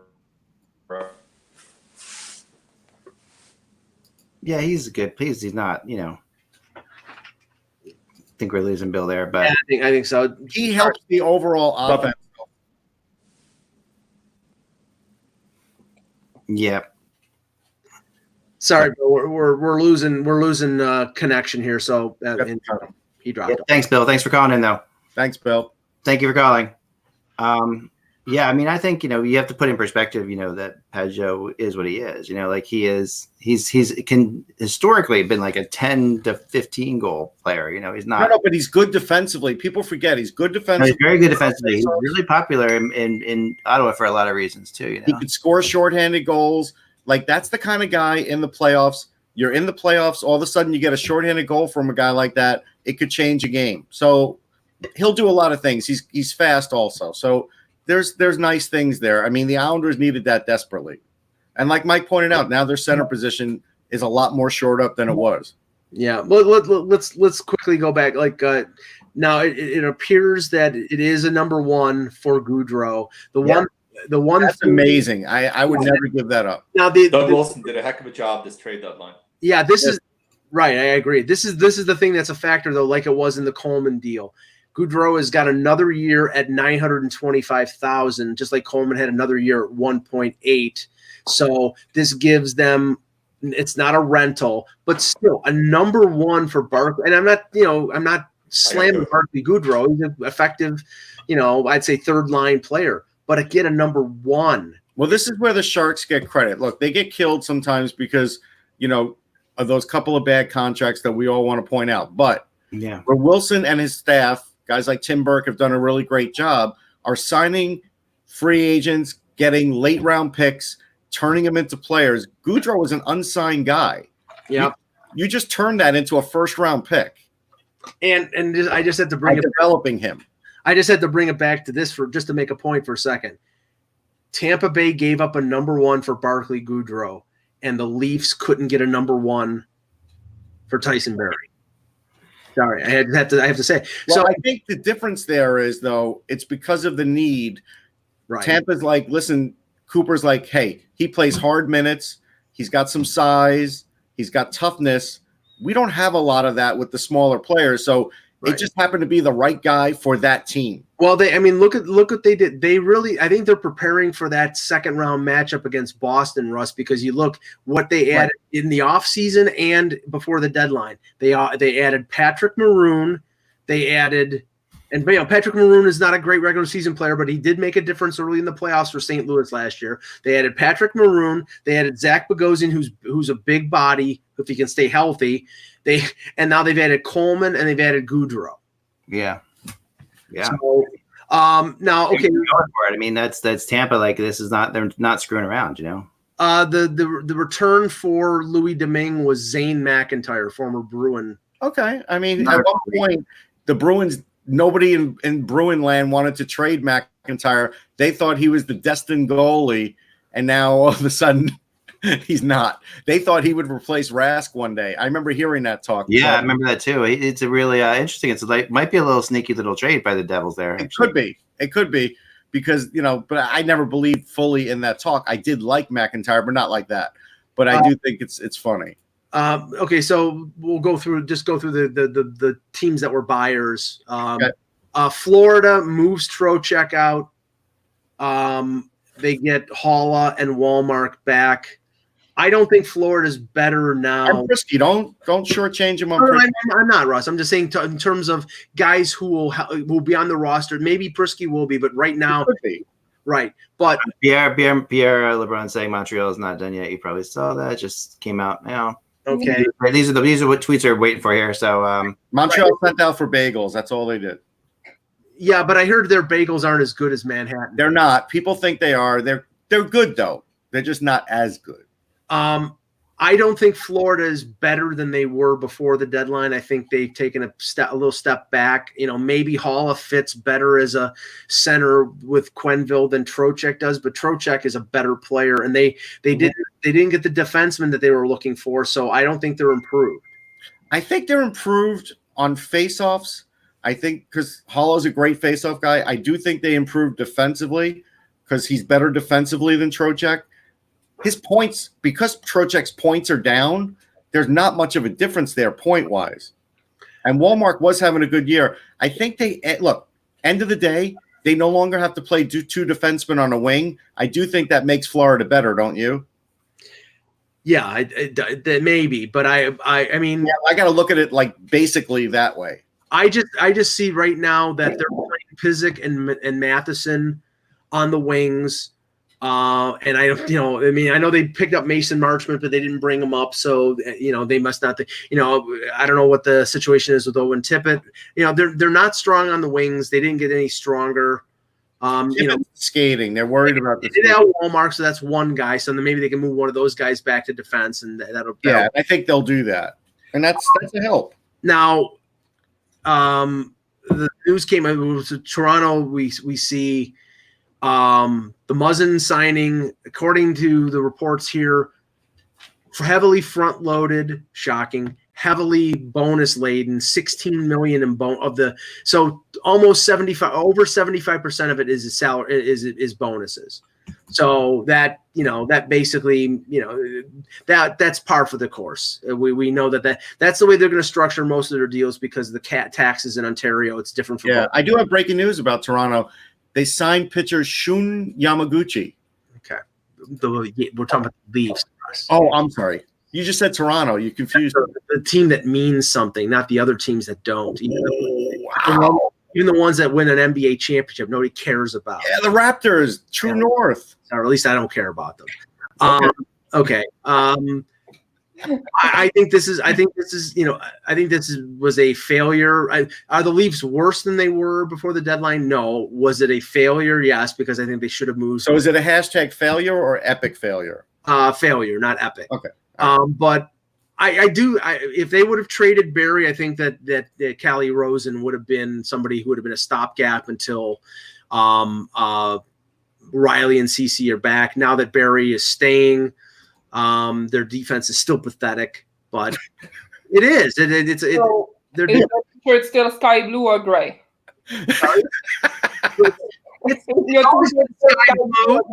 It's always been sky blue. It's going to stay sky blue. What are you talking about? Sounds like stormy skies to me, man. We're gonna need some suggestions, Corinne, when we come to Montreal for the draft. Cousins to Anaheim. Some restaurants. We're joining. Happy to assist, but Cousins to Anaheim. Anthony's checking in. Barticus in the chat. I'm still advocating that Nylander be traded in the offseason, but we'll talk about that later.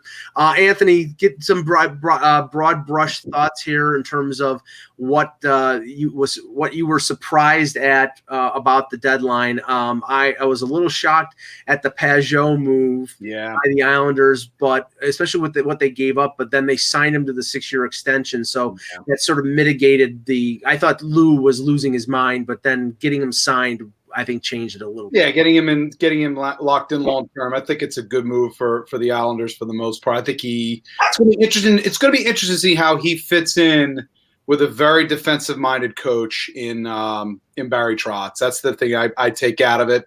That being said, Trotz has worked obviously with teams that have had, obviously the Capitals, supreme offensive talent, and have gotten them to play. But is it a bit of a risk? Yeah. I mean, is Pajot, a talented player? Yes. We're looking at it also from, I think, the point of view of is he a really good player on a team that's not that great? And the way I look at it with Pajot and the Islanders is he was an absolute necessity for what they need going forward. They needed a good offensive-minded forward, specifically at the pivot position, and that's exactly what they got. And they now have him long-term with him, with Barzal going forward, and Brock Nelson. I think it's a pretty solid group of centers to have going forward. It is. And he's not bad defensively, and he wins face-offs. Solid defense. I think he's solid defensively. Watching him, it's solid enough, and that's going to get obviously emphasized a lot. With Barry. So that's he was one of the guys that I got right. Like you got Derek Grant right. For whatever reason, I just figured last night that it kind of hit me. The Islanders could really use him or Athanasiou, one of them, but I was targeting him more, so that made sense. Now Athanasiou in Edmonton was like not a shock at all when I saw. Not a shock, but I got to tell you, the one thing I worry about, Edmonton will make the playoffs now, and I guess that's their main goal. But they have hurt their system, and they don't have a lot of picks, and that's going to affect them down the line. There were a lot of deals that we or a lot of destinations that we foresaw, and not just I'm not saying me per se, but like all of us saw. I'd say a month or two before the deadline. Tyler Ennis going to Edmonton made perfect sense. Connor Sheary going to Pittsburgh made all the sense in the world. I mean, I've been saying that since November because I knew from that point forward that Buffalo was not going to be a playoff team. There's the one, Anthony, that I'm puzzled by. They trade a expiring contract in Sheary and a guy who wanted out in Evan Rodriguez for Cahoon, which it makes sense because they can retain Cahoon. But I then did call Cahoon leaving. I was the only person on earth that did that. yes, but then they I didn't know where he was going. I guessed at that. yeah, he had an open ticket. But then they add Wayne Simmons. That was when I saw Simmons to Buffalo. I'm like, huh.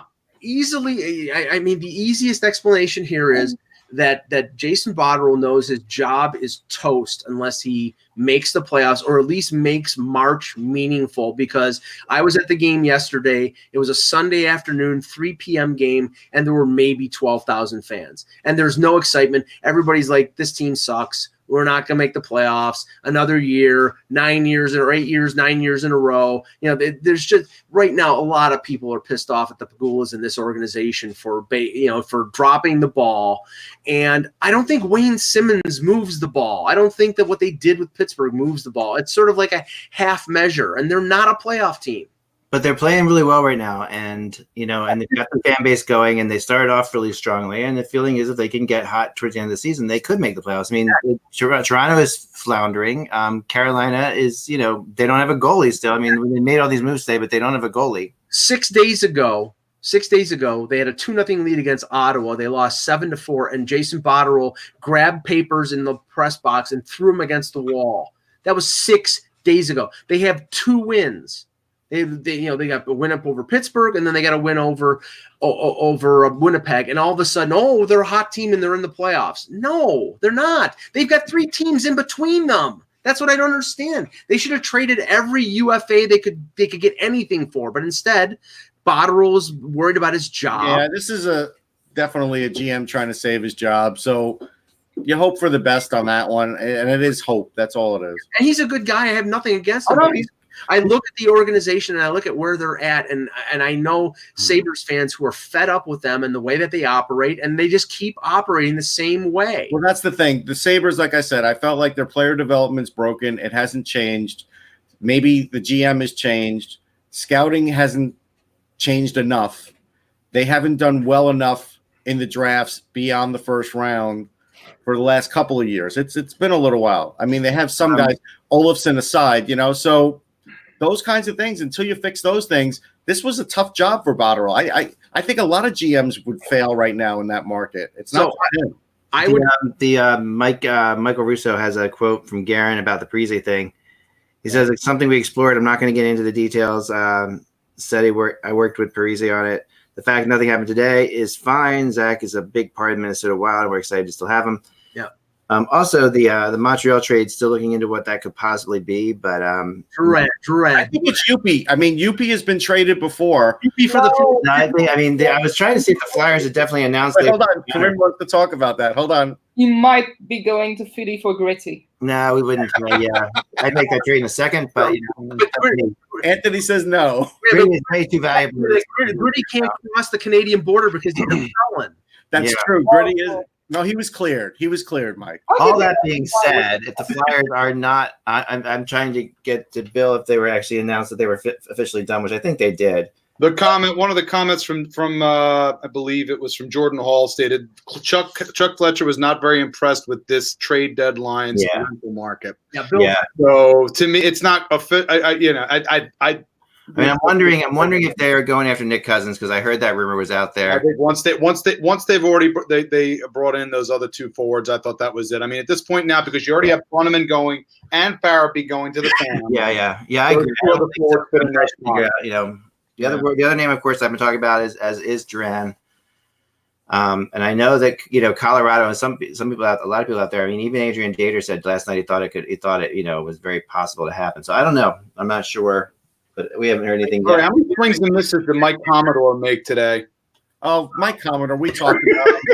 Such an idiot. Why do people because he got right a couple times? I unfollowed him. He's like Hockey Insider. He might as well be that guy. Yeah, he is. I would say that Ottawa and Detroit are winners because of the returns that they got. I didn't think that they would get a 1 and a 2 for Pajot. Brandon Davidson to San Jose. It's like the deal. Brendan Davidson. That's a blockbuster. Yeah, it's not exactly a big trade to wait around for. Yeah, that's not Jason Pominville. Davidson was in there, if I recall. Wasn't Davidson in there before San Jose? So they're bringing him back. They're bringing him back. Yeah. He's made a circuitous route to I'm still surprised at the Coyotes. I know they got Taylor Hall, but they did nothing today. They weren't even in a rumor.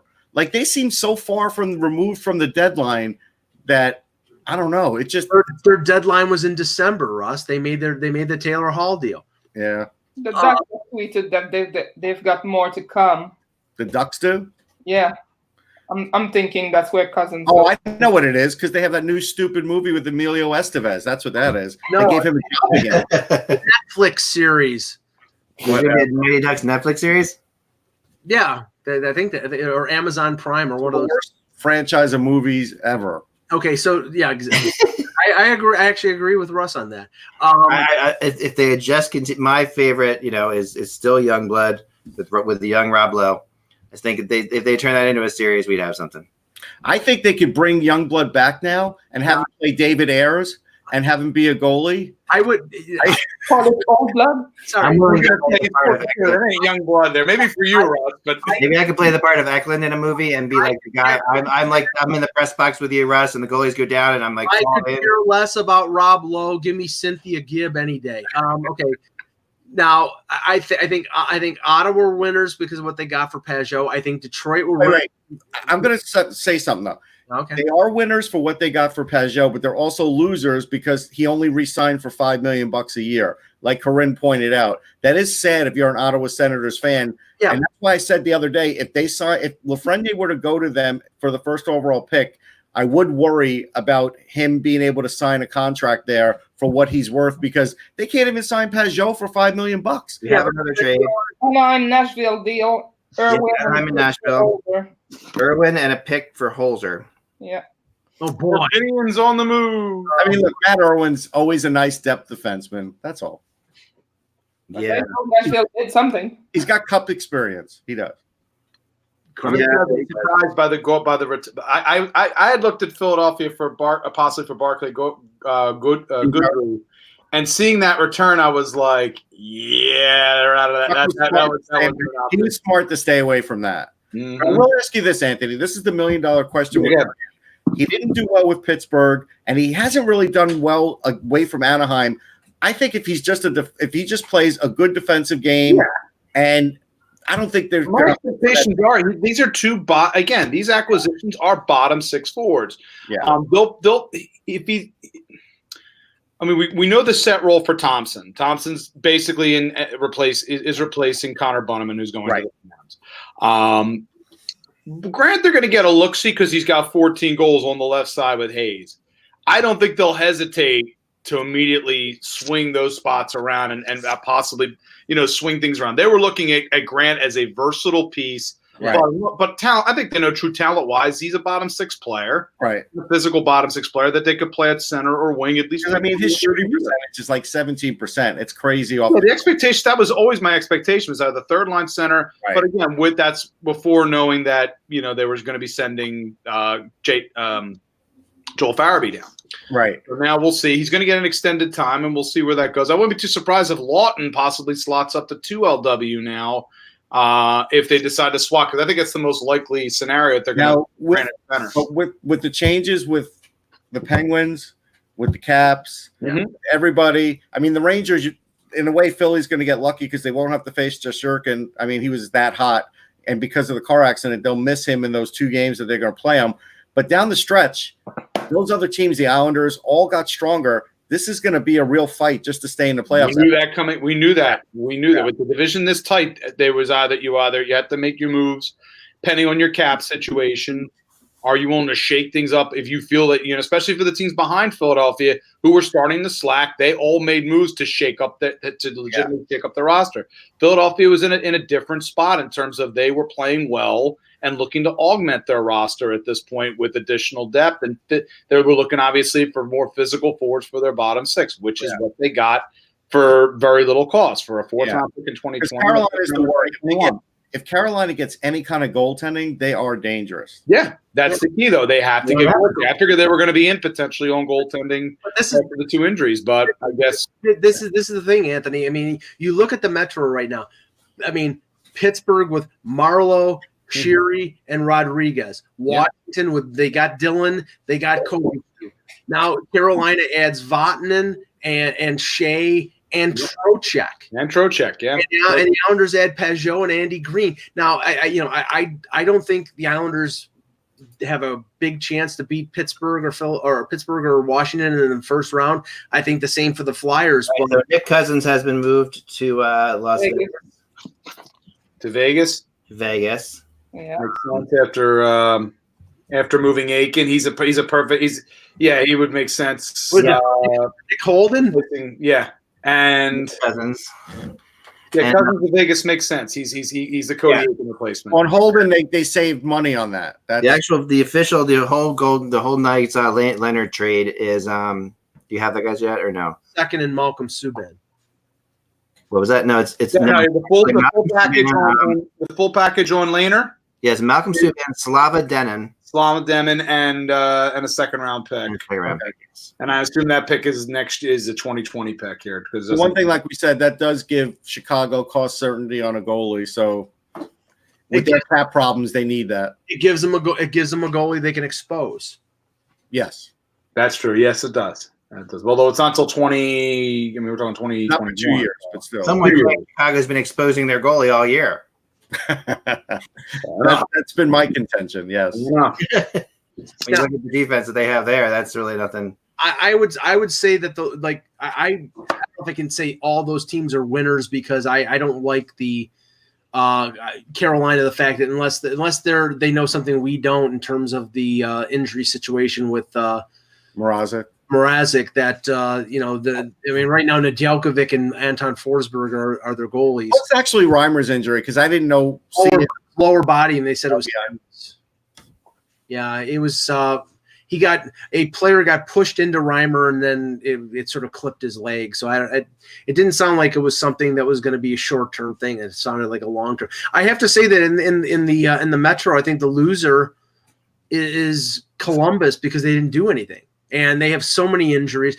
All they did was the Sonny Milano for Devon Shore deal. Yeah, which Torts will click his heels. Like he'll love Devon Shore. He'll be happy that he got rid of Milano because he didn't know how to use him, and that'll make Torts happy. Like he doesn't need much to make him happy, Mike. No, but Anthony, I said to Russ, it's like the Blue Jackets have 9 players on IR. They have so many holes that really it made no sense for them to go out and waste assets. Another trade, ready? All right, so the Capitals sent Christian Juice to the NH to the Ducks. Yeah, that's all. I mean, Christian Juice, that's a salary dump. Yeah, Juice is a good bottom pair guy. He did win a cup with them. I mean, it's fun. It's funny how you hear that song "Closing Time" going the other way. Who is that, Corinne? Daniel Sprong going the other way. Sprong. Daniel Sprong. Yeah, Daniel Sprong. I like that deal. Yeah, the Oilers have pushed their press conference back. They're trading McDavid. Well, so yes, something else could be up with Edmonton. Closing time. I can hear it. Semitonic.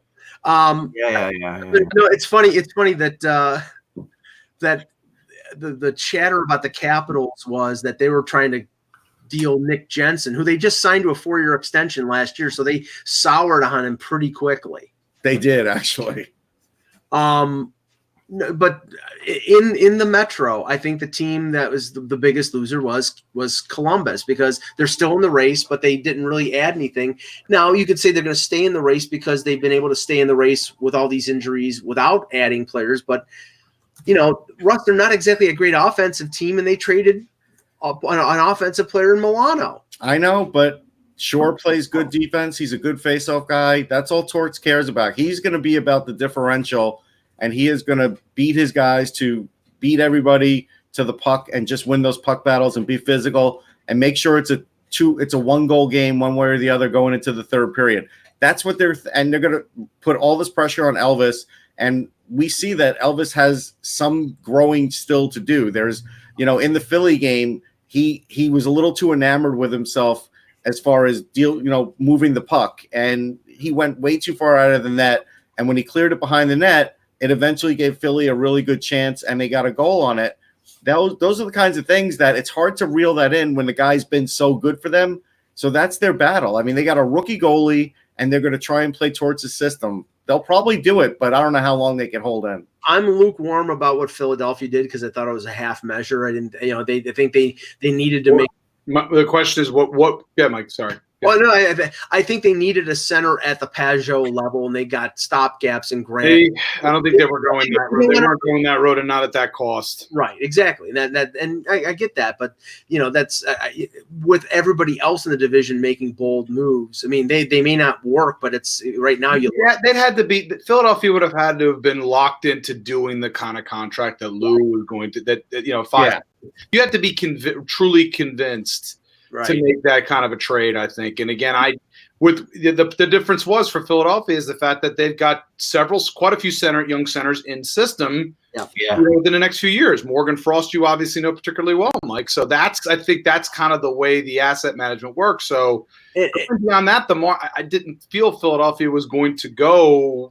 They replaced kids with veterans and in an AV system that is a positive because AV will know how to use them better and won't have to shelter anybody.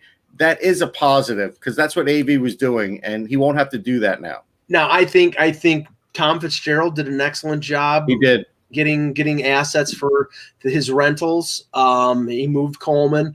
I honestly, Russ, I think Gordon did a good job getting a first-round pick for Shea, clearing the cap space, and the Kreider contract was reasonable. Yeah. Contract.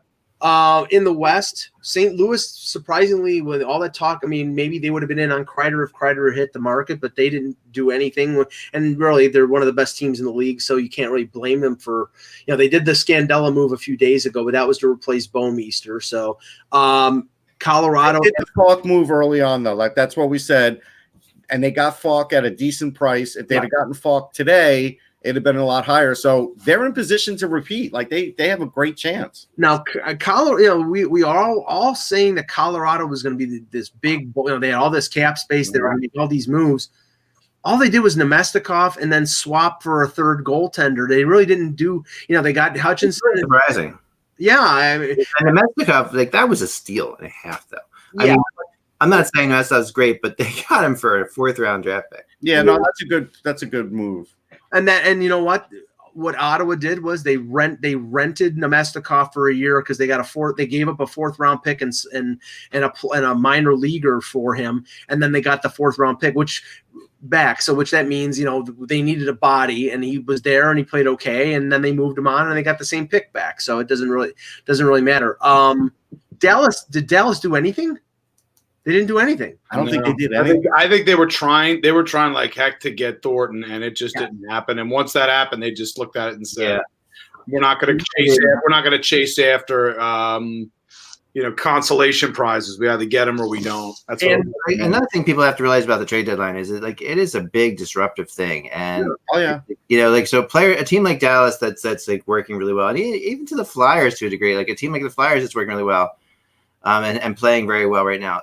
It's tricky because, they're sending these guys down, and granted, we all think that, Farabee's going to do, he needs more time there, but they are disturbing, things slightly. It's very risky in some ways. In some ways, I would say, again, the problem is, if you're watching, again, Farabee, you can see is struggling. Yeah. He needs optimal ice time down in the AHL to, it's just, of late, to me, watching him, especially within the last month or so, he has struggled, and I think he's hit that wall that he needs to probably play down at the AHL right now. So, again, if you weren't getting much from Farabee to begin with, then you're getting a bit of a change of look with Grant or potentially Lawton playing on that left side. Yeah. Bunneman I've liked. Bunneman, that unit has worked exceptionally well. That's the one area where, again, I'm going to be curious to see.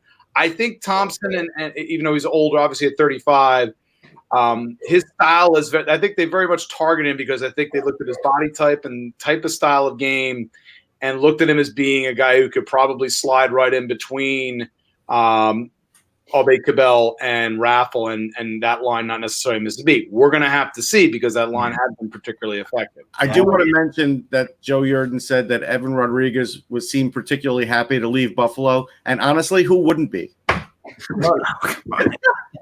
Right. No. I don't know there, Master Pico boy. You tell me. It's 4:00 in Cheektowaga. Yeah, My one Massapequa guy got traded. He's in Anaheim. Dean Youngblood makes a very good point about the Blues because the Blues didn't make a move. Their ad at the deadline is Tarasenko, who probably comes back. If Tarasenko, if they would have added Kreider, they would have had to bury Tarasenko until the end of the year and first game of the playoffs. They covered things with Scandella, basically. They covered the Bouwmeester loss with Scandella. That was basically it. And they got Barbashev now with double-digit goals. Like, he's starting to come on too. So they're in good shape. They really are. And if you believe in Jordan Binnington, you should believe in him. I have to say that if I'm a Winnipeg Jets fan, I wish we could talk to Peter. If I'm a Winnipeg Jets fan, I can't wait for Dustin Byfuglien to be gone because his announcement the day before the deadline that he's not going to play the rest of the year, Kevin Cheveldayoff came out and basically said he undercut any value that he had in terms of trading him. Yeah, it's terrible to do that. Yeah, he's honestly one that was calculated. And I think there were lawsuits involved here, and then they pulled back on the lawsuits. But people are like, the people are still pissed off, so he's going to get something. I mean, I think I want to talk about the Islanders fan base for a second because it's interesting. Like, so they get Pajot. The Islanders fan base has been historically the most disappointed fan base on trade deadline day. Always. Like they and drafts and trade deadlines for the Islanders fan base has historically been horrendous, right? So and then for the Parise thing to fall through is just like so Island. When I saw that, I was just like, oh no, I said better go through or else there's gonna be one happy people. It's like Pajot, they could be happy. So don't even talk about Parise. But Parise, they would have been fine. They would have been thrilled. Now I wonder, we get to the summer. Now I think that's probably a summertime deal. I will be surprised he moves on then. Here's Exhibit A of how Islanders, if you needed any more examples after the way they treated Tavares when he came back, I saw an Islanders fan basically openly root for Lou. He tweeted out openly asking for Lou Lamoriello to go to China to do scouting so he catches the coronavirus. Oh Jesus! That's the kind of crap that fan base. Well, I mean, technically you could go to Italy now. Don't get me wrong. I think. Technically, you can go to Italy. 4th hour vitriol coming out of Mike Augello right now. 4th hour, he's just no. Yeah, we got to get out of here. But no, I think their fan base is phenomenal. But I also want to know who the hell's going to get fired on the island because Lou, with this getting out is like the last thing in the world that Lou Lamoriello would ever want to happen. I think it got out on the Minnesota side. It doesn't matter because someone's going to pay. Well, let's just do this quickly and then end the show. So Nashville really didn't do anything appreciably. So except for one whopper of a fake trade. Yeah. WIP. Congratulations. I was making fun of that tweet. A split second, I'm like, what? Oh, I got like 50,000 texts. I'm amazed at how many people listen to WIP. Like all the people in the neighborhood, all my friends, like all the other parents on my daughter's soccer team. Everybody's texting me when I heard on WIP they traded. But I brought up that tweet as an example of what a clown car some of these guys are, and they used it. Yeah. Minnesota. Well, the Parise deal didn't happen, so. No anywhere. No Eric Stahl, no Brodin, no Dumba. I think they're going to be busy. I think Bill Buchanan is going to be really busy in the summer, but he really couldn't. At the draft, he'll be busy at the draft. He pulled off the sucker deal, but yeah, he'll be busy at the draft. You're right. And Chicago, they trade Gustafson, they trade Leonard. I was still in it, Mike. The Blackhawks are still in it. Yeah. Okay. Malcolm Subban's going to go on an Andrew Hammond like run. I have to say, Vegas getting Leonard, I'd give them a thumbs up. Tremendous marks. Yeah, that was good. And Anthony earned a cookie on that. So and Alec Martinez for a couple second-round picks. with the Grant one, you know that. yeah, you get 2 now. I think 2 second-round picks for Tennessee is a little high. It's high in the sense that they're starting to hemorrhage picks, and they don't have the deepest Bingo. base anymore for That's the problem. That's the issue. But to need to calm down that fan base, they needed to add a couple wingers. Now, okay, I'm going to stick with what I've said all year. I still think they're missing the playoff. You say that now. because I'm a hypocrite if I don't say it. Any other Titanic memes you want to go with today, Mike? Because you went with one earlier today. It was appropriate. Vancouver. The Toffoli deal. The Toffoli deal was big for them. Yeah, and I don't know. Louis Domingue provides them a third goaltender if in case Markstrom or Demko don't go. Markstrom is hurt right now. 3 to 4 weeks on Markstrom, right? They're saying. Yeah. There's Markstrom's hurt, so they're really worried about that. Calgary gets Forbort and Gustafson and bolsters their blue line. Calgary did a really nice job because when the other defensemen come back from injury, they have a better unit now. And hold on, we all laughed at the Goudreau stuff. We will continue to laugh at the Goudreau to Philly stuff. Thank you. Of course. So whatever happens. Arizona did nothing, so I think with them being in the race for a playoff spot and doing nothing, that's a bad mark. We got Taylor Hall though. Remember? I'm saying they did, but that was like months ago. I know, but still, this isn't just about today. Yeah, I'm talking about like the last. Okay, wait. Just to hold that argument.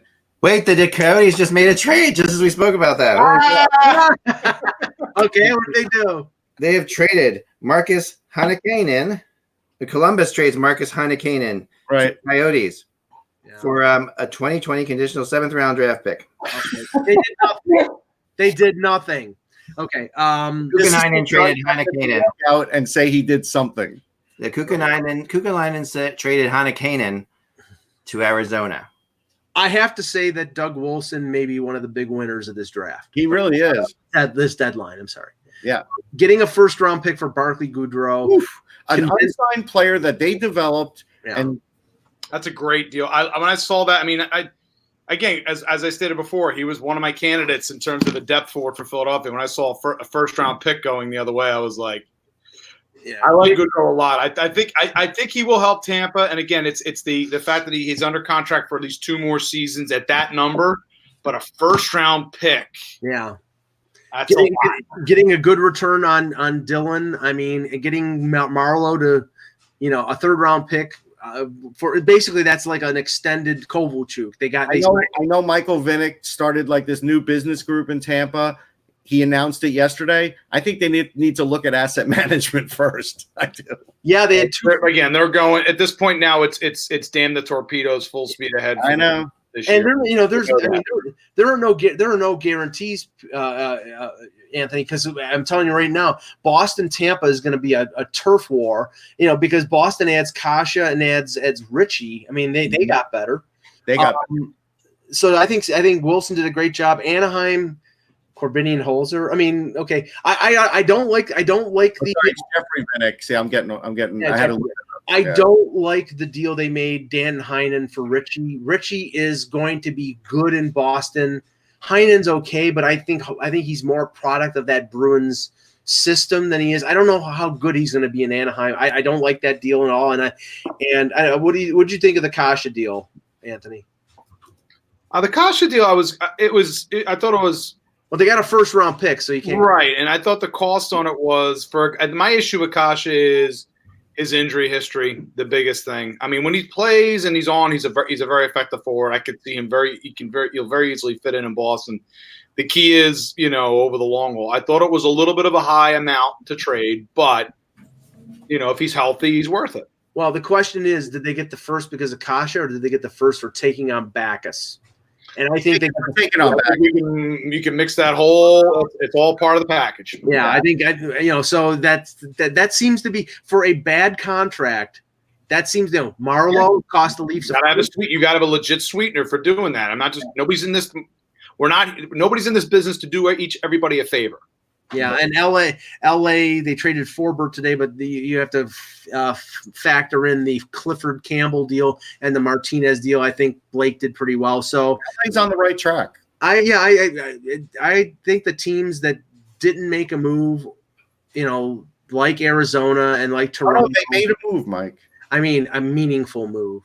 Well, what happens if he turns into John Druce in the playoffs? I really don't think anyone today or in this trade deadline guaranteed that they're going to win a Stanley Cup. Pontos, you're pulling out all these, John Druce.